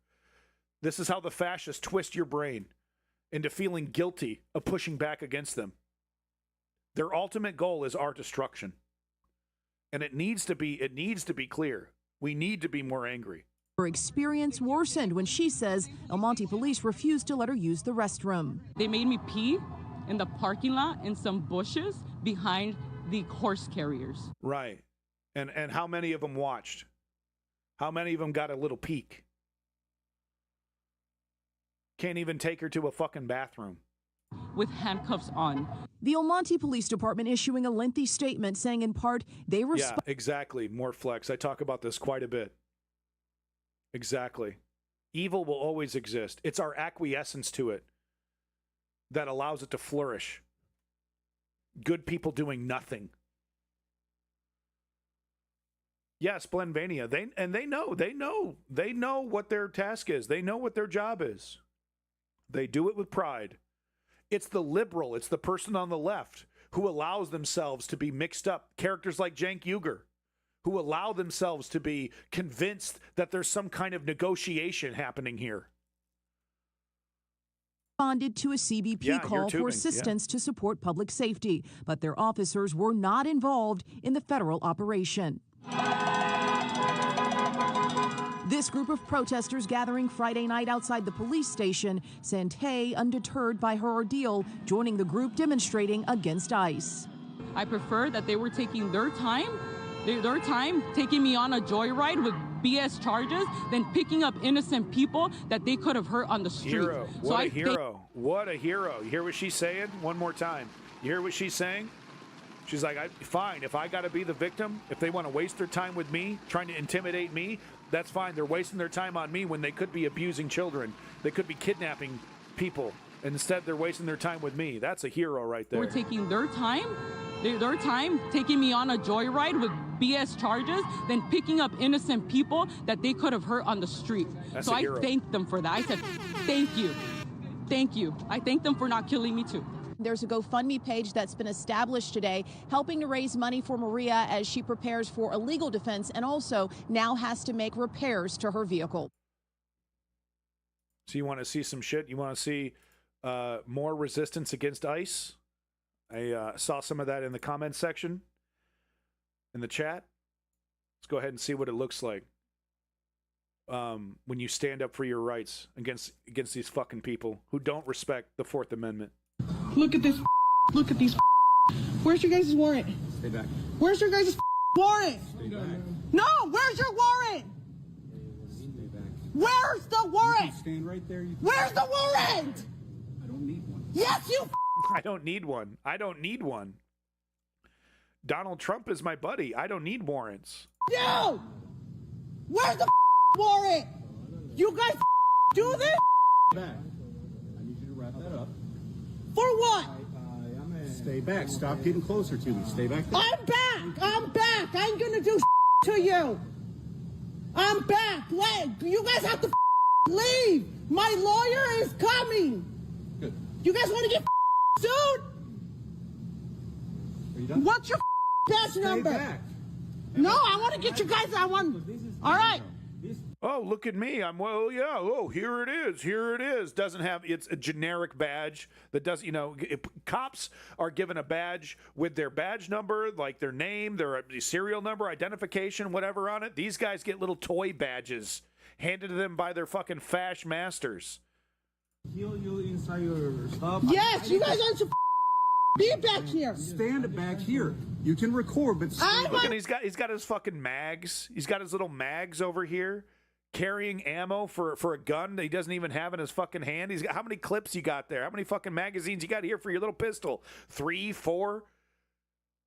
He's got ammo for days, dude. Like he's about to head into fucking Fallujah. No plates, though, right? Because he doesn't expect people to shoot back. By the way, the next clip is going to cover that. Already back here. You guys haven't shown me. You guys haven't identified yourself. I don't know who the you guys are. What is that? What the is that? Federal agent. I need a warrant. I need a warrant. You do not need a warrant. Yeah, you actually do. You actually fucking do, dude. Yes, I do. Yes, I do. You know how you guys came in? Listen, illegally. No. You guys broke the window. They came in through the fucking window. Yes, we did. Because you guys don't have a warrant. We don't need one. Yes, you do. Stay back here. Hey, what the are you doing? I'm making sure he's safe. Excuse you. Right. So they kidnapped another person. Now they're on their way out, violating innumerable rights, constitutional amendments down the fucking drain. And they strut around. I don't need a warrant. I don't need a warrant. Yes, you fucking do. Okay. Soon though, they won't. Soon though, executive order, whatever they need to do, Supreme Court, right? Soon they'll be able to do fuck the Fourth Amendment. If you don't know what the Fourth Amendment is, the Fourth Amendment of the U.S. Constitution protects individuals against unreasonable searches and seizures by the government, requiring warrants to be supported by probable cause and to describe the place and items to be searched and seized with specificity. It safeguards privacy in persons, houses, papers, and effects. It basically prevents the cops from just busting down your door and then looking for whatever, whatever contraband that they want.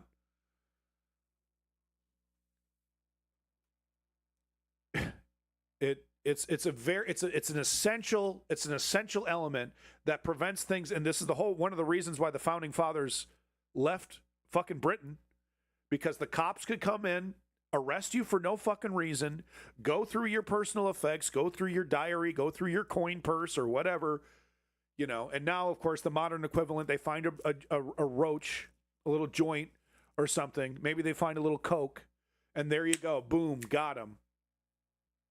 And it's the same thing here.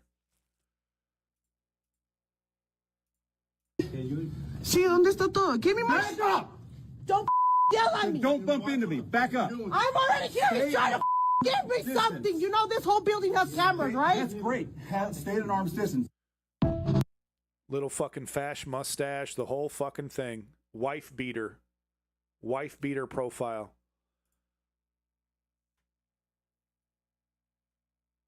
Watching Ben Shapiro on the way there. Watching some Nick Fuentes on the way there. In between getting divorces. Kids fucking hate him. So we were talking about, I saw someone talking in the chat about, what happens when the Second Amendment is applied. Well, this was an incident that happened in Texas. More ICE agents violating the Fourth Amendment. And this is what this American patriot had to say about that. Basically, I think he said something like, you violate the Fourth, then I'm going to have to use the Second. And it's interesting to watch these ICE agents wilt at the mention of the Second Amendment. Of course, majority of Texas cops fully support this. The Texas government, of course, Greg Abbott, happy, proud fascist, fully supports ICE going in and harassing whomever for whatever reason.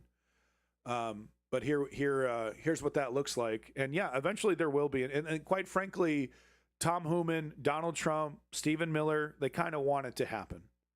They want a big shootout moment. They want a big Waco, Texas moment. They want that. Because then it goes to the Supreme Court, and now it's illegal to film, it's illegal to talk shit, it's illegal to resist ICE coming into your home whatsoever. It's illegal to do anything to resist the tyranny, and that's what they want. They want to make their fascism totally legal. Everything the Nazis did was legal, by the way. Right? Everything. Law passed. Can't do this, can't do that. They can do whatever they want to you. All legal. Get the fuck out of this motherfucker now. Hey, don't be coming up on me. Stay right there. You're my property. Stay right there. I'm telling you now. Get the fuck out of my property. You're violating my Fourth Amendment. Get the fuck out of my fucking house. I'm not fucking with you. Both of you, all three of you. Get the fuck. Yeah, he's good. Yeah, he's good. Get the fuck out of my property now. Sorry. Now. No, we're just looking for someone. No, that's fine. Get the fuck out of my fucking house. All of y'all. You too. Now. You better back up. I better not do shit. You're my fucking property. What the fuck you gonna do? You gonna violate my Fourth? Back up. You violate my Fourth? I got my Second. It's okay. Yeah, that's what he said. You violate my Fourth, I got the Second. Fuck out of my property. Get the fuck out of my property. I will shoot you the fuck down out of my property. Get the fuck out now. Now, get the fuck out of my fucking property. Back the fuck up. And this is the attitude that right wingers up until Donald Trump came along. This was their entire personality. I got my arsenal. I got my arsenal to protect against tyranny. Oh, you're going to have to deal with school shootings being the #1 cause of child death because I have the right to protect myself against the tyrannical government, the Joe Biden and Barack Obama government that's going to take away my rights and take away my guns. It was Alex Jones' entire fucking personality. And now you gotta do exactly what you're told. You can't disagree with ICE. How dare you show up to a protest with a gun? They were always hypocrites. And you had to be kind of into politics. You had to be kind of into debating to know that before it was obvious. Right? Because anybody that was into politics that would actually debate a right-winger, be like, oh, you actually don't believe in the things that you're saying. Right? You can fish it out. Back in the day, you could fish out, oh, you say you claim to care about these things, but you actually don't. When you corner them, when you nail them down on what they actually say and what they actually believe, this has been a long time coming. This mask off moment for this fascistic right-wing movement. This has been decades and decades in the making of hypocrisy. But now they can't hide it because it's too blatant. It's too fucking blatant. Now they can't fucking hide it. Now they can't run from it. And they don't want to. They don't want to. They want their dictatorship.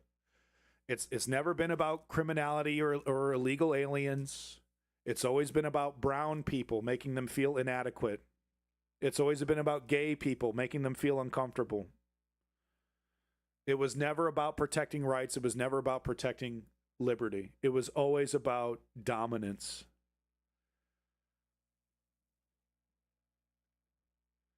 Yeah, and there's Woke Patriot pointing it out. Yeah, it's always been about dominance and power. Sure, righties didn't admit that, but it was clear. If you talk to them, if you bothered to engage, right? Because up until recently, your average liberal was like, okay, well, I just want to have a nice Thanksgiving, so, you know, we're just going to agree to disagree. We're just going to agree to disagree. And that's what Cenk Uygur's telling us now. I know I'm shitting on him a lot, but, you know, it's just so painful to see what Cenk Uygur is doing. They want to eradicate us. And hypocrisy is part of the strategy. It's a privilege. It's a virtue for this movement. I don't give a fuck about it. Rami, let me the fuck go now.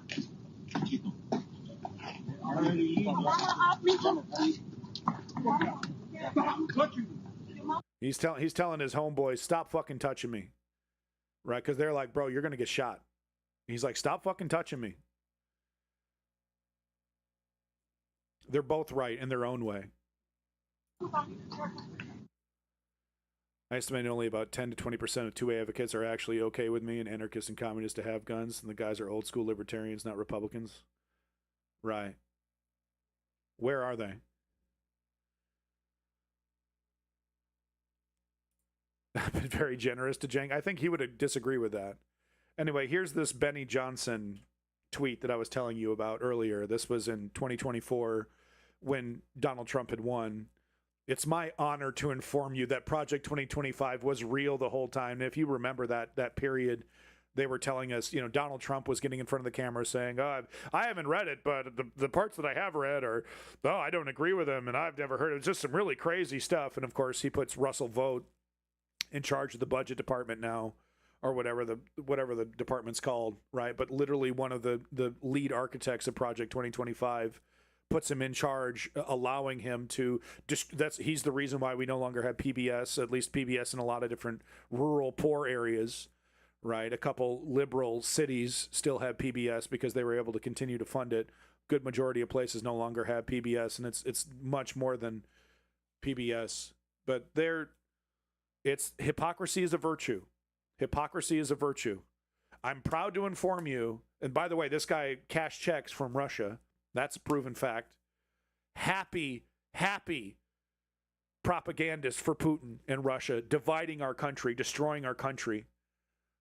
And I'm only going to do this once. Only going to do this once because I was pushing on it really hard yesterday or last stream. Some Jean-Paul Sartre. Never believe that anti-Semites are completely unaware of the absurdity of their replies. They know that their remarks are frivolous, open to challenge, but they are amusing themselves, for it is their adversary who is obliged to use words responsibly. Since he believes in words, the anti-Semites have the right to play. They even like to play for discourse. For, by giving ridiculous reasons, they discredit the seriousness of their interlocutors. They delight in acting in bad faith, since they seek not to persuade by sound argument, but to intimidate and disconcert. If you press them too closely, they will abruptly fall silent, loftily indicating by some phrase that the time for argument is past. Both sides, both sides, both sides.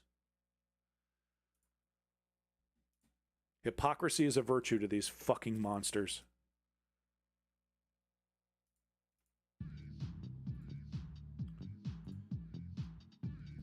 To the... God damn it. Never mind. It was a Donald Trump talking about how he's not letting up on Minneapolis, right? There's some discourse now, okay, now that Greg Bovino has been removed and that Tom Hooman is taking over, that, you know, okay, now maybe we can talk to these fascists. And Donald Trump got in front of the camera, of course, and said, no, we're doubling down. We're not going anywhere. We're not slowing down.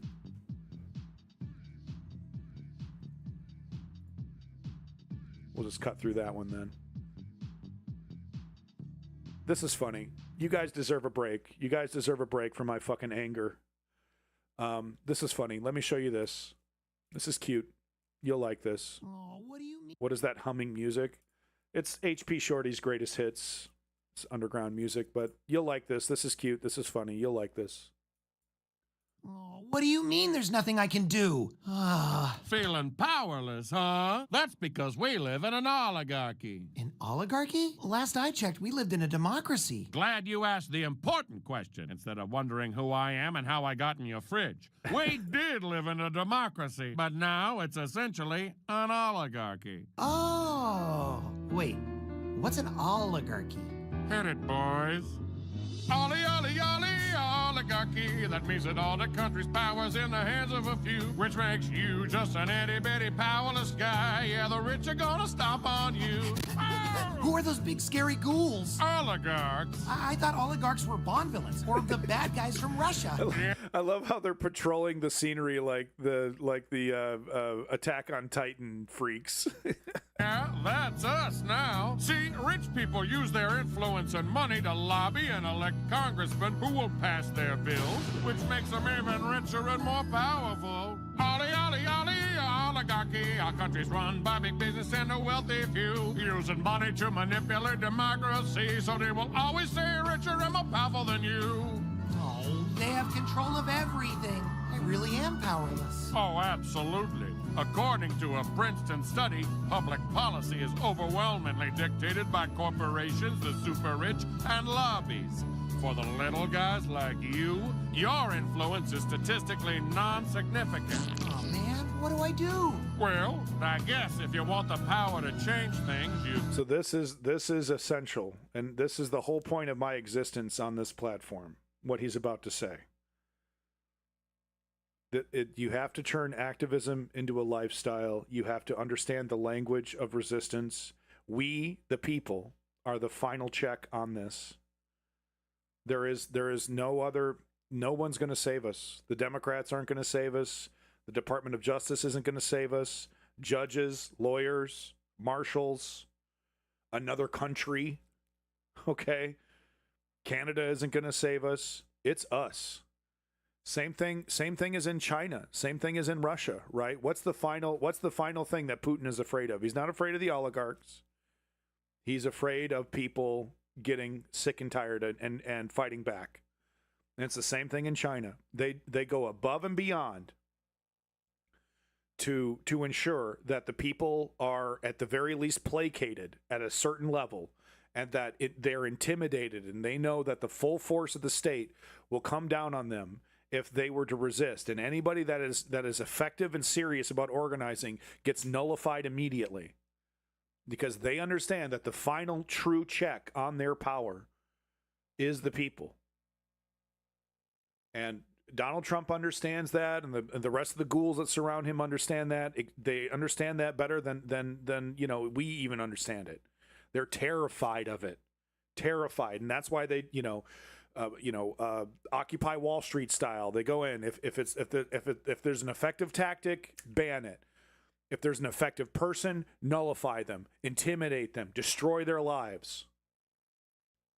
They understand that if enough momentum were to build up against them, it's the end. That's why they're going after students. That's why they're going after organizers and protesters. Good. Oligarchy. If we're gonna save our country, there's one thing we must do. All us little guys must join into one giant clump, forming one big guy that's actually made of all of the guys. This is exactly what we need to do. We need to form into a single clump of flesh monster, okay? And this is, yes, word for word, exactly what we need to do. That's actually made of all of the guys, and use our power to pass and finance reform, and root out all corruption, also protest and vote. Yeah. Whew.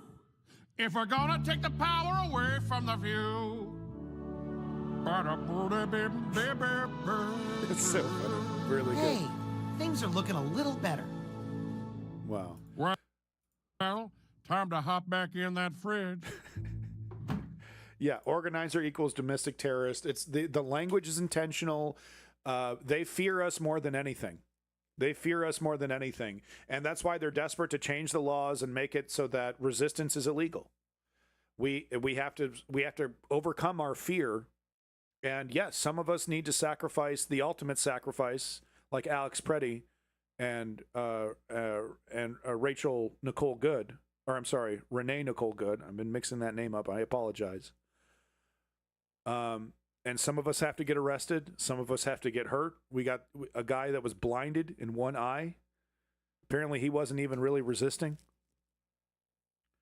We got to take the hits. We got to take the licks, because it's that or slavery. Seriously.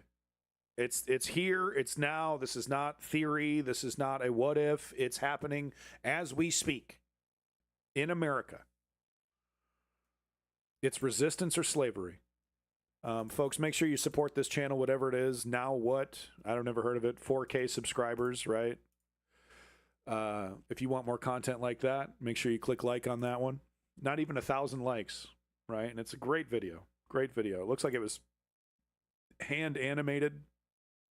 I didn't see any AI in that. Unless the AI has become so good, I can't even tell. Here's another funny video I think you guys will enjoy. This is Kat Abu-Ghazala. She's running for Congress or something. She's running for office. She's actually fulfilling the hidden fourth step. There's a fourth hidden step that is running for office, or running for leadership, forming a union.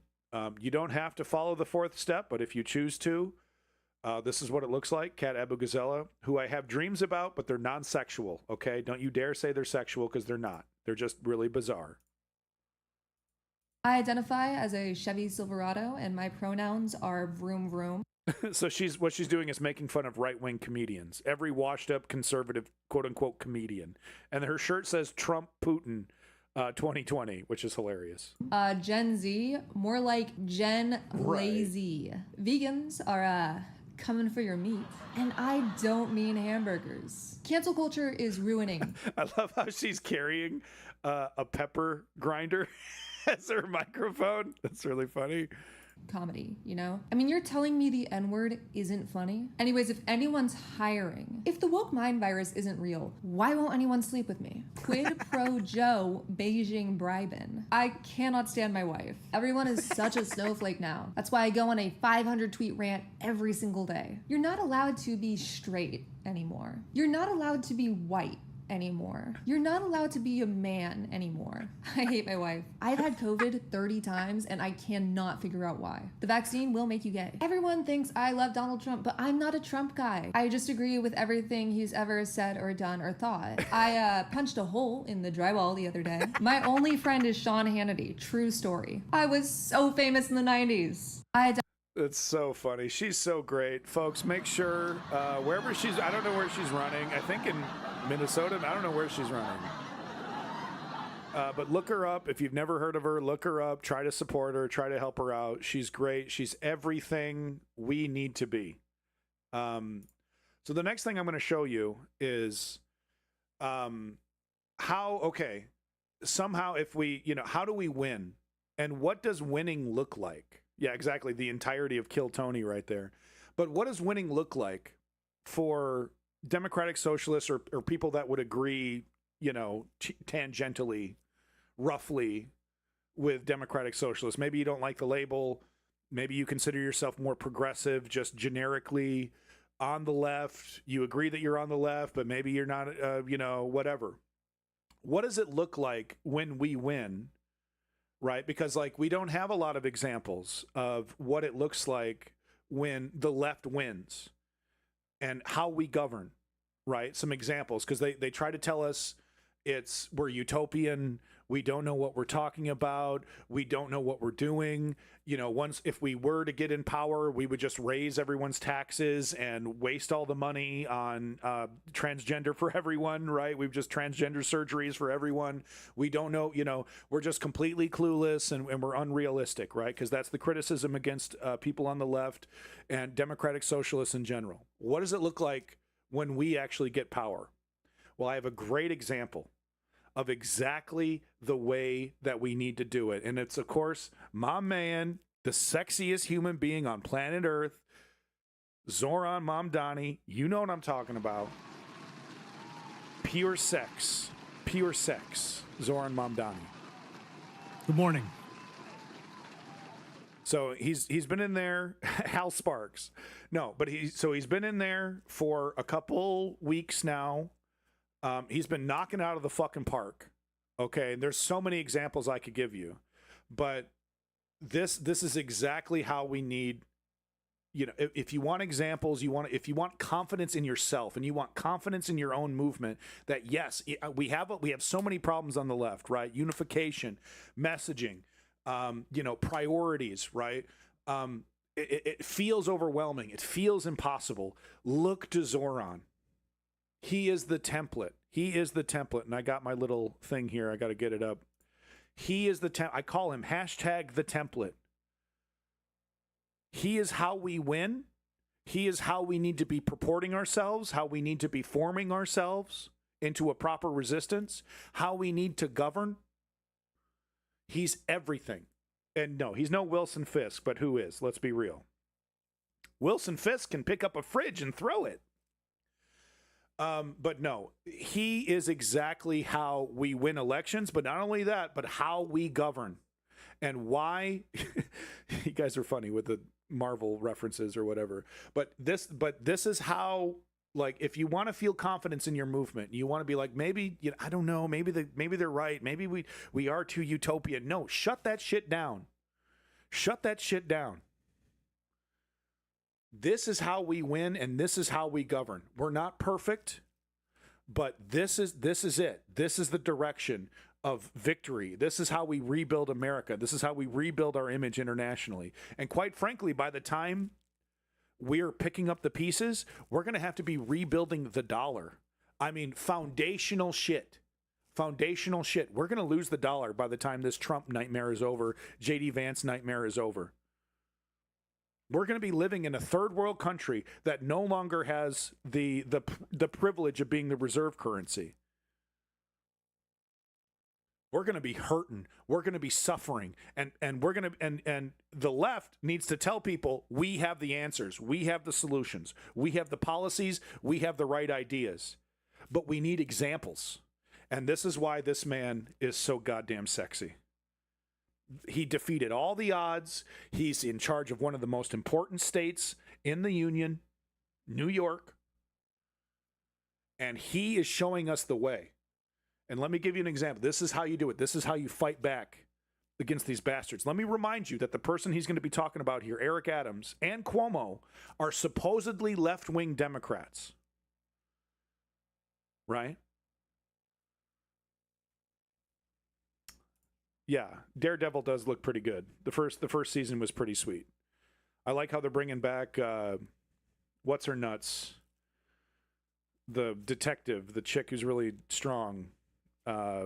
What's her Jessica Jones? Yeah, she's awesome. Kristen Ritter is so fucking awesome. I don't have dreams about Kristen Ritter. I don't know what you're talking about. But this is it. Okay, trust me when I say this. Okay, if you feel despondent, if you feel aimless, if you're like, maybe they're right, or I don't know what direct. I know I'm a lefty, but I don't know how to win. I don't know how to fight. Listen to this man. he's showing us the way. He's fucking Gandalf over here, okay? He's showing us the way. I want to speak directly to New Yorkers who have for too long been misled and misinformed about the true state of our city's finances. I will be blunt. New York City is facing a serious fiscal crisis. There is a massive fiscal deficit in our city. Splendivania, I'm not 100% sure what you're talking about. Was that at the inauguration? Was she one of the singers? She was doing that really beautiful song about roses? Maybe. Okay, back to the thing. No interruptions. City's budget to the tune of at least $12 billion. We did not arrive at this place by accident. This crisis has a name and a chief architect. In the words of the Jack... See how he's framing this? See how he's framing this? All too often, neoliberal Democrats, they receive a mountain of shit from their predecessor, either on the right wing or whatever, and they just ignore criticism, that, you know, because they're too afraid, they're too milquetoast, they have their own, you know, they have their own connections and relationships with these corrupt people, so they don't want to talk down to them.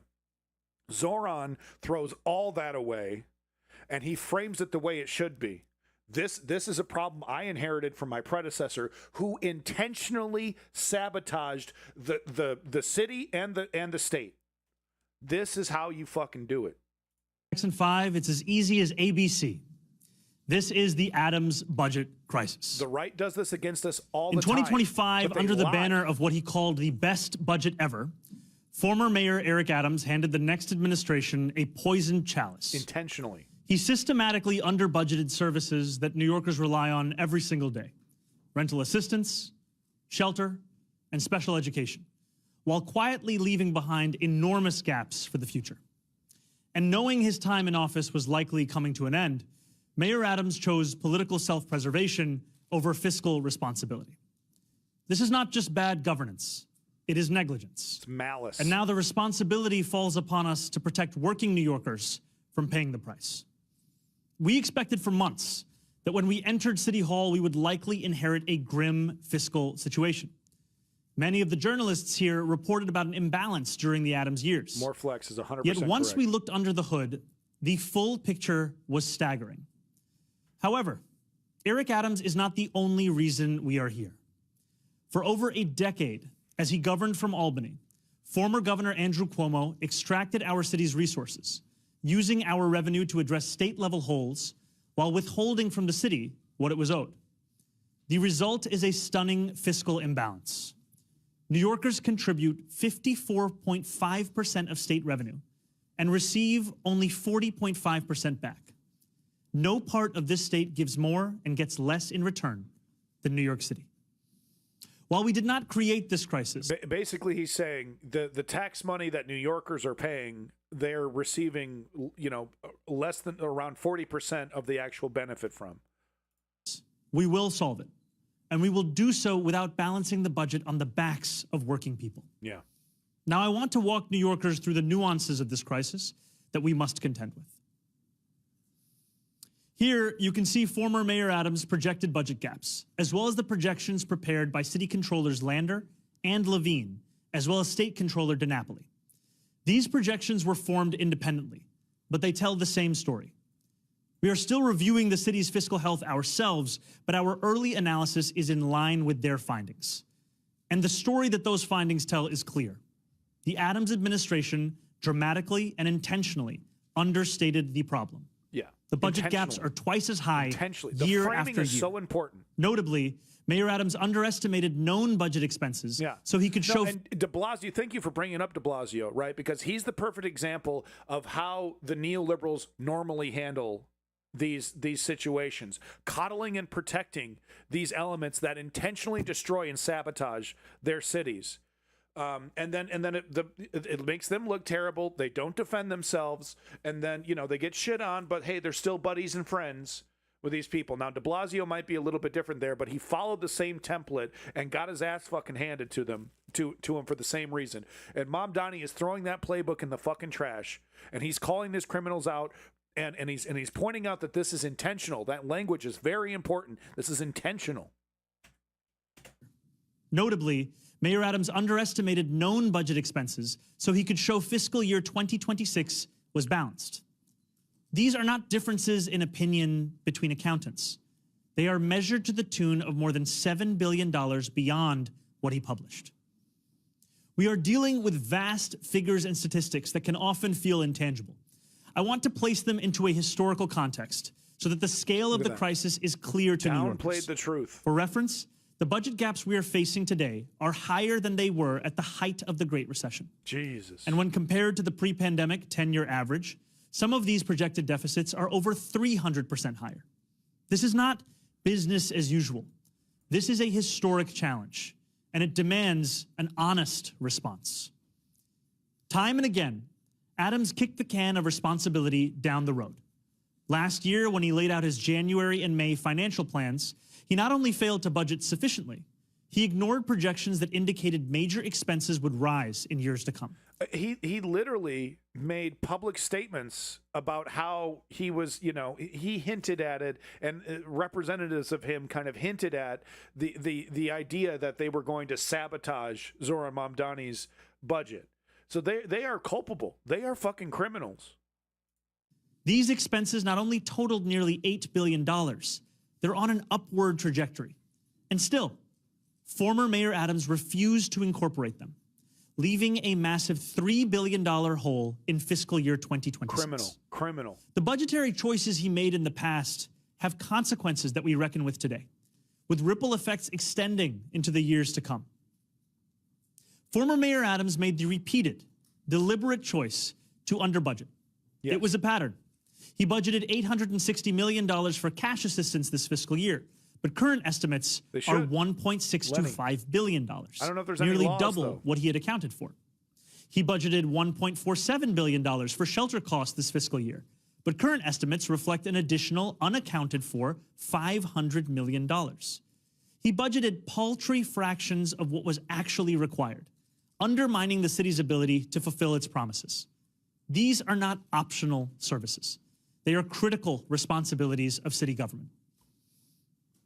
Let's talk about the state and city imbalance. In fiscal year 2022, I think so. New York City sent $68.8 billion in revenue to Albany and received $47.6 billion back. That is more than a gap. It is a $21.2 billion chasm, and it can no longer be sustained. It is measured in city schools that could have more teachers, parks that could have more staff, playgrounds that could be built across the 5 boroughs. I think Trump has shown that we need to end the entire practice of presidential pardons. Joe Biden showed that as well, with him preemptively pardoning Hunter Biden and whatnot. The entire practice of presidential pardons needs to be eradicated. No doubt about it.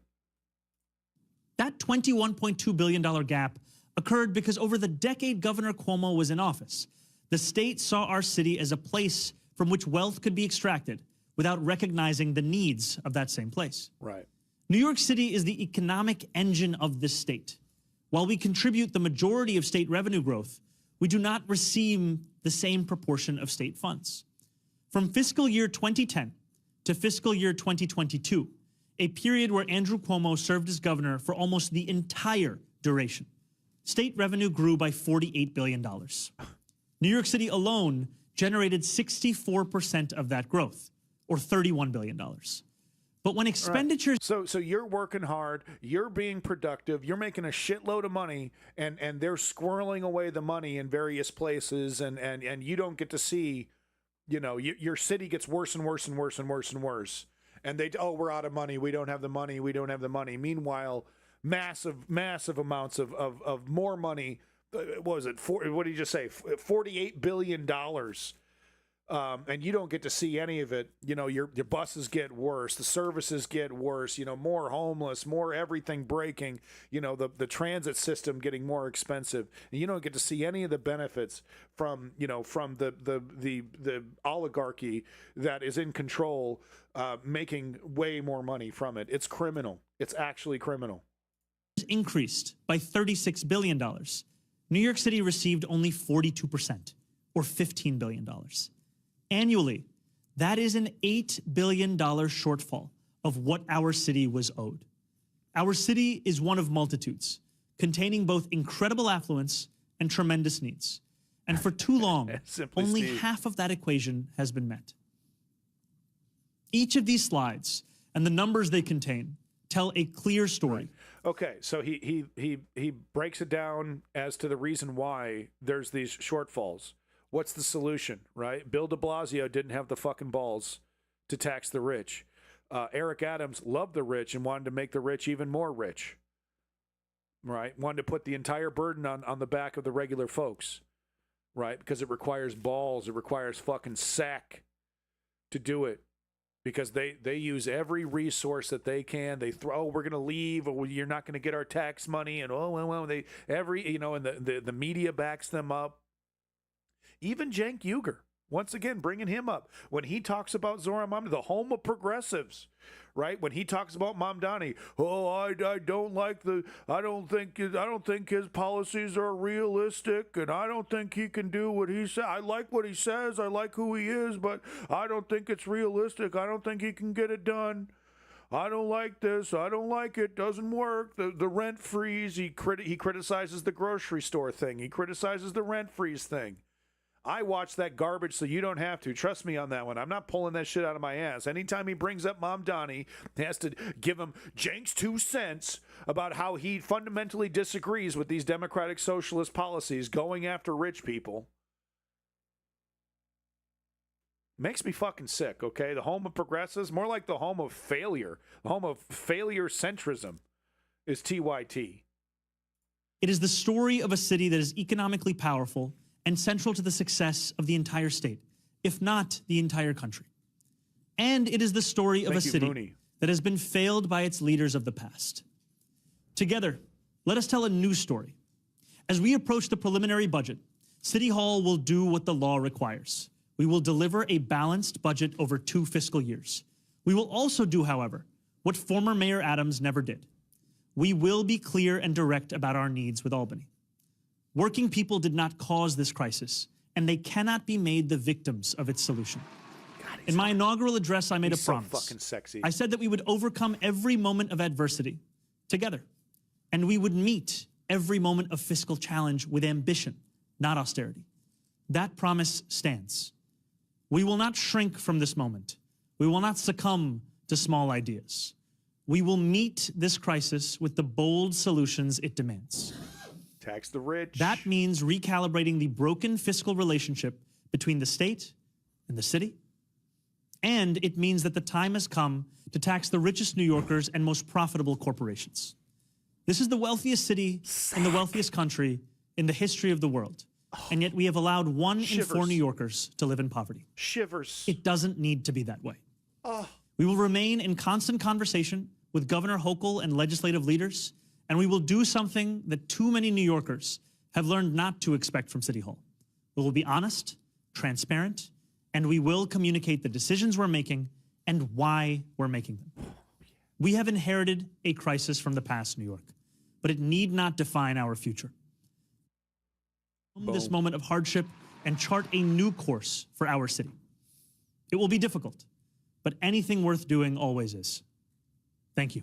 Boom. And that's how you do it. That's how the democratic socialist movement does it. That's how we govern. Okay, this is not an election. He won the election. This is what it looks like when we win. Not a bunch of fantasy. It's not transgender for everyone, even though we treat transgender people like human beings. It goes well beyond that. It's calling out the criminals. It's pointing out the failures. And it's laser beam focusing on the solutions. This is how we do it. This is how we win. Boom. Have confidence in yourself. Have confidence in your fucking movement. Okay? We're not just a bunch of hippies. We're not just a bunch of utopians, right? Who like, you know, the solution to everything is just tax the rich, and you don't know what'll happen if you tax the rich, then there won't be any money, and we'll just blah, blah, blah, blah, blah, blah, blah. They got their excuses. Mr. Wonderful on CNN won't shut the fuck up, right, about how everything's not going to work. And then you got people like Cenk Uygur. I know I keep bringing him up, but then he, supposedly a person on the left saying, "Oh, this isn't realistic. You can't do that. You got to compromise with characters like Tucker Carlson, et cetera, et cetera."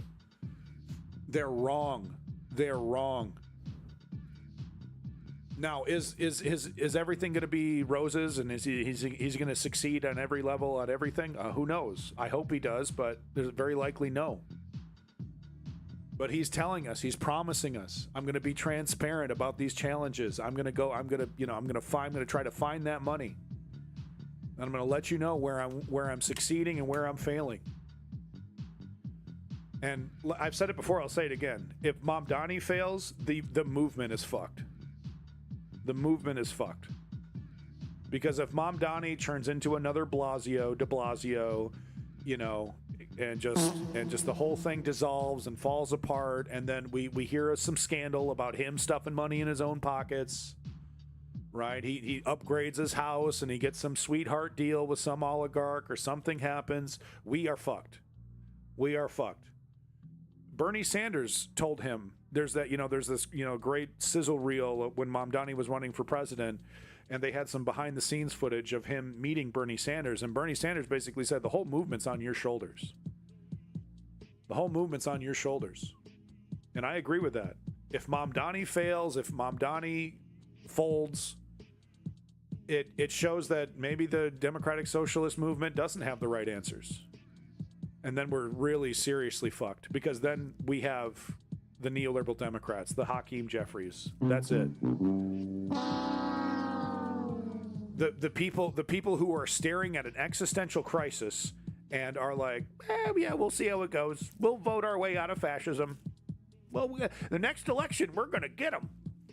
Make sure you give me $5. I'm getting nonstop emails from people who fully support Israel and have not changed an inch, begging for my money. Right? They're like, well, they agree with what's his nuts? Mr. It's the economy, stupid. What's his nuts? Come on, help me out here. He coined the famous term, it's the economy, stupid. He's an old guy, neoliberal Democrat. Okay, I'm just going to have to look it up.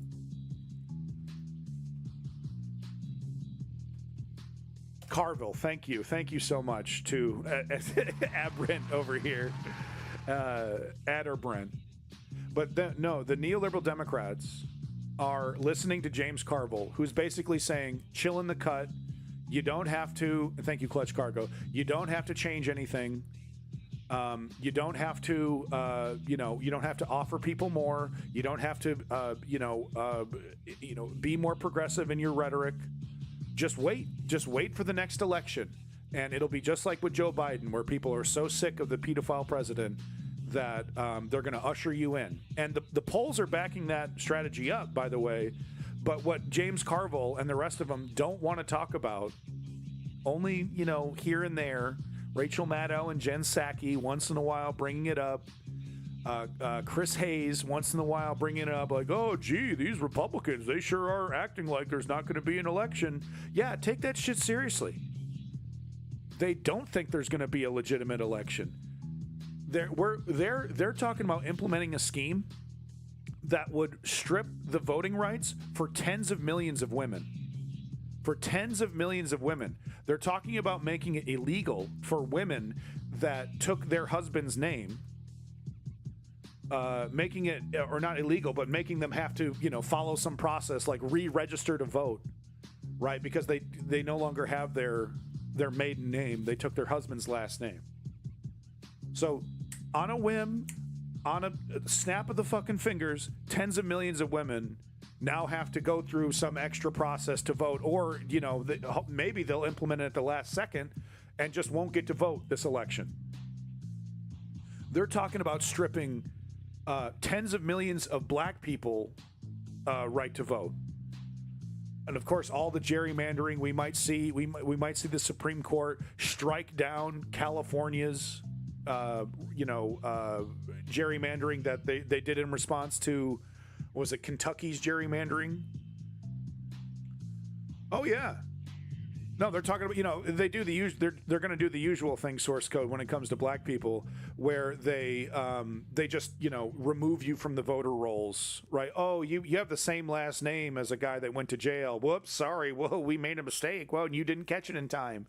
You've been voting your whole life, and your vote's been disqualified. Get them at the next election. They're bringing that up to the max. Voter ID rules, esoteric thing, things you can easily get wrong. Disenfranchisement across the board. Yeah, source code, exactly. Yeah.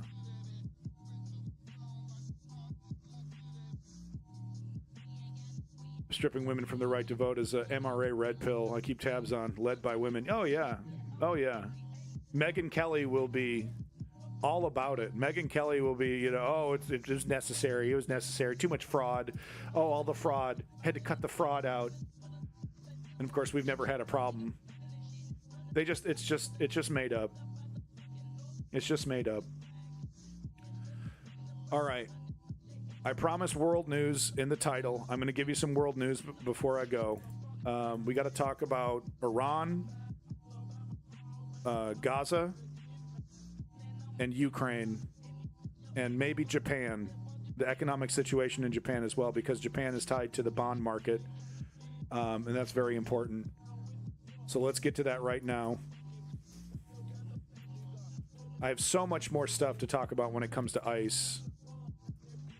I could literally do a 20-hour stream on ICE easily. I could do 20 hours on ICE and still not have covered everything.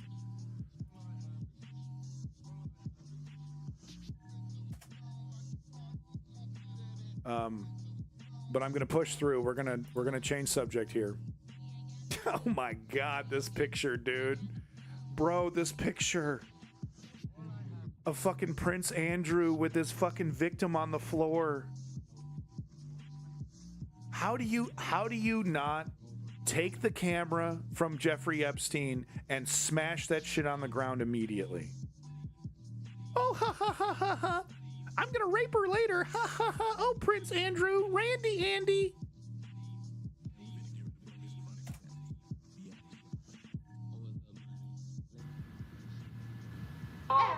Sorry, Mark, can't stop now. Must keep a lady waiting. Andrew, for heaven's sake, behave yourself. Sorry, Ma, I've got to go. Doctor's orders. Doctor's orders? Yeah, I have to be kissed 3 times a day after meals. What? Yeah, otherwise I turn into a frog.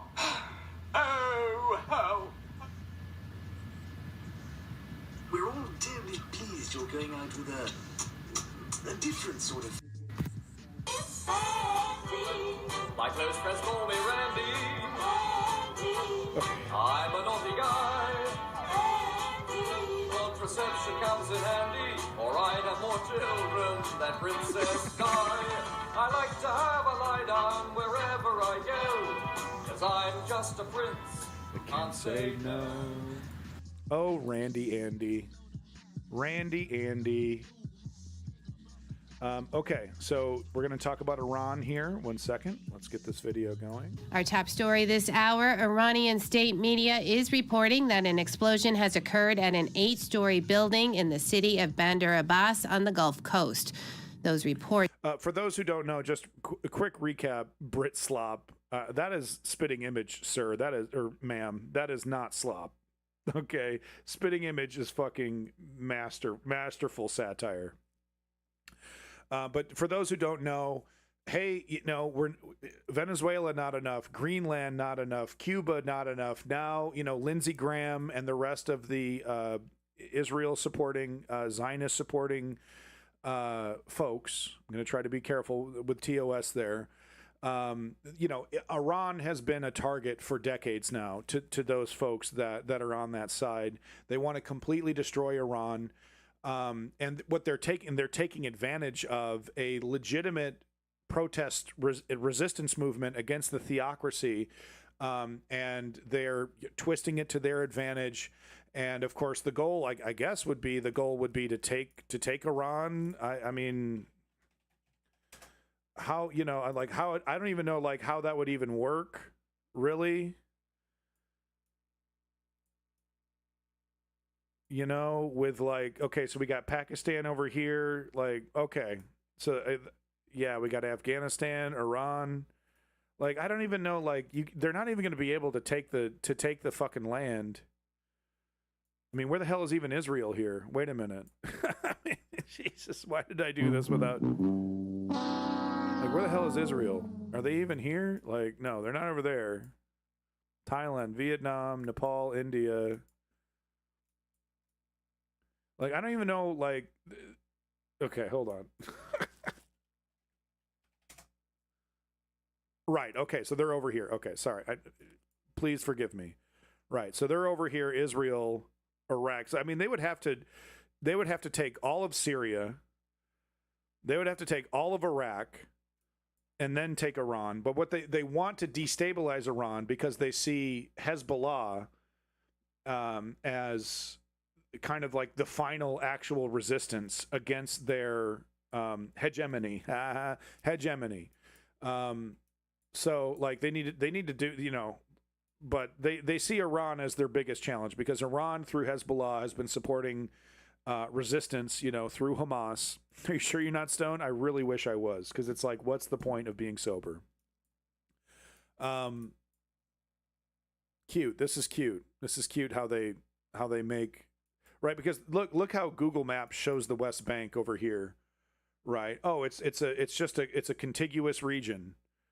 It's a contiguous region when the reality is that it's a bunch of isolated islands in the West Bank that's slowly shrinking as they let the settlers take bigger and bigger pieces of the West Bank, right? But Google has the fucking gall over here to lie to everybody that it's this. And by the way, it's not. It's like, is it even identified as Palestine anymore? West Bank and Gaza. Right. This is the influence of Israel on Google, and this is how Google rewrites history. Right. It's not even identified as Palestine anymore.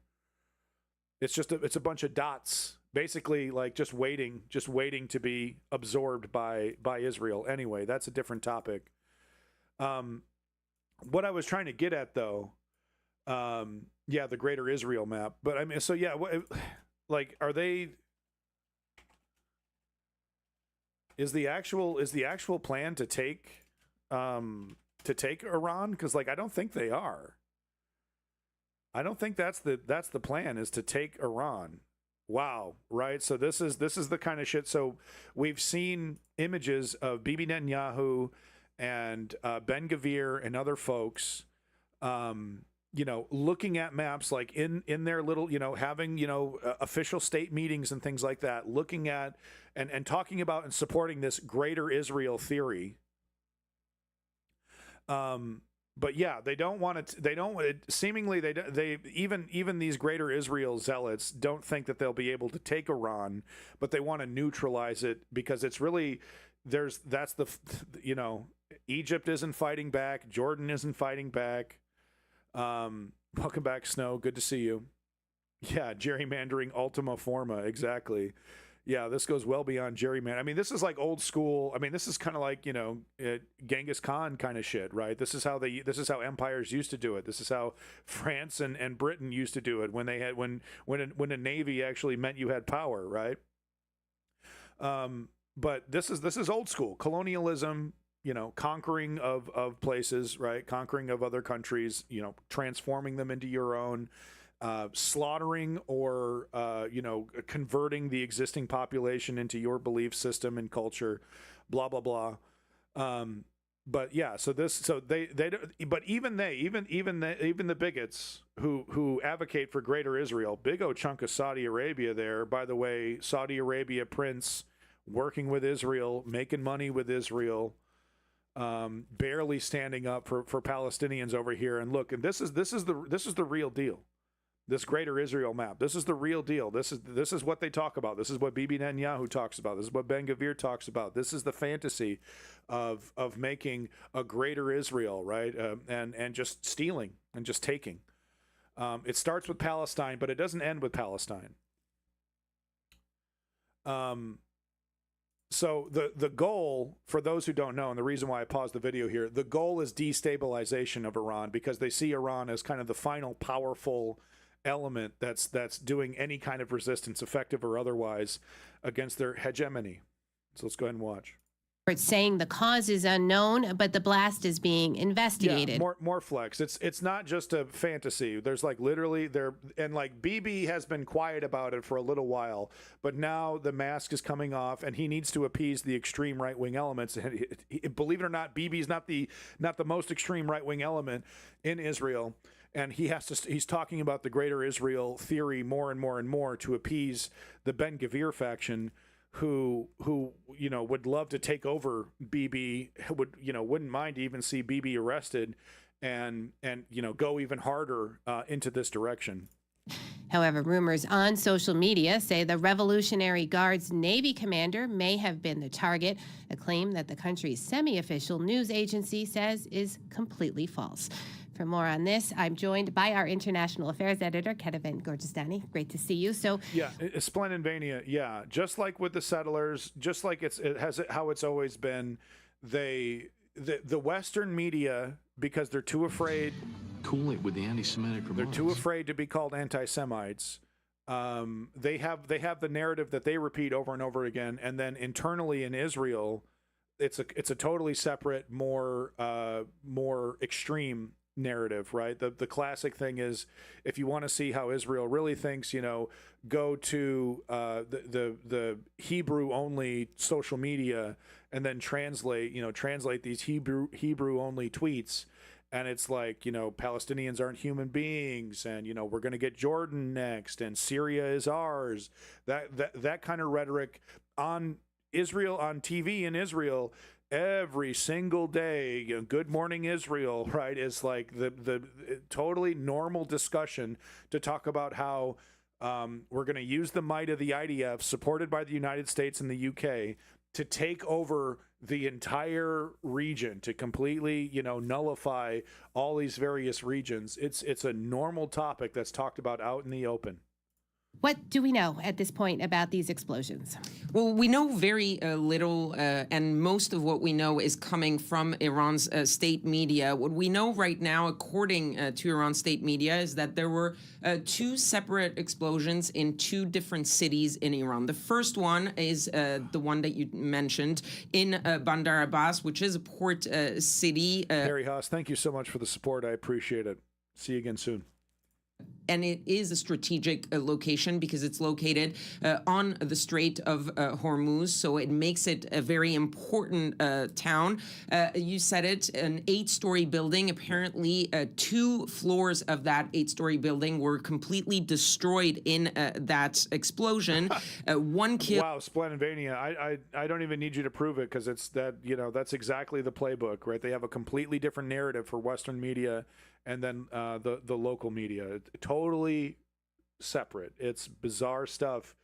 And the BBC, all of the U.S. media, totally cucked, completely cucked. And it's really something how even now, after what Israel showed us what they're capable of, even when they're showing the entire world what they're going to do to Gaza, working with Somaliland, legitimizing Somaliland, and setting up a deal to dump 1 million Palestinians into Somaliland with the intent of draining Gaza, with the intent of stealing Gaza. Jared Kushner over there convincing Donald Trump that this is going to be a great real estate opportunity.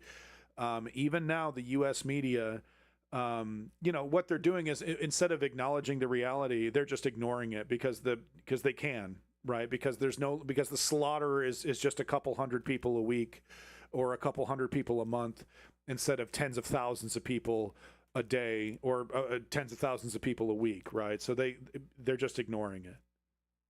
According to Iran's state media, at least a dozen more injured, but no cause for that explosion, Well, at least for now. Yeah. And that important fact of Iran's Revolutionary Guard Corps having to come out and deny these swirling rumors that their naval commander had been killed and targeted in that explosion in Bandar Abbas. That is the extent of what we know so far about this explosion. Then there is a second explosion, this time in Ahvaz, which is a city that is inland but close to the border. Lenny, you're in a rock and a hard place there. I know you got, a partner out there in Israel. You got a business to worry about. And look, it's obviously, where I stand on this, but it's tough for a person who's socially conscious like you are, but also, there was a time where, Israel wasn't, so blatant,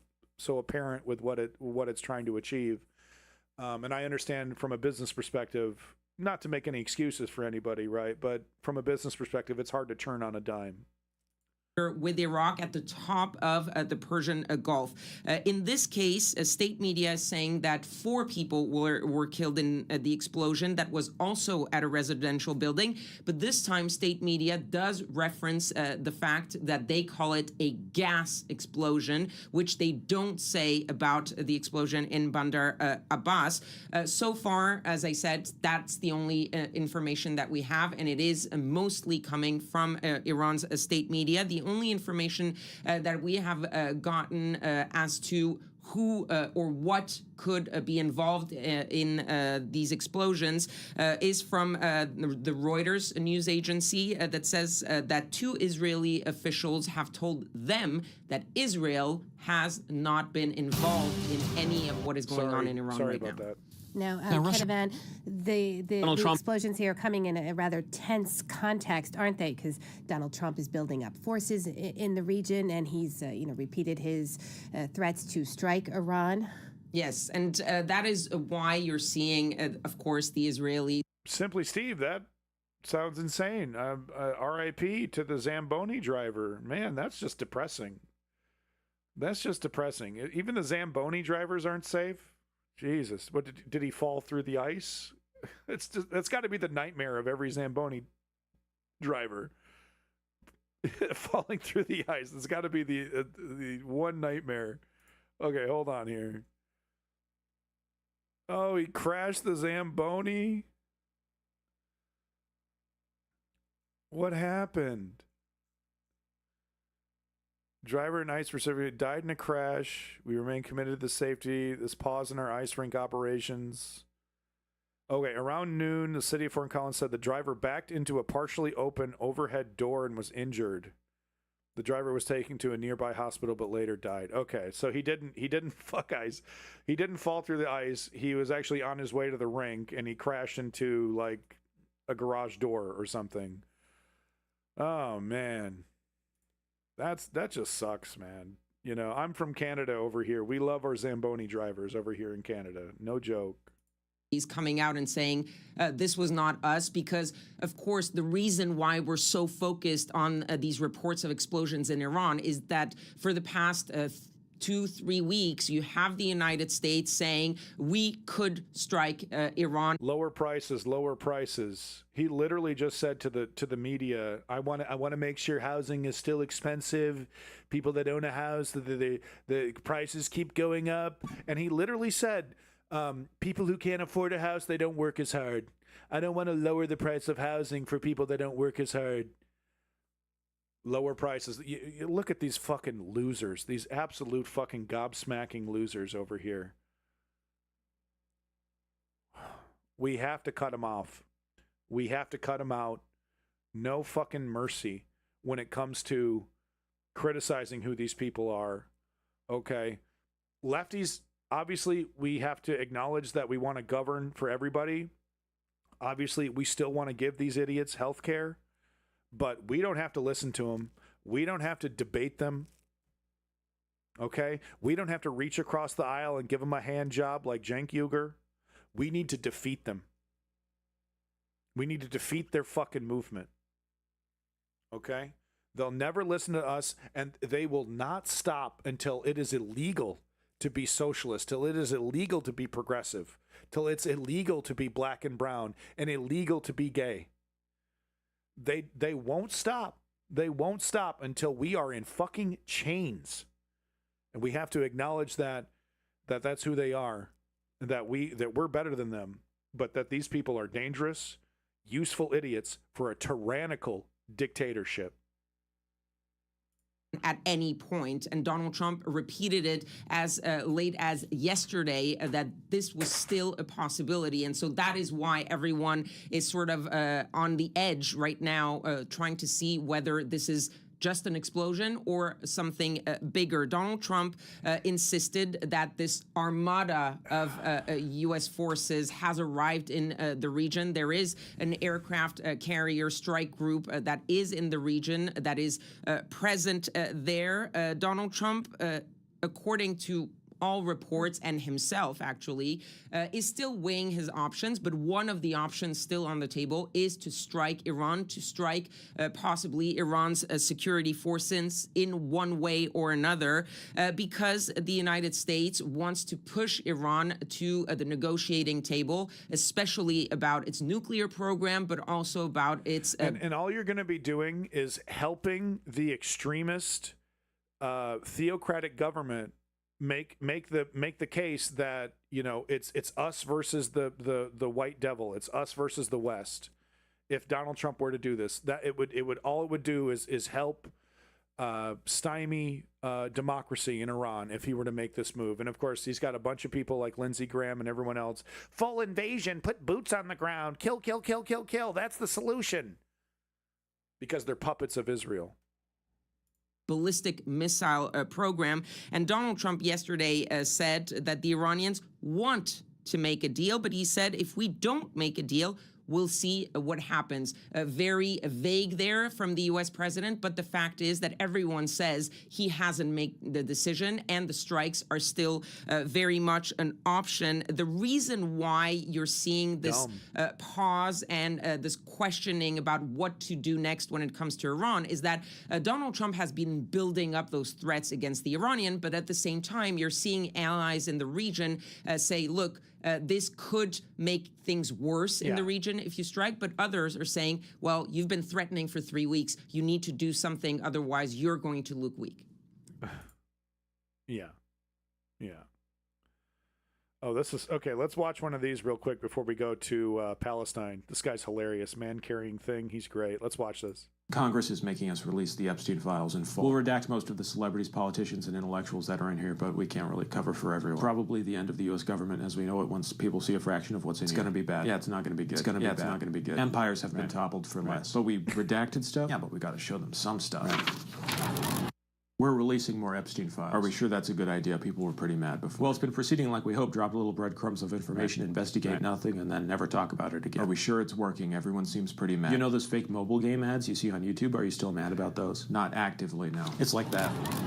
We got any more Epstein stuff? Yeah, this one's heavy on Bill Gates being a huge piece of shit and Elon Musk being too cringe to get into the island. Are we sure that people aren't mad? No, they're mad. They aren't like trying to do something about it. What's to do? They feel totally powerless and they're correct. But there has to be some kind of change happening, right? People are doing AI Charlie Kirk and Epstein edits on TikTok. So. It's not nothing. He's great. He's so funny. Make sure you're supporting Man-Carrying Thing. He's found himself a good niche, this Man-Carrying Thing. Make sure you check him out. Put him in your algorithm. You can't go wrong. You can't go wrong. And he does really great, you know, kind of longer form reviews of other topics as well, books, but, you know, Stranger Things and things like that, you know. He does a really great job. All right, moving on to Gaza. We got a DW report. No, this is France 24 here. And yeah, you know, Israel bombing away, bomb. Donald Trump pushes ahead. Bombing Palestine over here. Israeli strikes on Gaza killed dozens as violence continues. And yeah, no, you didn't hear about this on MSNBC. You did, you know, maybe a couple mentions on BBC, maybe, right, for 30 seconds. Not a whiff of this makes it to Western media. So if you're watching mainstream, Western media, you're not going to hear anything about this because it's not thousands. It's just a couple. Oh, it was against the terrorists. It's all justified. Tunnels must have had something to do with the tunnels that they don't want to show us video proof of, right? But Hamas, and I don't want to be an anti-Semite. With the anti-Semitic remarks. But it's, the reason why they're keeping the terrorism going is so that Palestinians don't get comfortable, that they think this is some kind of new reality. Like I said, the setup with Somaliland, that's still ongoing. The plan is, I guess they're biding their time or trying to find the right moment. But soon they will be at gunpoint loading Palestinians up into planes or buses or however they need to do it, into trucks or maybe trains. And they're going to be shipping them off to Somaliland. So as soon as they get before the ink is even dried on whatever plans that they're making with Somaliland, we will be seeing the forced migration, which I think is what they call it, forced migration, or no, voluntary migration. That's what they call it. Voluntary migration of Palestinians at gunpoint, dumping them into a completely different country who's, Somaliland doesn't even like the sovereignty of it. No one else recognizes the sovereignty of Somaliland. All of a sudden, Israel cares about sovereignty. But that's what this is about. It's to keep the antagonism real. Don't allow any resistance movements or groups to catch their breath or catch up. It's simply about buying time for the next stage of this ethnic cleansing. So that's what we're seeing, and that's why these bombings need to continue. And this is the result here. And of course, mainstream media doesn't dare talk. I haven't heard a single mention of Somaliland on mainstream media, and I try to watch it at least once a day because I hate myself. CNN, MSNBC, NBC, ABC. I've stopped doing CBS. I've cut CBS out of my diet because what the fuck is the point? There's still vestiges of some legitimacy on CBS, and every once in a while I'll post something in the Discord and whatnot, but we all know what's going on with Barry Weiss and whatnot. And there's no mention of any of this there. It's truly criminal. And, if you ever wanted to know what you would be doing during, fill in the blank genocide, during the apartheid in Africa, et cetera, you're doing it right now. It's happening right in front of your face right now with Israel-Palestine. Ahead with his ceasefire plan in Gaza. Reports say Israeli strikes killed it. And they're still calling this a ceasefire. It's a joke. It's a joke. We all know it is. It's not as, this is one of the things where TYT is spot on accurate about. This is why they're throwing away all their other principles, because they're Cenk Uygur and Anna Kasparian are very, very passionate about what's happening there, and they acknowledge the reality. And it's one of the few outlets that actually does. Is it worth throwing away your progressive values to reach across the aisle to a nihilistic grifter named Tucker Carlson? I don't think so. This is not how we're going to win. And they're convinced that Tucker Carlson gives a shit about Palestinians, that this isn't just some political ploy that he's using to, because Russia finds it advantageous to criticize the West through, because of their support of Israel. They haven't mentioned that a single time, that Tucker Carlson's connections to Russia are why he became, just randomly out of the blue, became an advocate for the people of Palestine. Haven't mentioned it a single fucking time. And I've watched, unfortunately for me, hours and hours and hours of TYT since this whole thing has started, and since the fucking blow session on Carlson has started. And that not once have they mentioned that, oh, gee, this propagandist for Russia all of a sudden out of the blue grew a conscience when it came to Palestinians, brown people who speak, who are Arabic or whatever they speak, who are Muslim. The great replacement Tucker Carlson all of a sudden grew a conscience about Palestine just out of the fucking blue, and it has nothing to do with, because we see Russia and China criticizing the United States and their support of Israel. Why? Because it's advantageous for them politically.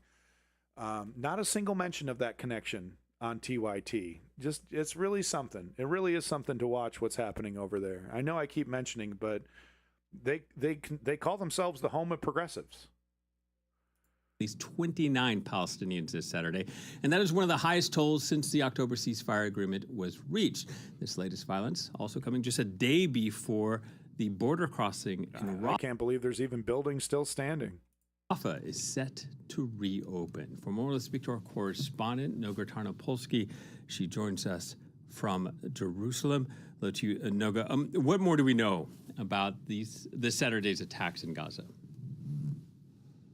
Well, first is nobody denies the deadliness of it, and the Israeli army's explanation is double but unverified. So for now, we have from the Israeli army that this strike was a retaliation against what it calls a blatant violation of the ceasefire conditions. Yesterday, a cell of Hamas fighters did emerge from a tunnel with the aim of trying to kill Israeli soldiers. They were unsuccessful, but the effort to perpetrate this operation or this attack by Hamas did take place. And do we have video of that? Do we have picture of it? We literally just have the word of the IDF that bad guys emerged from a tunnel and tried to attack them. And, correspondent from Jerusalem, she's I've seen her before. She's definitely critical of the Israeli government, but we just take these things at face value, even to this day. And it's, sure, it does happen, but can we, they have video of all this stuff. They really do. They have video of all this stuff. And we just never get any kind of proof. The second thing that the Israeli army has said to explain this very high death toll in the last 24 hours is that it was continuing to destroy Hamas infrastructure. It is important to remember that this explanation, continuing to destroy Hamas infrastructure, remains a valid justification for Israeli military strikes in Gaza under the terms of the ceasefire. So this is not necessarily a violation. She's just stating the fact that the ceasefire allows, of course, Israel to continue murdering and slaughtering under the but Hamas justification. And of course, they don't need to provide any proof of that. Donald Trump is just happy to say, I fixed it. I did it. Another one in the bag. I got it. It's great. Jared keeps telling me about these great opportunities over there. We're going to build a Trump hotel. You're going to love it. I'm going to make a fountain out of the dead Palestinian children's skulls. It's going to look so great. Reminds me of Jeffrey Epstein Island, quite frankly. It's going to be really something. Maybe I'll put the similar one in my ballroom. It'll really be something. Gilded in gold. Gilded in gold. That said, the Israeli army has provided, for now, zero evidence. Okay, see what I mean? Okay, I'm shitting on her, but hey, she's putting in the right caveat. She's putting in the right language here. The journalist from from Jerusalem here pointing it out.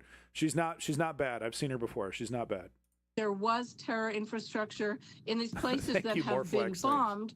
And also, it's important to say, Hamas is an urban terror group that implanted itself intentionally and deeply in urban areas. So one of the problems with this ongoing ceasefire... Where the hell... I mean, and I'm not trying to make excuses for Hamas over here, but where else are they supposed to go? There's no... Are they supposed to stand out in the open in one of the few open areas in Gaza and fire some, and attempt a resistance from there? There's literally no choice because of the situation that Israel has created. If you're going to resist Israel's occupation and invasion of the Gaza Strip, you have no choice but to do that from urban areas. Now, does that mean they have to put weapons in hospitals and schools like sometimes that they do? There is proof of that. No, of course not. But with that said, they have no choice but to resist from an urban area. That's literally all there is. It's an open air prison. Ceasefire situation is that almost any place in Gaza can credibly said to contain terror infrastructure, and that's because a terror group ruled Gaza almost with no challenge for the last 17 years. Yeah, thank you, Bibi Netanyahu, who brags about and fully supported installing Hamas into Gaza as the Gazan government as a technique to divide and conquer Palestine. It was wildly successful. I've said it before, I'll say it again. I mean, Hamas is the perfect villain, the perfect foil for Israel's narrative. They couldn't find better useful idiots over there. Of course, I don't support Hamas. In fact, I disagree with Norman Finkelstein's assessment that he refuses to condemn Hamas. He doesn't call out Hamas for how just their strategy is a total failure, how they work almost in lockstep with Bibi Netanyahu. He needed a big, scary Arab boogeyman, and Hamas fits that bill perfectly, right out of central casting. Right out of central casting, as Donald Trump would say. And that's the situation we're in now. So these types of strikes and possibly these types of efforts by Hamas will very likely continue, even if the United States does succeed in moving the two parties towards phase 2 of this attack, as they say they're planning to do. Yeah, Noga, let's talk about Sunday. No, the phase 2, none of that. It's all a pretext. It's all about buying time to secure Somaliland and then start the voluntary migration. It's literally it's hard to believe that people are such suckers, but here we are. It really is hard to believe, but here we are. On paper, tomorrow at least should be a significant day. It marks the first major step in that second phase of the ceasefire. The Rafah border crossing due to reopen, limited at first. What conditions, though, have been attached? Right, enormous conditions. And let's also remember that opening the Rafah border crossing, which is a border crossing between Gaza and Egypt, so not Seneca. A border crossing that physically touches on Israeli territory, though, of course, it has had a huge impact on Israel because at different points in the last many years, Rafah has been a main point of smuggling goods into Gaza, and those have, of course, impacted Israel. That said, Israel was supposed to have opened the Rafah border crossing in phase 1, just like Hamas was supposed to have released all of Israeli hostages within the first 72 hours. Neither side completely held to its part of the bargain.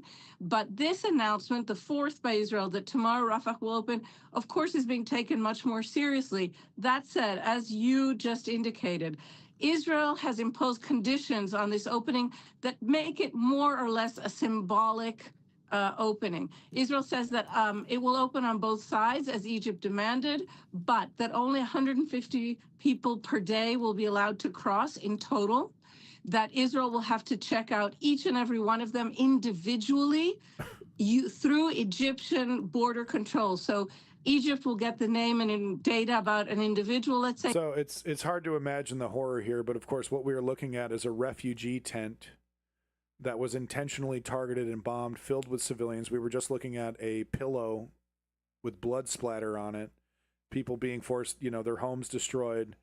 And then on top of that, they have to worry about random military strikes that could potentially burn them alive in a plastic tent. And this is the reality of Palestine. That will be transferred to Israel, to the security services. They will have to check out this person. That means that every individual crossing through it could take several days for that individual to get permission. The ability for anyone to enter Gaza from Egypt is limited to people who previous to the war lived in Gaza. And again, the same checks. Plus, Israel says that it's going to open a kind of mirror border crossing right next. Hold on here. I gotta get my filter going here. I don't want to show any dead bodies. Jeff Bezos doesn't like that for some reason. Just need to get that ready. Hold on. Nope, wrong one. There it is. Just in case. To Rafah. And so Israel may say that Rafah is open, but actually oblige anyone wanting to cross through to go through its alternate. Let's call it Rafah B border crossing. Rafah Plus. Subscribe today. In which case the first one would become moot. So right now it seems to me that this is we are looking at family members picking up their loved ones, their dead loved ones, people that, Hamas. It's so ludicrous what's happening over there.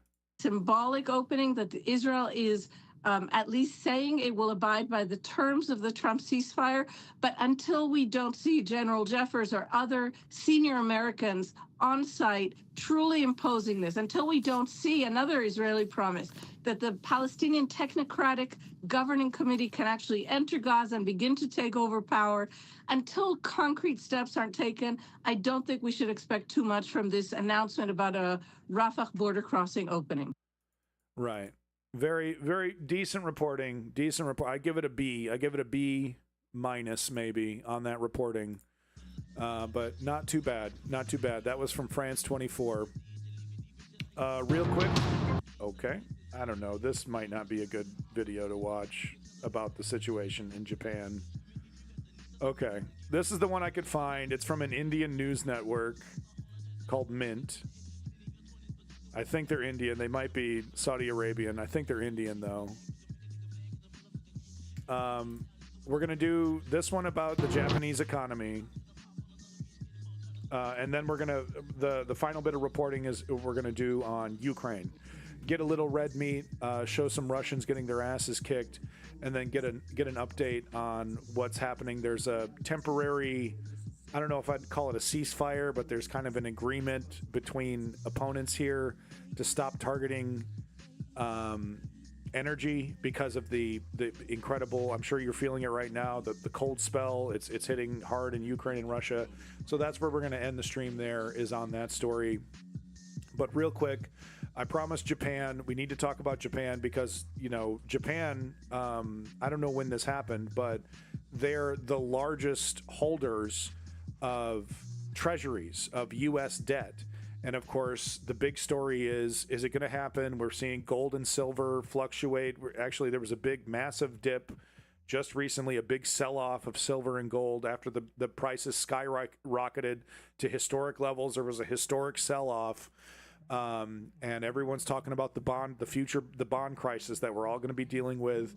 And, you know, is the United States going to be able to hold on to its position as the global reserve currency, or is the international community going to be forced to dump their treasuries and start trading oil and other commodities and using gold, or maybe a basket of currencies, or of course, if it was up to China, it'd be the yuan.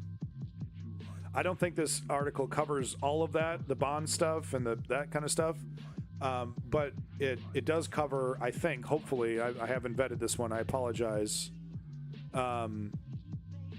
Maybe I should do a TLDR on this. TLDR is much better. Yeah, let's do a TLDR.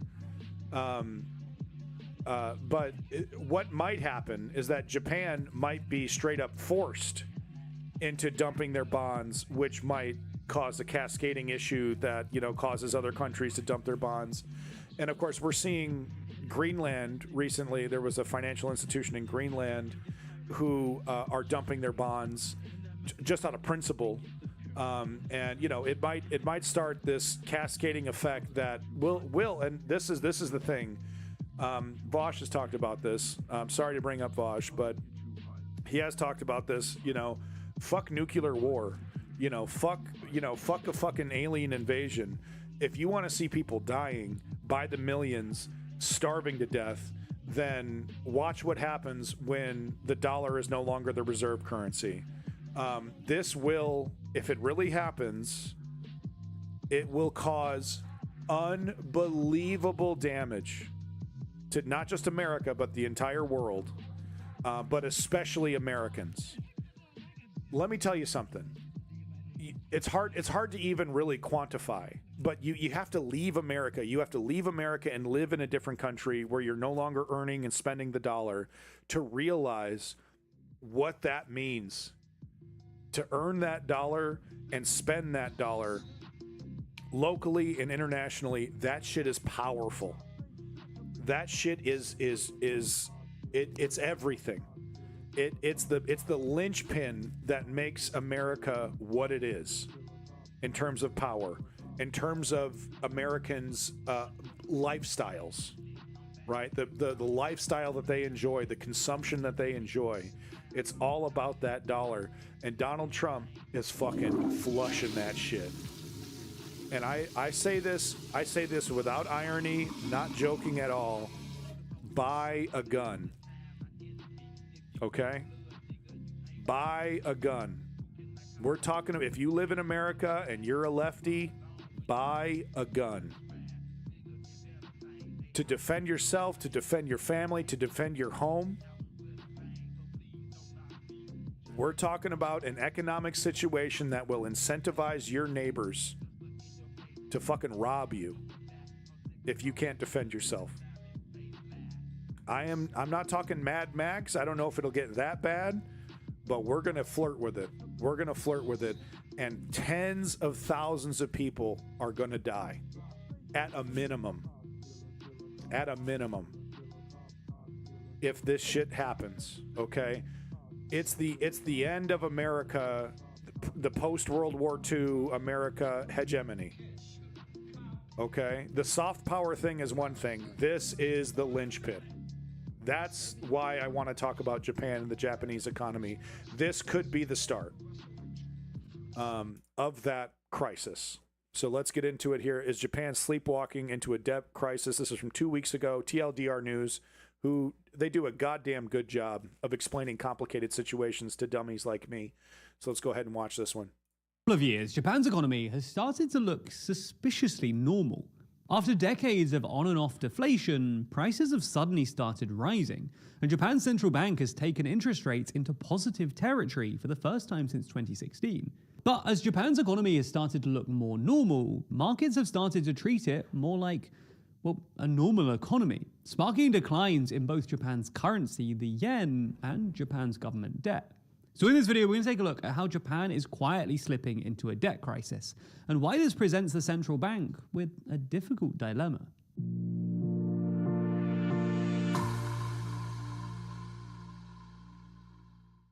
Never miss an episode and always feel in the loop by subscribing and ringing the bell. So let's get straight into it. There are basically two things that should be worrying Japanese policymakers at the moment: the yen and government bonds.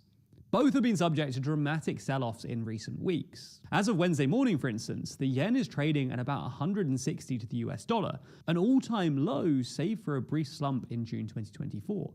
Similarly, the sell-off in Japanese bonds has pushed yields, that is the annual interest rate that the Japanese government has to offer in order to attract buyers, up to an all-time high. The yield on a 30-year bond, for instance, is currently sitting at a tad above 3.5%, the highest on record, and up from less than 1% a couple of years ago. Clutch Cargo, my uneducated guess to that question is gold. Now, obviously, China would prefer their currency just one-to-one replace the dollar, but I don't think the rest of the international community is going to go along with that. I think what we would see is gold becoming the currency, the commodity of choice that would back up, some kind of thing. It would be chaos for however many months while they figure this out. But if America is just unable to make the difference up, they'll probably give a couple weeks or a couple months to America to try to figure something out to do that.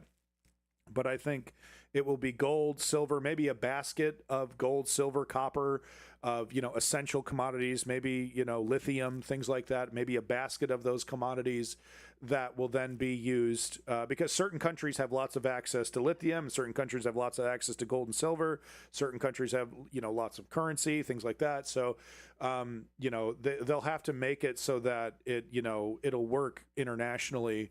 I think that's my prediction, and it's totally just ass poll guessing, right? I don't know about pushing the digital currency thing because the value of digital currency is based off of fiat, and as we've seen with the dollar dropping, so does Bitcoin. So I don't really predict it to be digital because like the replacement for the dollar as the reserve currency needs to be something that the international community is confident will retain its value, that can be useful, that's tangible and can be useful. Gold, silver, copper, lithium, these are things that are used in the modern era for any number of things, right? Our modern life is run on those precious metals and many more. So I don't believe it will be digital.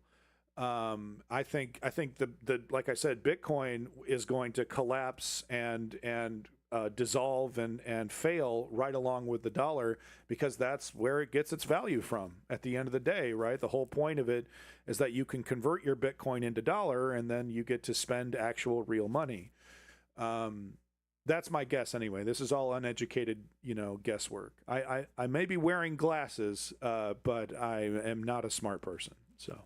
Similarly, the yield on a 20-year bond is currently a tad above 3.1%. The yield on a 10-year bond is slightly above 2%, and the yield on a 5-year bond is currently at about 1.6%. Hemp-based international economy. All record highs. So what's going on here? Well, at least some of this is due to inflation. For context, after a massive financial crisis in the early 90s, Japan experienced 3 years of basically zero inflation. Now, this might sound like a good thing, but most economists think that this deflation reflected the fact that the Japanese economy never really recovered from the crisis, which led to weak domestic demand and weak economic growth overall. However, the inflationary episode that swept the world a couple of years ago seems to have finally pushed Japan. Okay, can we talk about how comfortable this fucking sweater looks? Jesus Christ, I want to just give him a big hug and then steal his sweater at a party. He gets too hot, takes his sweater off. I leave early. I'm taking that fucking sweater. I'm stealing that sweater, dude. I'm just taking that shit. That shit looks so comfy. All right, moving on. Out of its deflationary funk. Year-on-year inflation rose from negative 1.1% in April 2021 to a peak of 4.3% in January 2023, and has stayed above 2% ever since. Japan now seems to be stuck in a mild wage price spiral. Persistent inflation has led workers to demand higher wages, which has meant more inflation, pushing workers to continue demanding wage increases, Yahweh said so. etc. That Japan is finally out of its deflationary funk is probably a good thing in the round, but has put downward pressure on both the yen and Japanese government bonds.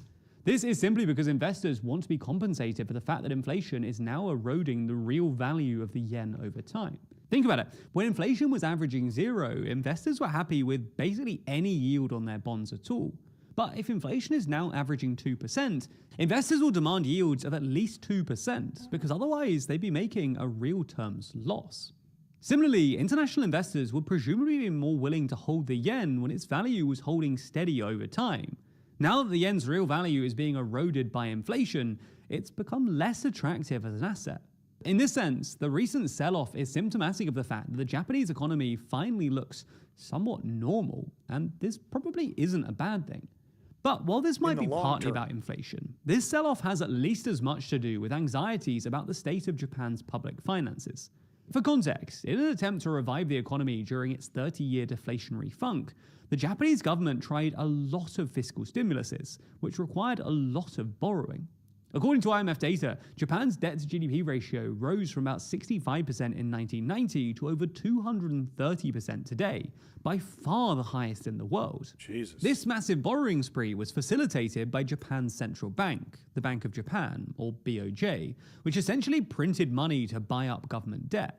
This worked fine when inflation wasn't a risk, but became more complicated given that further money... Yeah, the United States bought a historic amount of its own treasuries just recently. And, Japan last year spooked the bond market by dumping some bonds, and then they engineered that buyback. And, as Donald Trump gets what he wants and they lower those interest rates, it's going to be bad news. People are going to lose confidence in America's ability to pay its bills and to, maintain, control over inflation. It's bad fucking news, man. If Donald Trump gets what he wants, and ironically, right-wingers have kind of been threatening this kind of stuff for a long time. Right-wing economics, even though Donald Trump, doesn't fully align with, that kind of stuff, but they've been threatening to ruin our lives with these, pro-oligarchy, temporary oligarchy, they've been threatening this for a while is what I'm trying to get at. These terrible economic ideas, and they're about to get everything that they want, and they're going to be the dog that catches the tail. Money printing will now probably mean more inflation, which is already above the BOJ's 2% target, and put more downward pressure on the yen. And these new fiscal anxieties have been exacerbated by the ascendance of Japan's new prime minister and LDP leader, Sanai Takaichi. For context, Takeichi replaced Shigeru Ishiba, who resigned late last year after his LDP Komeito coalition lost their majority in the upper house, having lost their majority in the lower house less than a year earlier. Takeichi is sort of the protege of former Prime Minister Shinzo Abe, and is an outspoken advocate of Abe's economic program. Abe was the guy who was shotgunned, I believe, with the makeshift shotgun. I think after his term was over, in retirement, he was the one shot by the dude, I believe. Known as Abenomics, which basically involves lots of debt-funded spending and deregulation. But while Abenomics might have made sense a decade or so ago, when Japan was still stuck in its deflationary funk, it makes less sense, or at least that's what the bond markets apparently think today, when inflation is already running hot and Japan's debt burden is where it is. Takeichi originally signaled that she would pursue a more moderate economic policy, but last month she announced that next year's budget would be the largest on record, and rumors are currently swirling that she might call a snap election in the coming days. She has. Polling currently suggests that Takeichi would win was 2 weeks ago. Her She's approval called that rating has hovered election. around 70% since she took office, with a net approval rating of positive 50. This is a dramatic improvement on Ishiba, who had net approval ratings around negative 20 when he left office, and would almost definitely be enough to get her a majority in the lower house. Yeah. This might be good news for the LDP, but it's apparently spooked the bond markets, who worry that Takeichi might use a majority to push through even more spending. If Takeichi does push ahead with some Abenomics-inspired fiscal stimulus, this will exacerbate an already difficult dilemma for the BOJ. More inflation. The obvious way to both stem the yen's ongoing decline and bring down inflation would be for the BOJ to raise interest rates, but this would push up bond yields even more, especially if Takeichi is issuing more debt at the same time, taking Japan to the brink of a full-blown fiscal crisis. Right. At this point, the BOJ might be tempted to just start buying up even more government debt, as it's done in the past. But this would have at least 3 negative consequences. First, more money printing would risk pushing up inflation. Second, it would imply that Japan's economy is never going back to normal, given that the BOJ has only recently started trying to reduce its bond purchases. But third, and most importantly, it will put downward pressure on the yen, because foreign investors wouldn't want to buy Japanese bonds with artificially low rates, which would require them to buy the yen in the first place. In other words, Takeichi's spending plans are essentially forcing the BOJ to choose between a debt crisis and further declines in the yen. Whether or not you believe that the new year brings a new you, there's always... Okay, and then he's going to get to the advertisement. Folks, make sure you're liking and subscribing to TLDR News. They do a really great job of kind of breaking these complicated issues down, making things a little bit easier to understand. So kind of a wait-and-see situation. She has called for that snap election. She's confident that she's going to get that majority in the lower house. And that is quite frightening, that they're gonna double down on more debt instead of taking, because she'll take a political hit if she raises interest rates, because that will, I believe, raise prices. I think that's why politicians don't like to do that. That's why Donald Trump wants to do that, because the economy will run hot, and it will, to regular folks and to business owners, it will look like prosperity. When really what you're doing is you're kicking the can down the road, you're avoiding responsibility, and what happens is that you run into a massive economic crisis in the future, which would then possibly force them to make really crazy decisions about U.S. bonds and other things. So let's get to the final subject of today's stream. Let's get over to Ukraine. Now, Russia and we're gonna watch this DW thing, and then we're gonna watch this segment here from the Sun that is just gonna show the final segment. I thought we'll show some red meat here. Russians getting their ass kicked, which is something I always enjoy watching. So we'll go ahead and do that. Yeah, we got to make sure we represent Ukraine.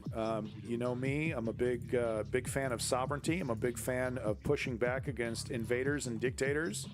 And no one, there's outside of Donald Trump, there really isn't anybody who's a bigger tyrant than Vladimir Putin. So let's get to our Ukraine coverage.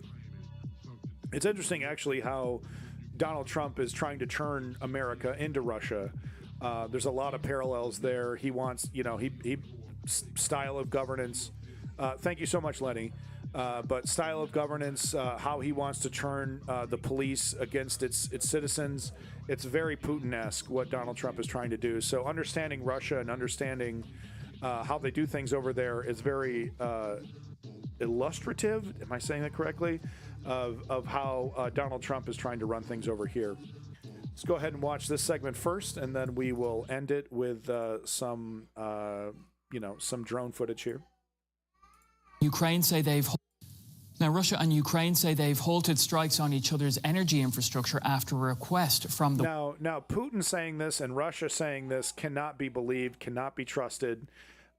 It's very likely that, they're saying that and then firing missiles towards Ukraine anyway. And it's, and of course, Ukraine will follow through on their promises. But Russia will likely break them because they see it as advantageous to their invasion. White House. Ukrainian President Volodymyr Zelensky says the energy truce is supposed to last a week, but the Kremlin says it'll end on Sunday. Yeah. Russia has since switched its focus and continued attacks on other key infrastructure. Kherson Oblast in southern Ukraine has come under a massive attack. Russia has struck the region with more than 350 kamikaze drones, killing and injuring people. Residents of Ukraine's major cities, including Kiev, are struggling with power outages due to frequent Russian attacks on Ukraine's electricity grid. U.S. President Trump urged the Kremlin to pause the attacks due to freezing temperatures. Yeah, he urges them, and then he puts up a fucking boyfriend girlfriend photo of him and Putin up on his his little Hall of Fame wall or whatever. The man is a walking contradiction, and will we ever know if Russia has compromise on this guy, or is he just a total fool? I don't know if we'll ever know, to be honest. And because of the cold, extreme cold, they have the same that we do. I personally asked President Putin not to fire on Kiev and the cities and towns for a week during this. It's extraordinary. It's not just like cold, it's extraordinary cold, record-setting. Russia has now agreed to a halt on attacks on Kiev until Sunday, a move that Ukraine has welcomed. Thank you, America, for the efforts to hold strikes on energy. We're communicating with our partners, with the American side, about truly effective formats and truly necessary results. Ukraine is ready for meetings. Ukraine is ready for decisions. And we expect our partners to be able to act as effectively as possible in Europe, in the United States, everywhere. But Ukrainians are skeptical that Putin will abide by his promise. I trust neither Putin nor Trump, so I think that even if Putin complies now, he'll stockpile missiles and will still keep firing. Putin's goal is the destruction of Ukraine, and all we can do is resist. Otherwise, Putin and Trump, I consider Trump an ally of Putin, will continue working to divide up the world. Now, of course, that's just one man's opinion, but the idea that Vladimir Putin and Russia have caused Ukrainians as a whole to give up on their resistance to the invasion is total fabrication. Don't believe what you're reading on. It'll come to me. God damn it! But don't believe what you're hearing if you're hearing Russian propagandists. Like The Intercept. There we go. That's what I was looking for. But if you're hearing Russian propagandists like The Intercept say, "Oh, it's Ukrainian people are sick and tired of it, and they want to find peace." They talk about peace, but really it's just it's capitulation. It's giving up. Don't believe the fucking hype. Ukrainians do not want to be Russia light. They don't. Some do. But a democratic plurality of Ukrainians still, even now, don't want to capitulate to Russia. But as Kiev braces for more extreme temperatures after Sunday, Russia has shifted to attacking Ukrainian transport infrastructure, including roads and railway. DW Russia analyst Konstantin Egert is in Vilnius in Lithuania, and earlier we asked him about the pause in attacks and what Vladimir Putin might gain from agreeing to stopping these energy strikes until Sunday. Is that Tim Pool? Who the hell is that, source code? Is that supposed to be Zelensky? Looks like Tim Pool pretending to be cool.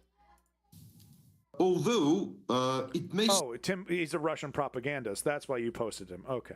stick for a short time and then say, well, Ukrainians broke some kind of agreements and we are resuming strikes. The main thing in all this is, for Putin, is to show that he occupies the... I really don't know, Clutch Cargo. It really does depend on Russia's ability to sustain itself. And of course, it depends on the United States' stomach, Trump's stomach to keep supporting Ukraine. So I really can't make a prediction on it, on that question. Thank you, source code. Fucking Tim Pool. He's such a pathetic piece of fucking crap. I don't have enough negative things to say about that motherfucker, dude. I just want to bitch slap his fucking ass. I really do. Like, that motherfucker deserves a bitch slap more than anybody in America. Fuck Tim Pool. Moving on. Commanding height, that he is the one who dictates conditions, that it is Trump that's asking him to do something, and he is taking his time to think whether he really wants to do anything about it. It is very much a psychological game in which, alas, civilians in Ukraine suffer and are killed. But it is, if you wish, a game of domination at which Putin is, well, I would say, fairly good and fairly experienced. DW's Russia analyst Konstantin Eggert there. All right, let's bring in Mariana Fakhourdinova. She is a fellow at the Center for European Policy Analysis, a non-profit public policy institution that focuses on transatlantic relations. Great to have you on, DW. The only thing Tim Pool is the king of is talking shit that he has no fucking idea about. Straight up. I've never seen a child like Tim Pool talk with such confidence about things that he is just way over his skis on. It's unbelievable. It's unbefucking-leavable. Needs to get back to his mother's fucking basement. And you know what? The only thing more pathetic than a Tim Pool is the goddamn nobodies, the fucking sycophants that surround him and his little fucking podcast that he does with his little toys in the background. Little skateboard and his little Game Boy games in the fucking background, his little Pokemon cards in the background. He's got all these little Nazi hangers on. Oh yeah, Tim, you're right. Oh yeah, that's a good point, Tim. I mean, it's one thing to be a shit eater and making millions of dollars doing it like Tim Pool. It's another thing to eat Tim Pool shit. To get a little slice of that pie. It's just fucking disgusting. News today. So, first and foremost, could you tell us about the situation on the ground in Kyiv and how people are coping there? Yeah, thanks a lot for having me. The situation is very serious, to be honest. About 2 hours ago, electricity, water supplies, and heating was cut off almost all around the entire country. And we saw the blackouts in Moldova as well.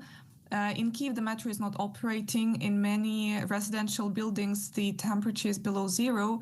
So despite all of the efforts by the technicians, by the Ukrainian services, the situation is further getting worse by Russian strikes, by freezing, increasingly bad weather. And that's why we are saying that Kyiv is almost on the verge of humanitarian catastrophe right now. What was your reaction when you learned that the Kremlin planned to pause its strikes on Kyiv for a short time after Donald Trump's request? Mm-hmm. So first of all, I would say there is some confusion about the dates. In Ukrainian media space, the information is circulated that it's going to last the whole next week, while the Russian side is saying that it's going to last only until the February 1st, which is tomorrow. So I would say it's a very short term, first of all. Secondly, we don't know whether Russia will adhere to this ceasefire or to this truce, because during the previous attempts to establish such a truce, Russia was not adhering to it. And I would say that during the next week, the temperature is supposed to drop below 25 below zero in Kyiv. So it would be very important for Ukrainian infrastructure not to have those strikes on the Russian side, but to be quite honest, there are questions whether they would adhere to it. Right. Well, this all comes, of course, ahead of the next round of talks between Ukraine and Russia in Abu Dhabi. Right. What are your expectations from these upcoming negotiations? So far, it's difficult to say. It seems like this time both delegations are pretty serious about the opportunity of reaching some consensus. However, again, I would say in Ukrainian society and in Ukrainian expert community, the expectations are quite low. There is still this feeling that Russia is not willing to stop, and that all of these attempts are just the way to make Ukraine make as much concessions as possible. But Ukrainian side has said that we would be eager to have some reciprocal steps if Russia demonstrates willingness to do the same. But again, it doesn't seem quite possible as of now. Now, you recently published an article in which you described Ukraine's situation as precarious, and you in today also, just a short time ago, also described the difficulty of the situation there in Kyiv. Now, you called as well for securing sustained support for the country. How can European and NATO allies assist Ukraine as it enters this new round of Ukraine-Russia talks? Mm-hmm. I would say the immediate priority is ensure have heating, water, and electricity. So we've already received around 700 generators from European partners. At the same time, the situation still remains difficult. So this is the top priority. Secondly, of course, and this should be a big, major priority for European countries, because Ukraine is the largest military for all. It's larger than France, larger than Germany, larger than the UK. And if Russia is able to nullify the Ukrainian military, larger than Poland, if Russia is successful in nullifying the Ukrainian military, what's to stop Putin from taking this to the next level, like everyone thinks that they will? You know, Donald Trump over here delegitimizing NATO every single fucking day. If the largest European-friendly, European-allied military falls, what's to stop Putin from going even harder into his next goal, whatever that might be? Maybe Moldova, maybe Poland, right? Maybe he's saving NATO countries for later. But you know, if Russia is successful in removing the power of the Ukrainian military, it's really one of the largest gates. It's one of the largest things stopping his grab for power, for more power and more territory. Air defense is very important. Ukrainian side has already made public that recent Russian attacks were so successful because Ukraine just didn't have enough of the missiles for the air defense, because they didn't manage to arrive on time. So that's the second most important thing. I would say continuing supporting Ukraine through the Prez initiative is very important, and we realize very well here in Ukraine that due to some political tensions over Greenland, etc., some European partners are becoming more and more hesitant to purchase American weapons for Ukraine. However, it's still very important to keep doing so, because some of the systems cannot be produced by European partners. So keeping the pace of that initiative would be very important. And also, I would say sanctioning and stopping Russian shadow fleet is also very important to damage Russia's economy and to stop it from keep waging this war. It shocks me that there are still things to be done against the Russian economy, that there's still European countries debating whether they should or shouldn't sanction, shouldn't take these Russian assets and give them to Ukraine, et cetera, et cetera. It's unbelievable that even now we see Europe tiptoeing around and hedging What direction do we take in? Trying to avoid escalation. Putin's strategy is dependent on the supposed weakness of the European allies, of NATO, of these European democracies.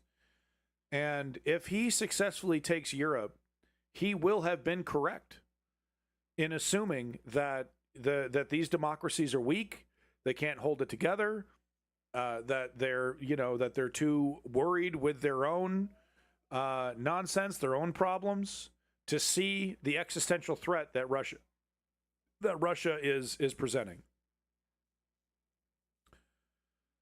NATO, I don't know, more flex. I don't know if I totally agree with your take on NATO there. It's more complicated than that. There's a reason, there's a legitimate reason why Putin is afraid of NATO. And if NATO truly becomes flaccid and incapable of doing even the most basic of things, it will result in Russia taking more and feeling more confident in going even harder. All the failures of NATO, there's many.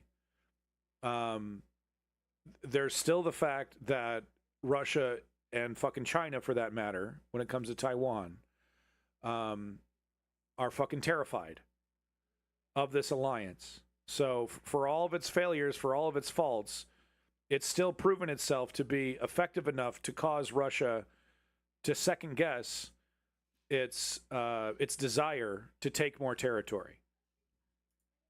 All right, we're going to have to leave it there, Mariana, but great to get your...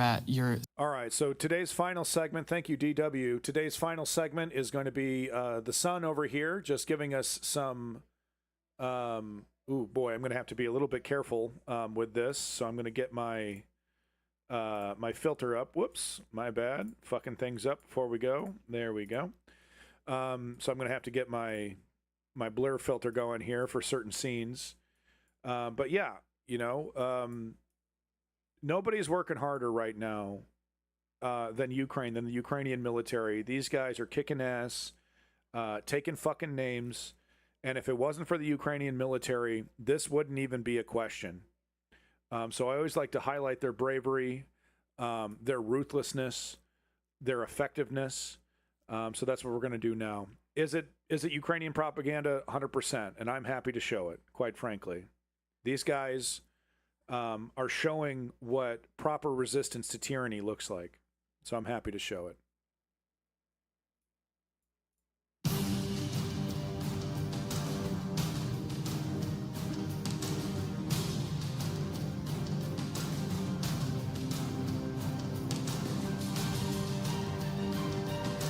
Jesus fucking Christ. Okay, it looks like this video is cutting out the nasty stuff here. So hopefully the Sun doesn't get me fucking banned again. Another thing that these videos show is just how much drones have changed the reality of the battlefield. It's frightening. I really hope World War III doesn't happen, because it'll look a lot like this.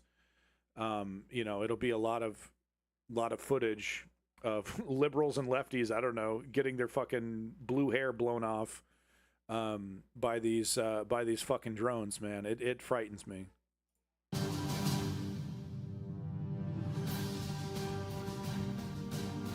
Jesus.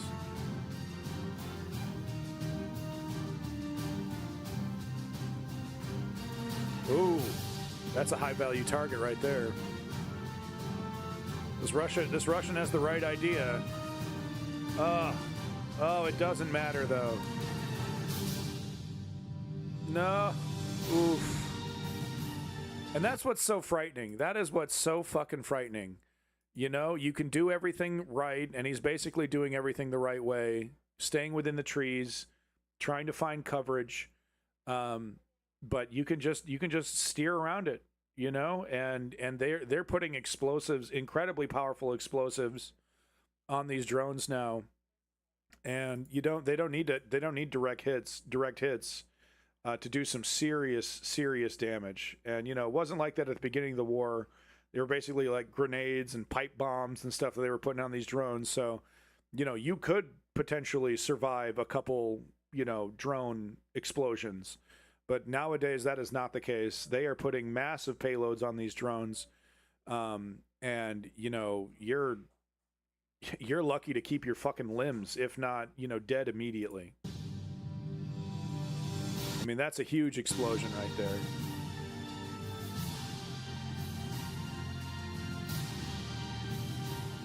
Yeah, so ATVs, speed, and they equip themselves with birdshot and shotguns. It's not enough. They got electronic warfare and stuff. It's just man. It's like when you hear about World War I, the soldiers that are lining up in the trenches there, and they have to go over the wall, and it's like 40% of you, 50% of you, 60% of you are going to get torn up by the machine gun fire. It's a guarantee. A good chunk of you are going to die. If you get through, you're one of the lucky ones.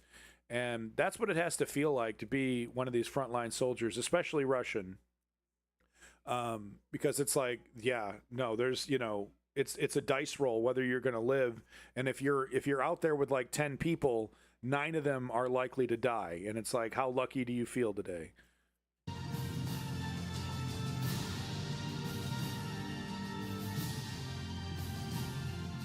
There's an APC getting taken out. You're lucky to even be in an APC. Look how fast they are. More flex, I don't know. It's hard to tell what's legitimate and what isn't. I know Ukraine is having a conscription crisis, but there always seems to be more drunken losers lining up to get their shit rocked. Over there in Russia, like, North Koreans or even folks from Africa. There just always seems to be more of them. We're always said, they're almost running out of ammo. They're almost running out of troops, and the morale is terrible. But there's just always more. I don't know what to say,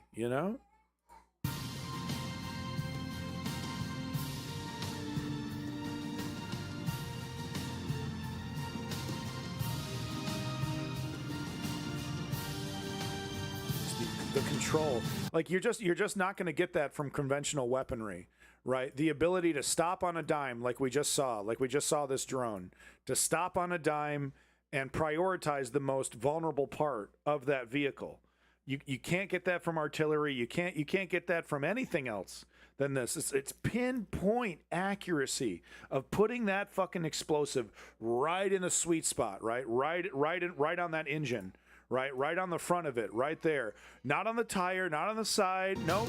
Makes a last-second decision, twists it around, and goes boom, right for the most vulnerable spot. It's the modern battlefield is terrifying. Terrifying. Oh, man. And what are you going to do about that one? And what the fuck are you going to do about that one, right? You're cruising. You're ripping through the fucking forest. You're going as hard as you can.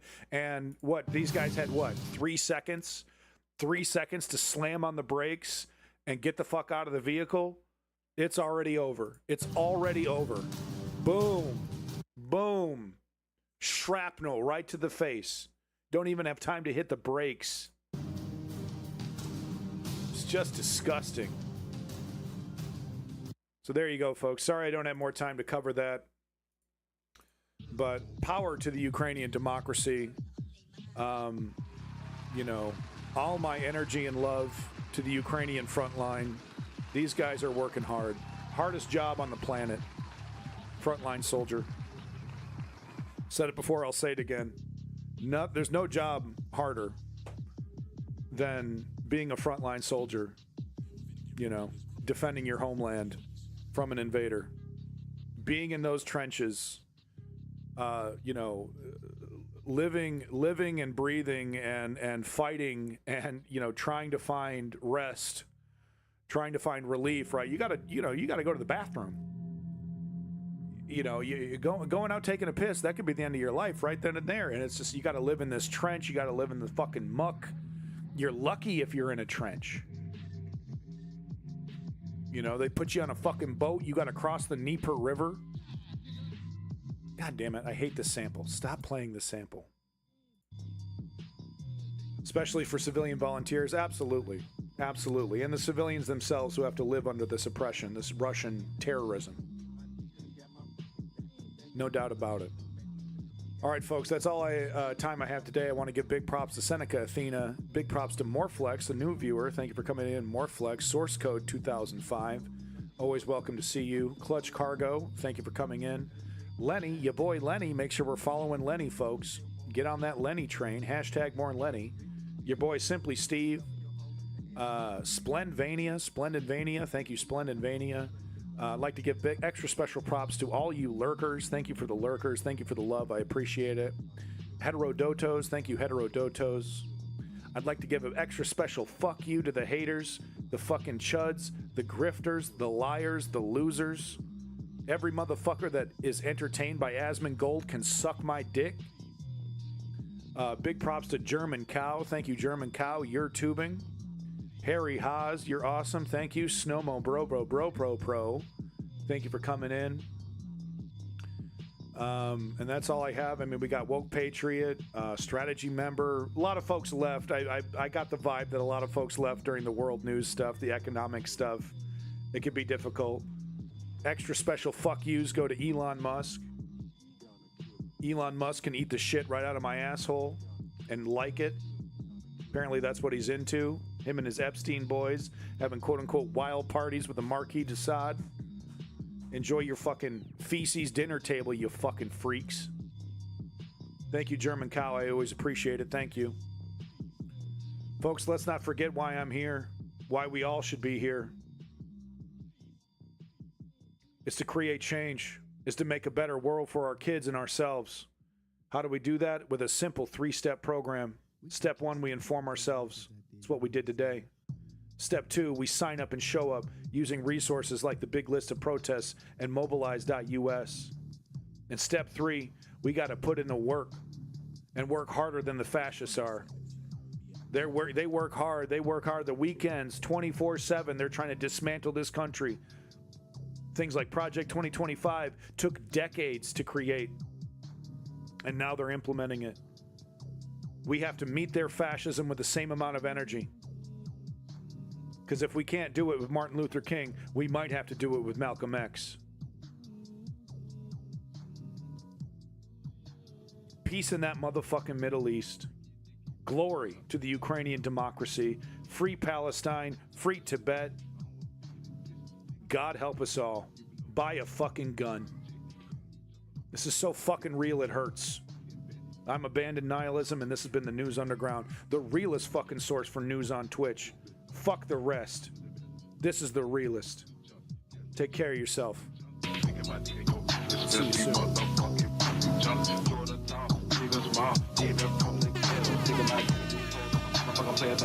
Power to the fucking people. This is not a fucking joke.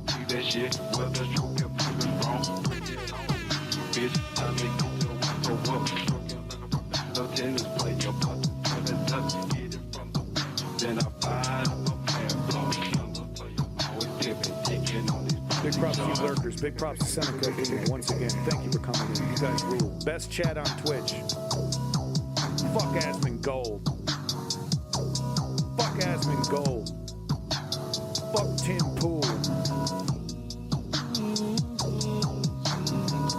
Fuck the rest. Fuck Kick.com. Fuck the entire website of Kick.com. Fuck the fucking PB boys, the goddamn Paul Bet Davidson motherfuckers. What's up? What is? Pimpin' ain't gonna never die, bitch. You ain't lying, motherfucker. You ain't lying, boy. Say what? I'm out of this biatch. Have a good one, folks. I'm out of this motherfucker. Take care of yourself. And I'm serious. Buy a fucking gun. Talk to you soon.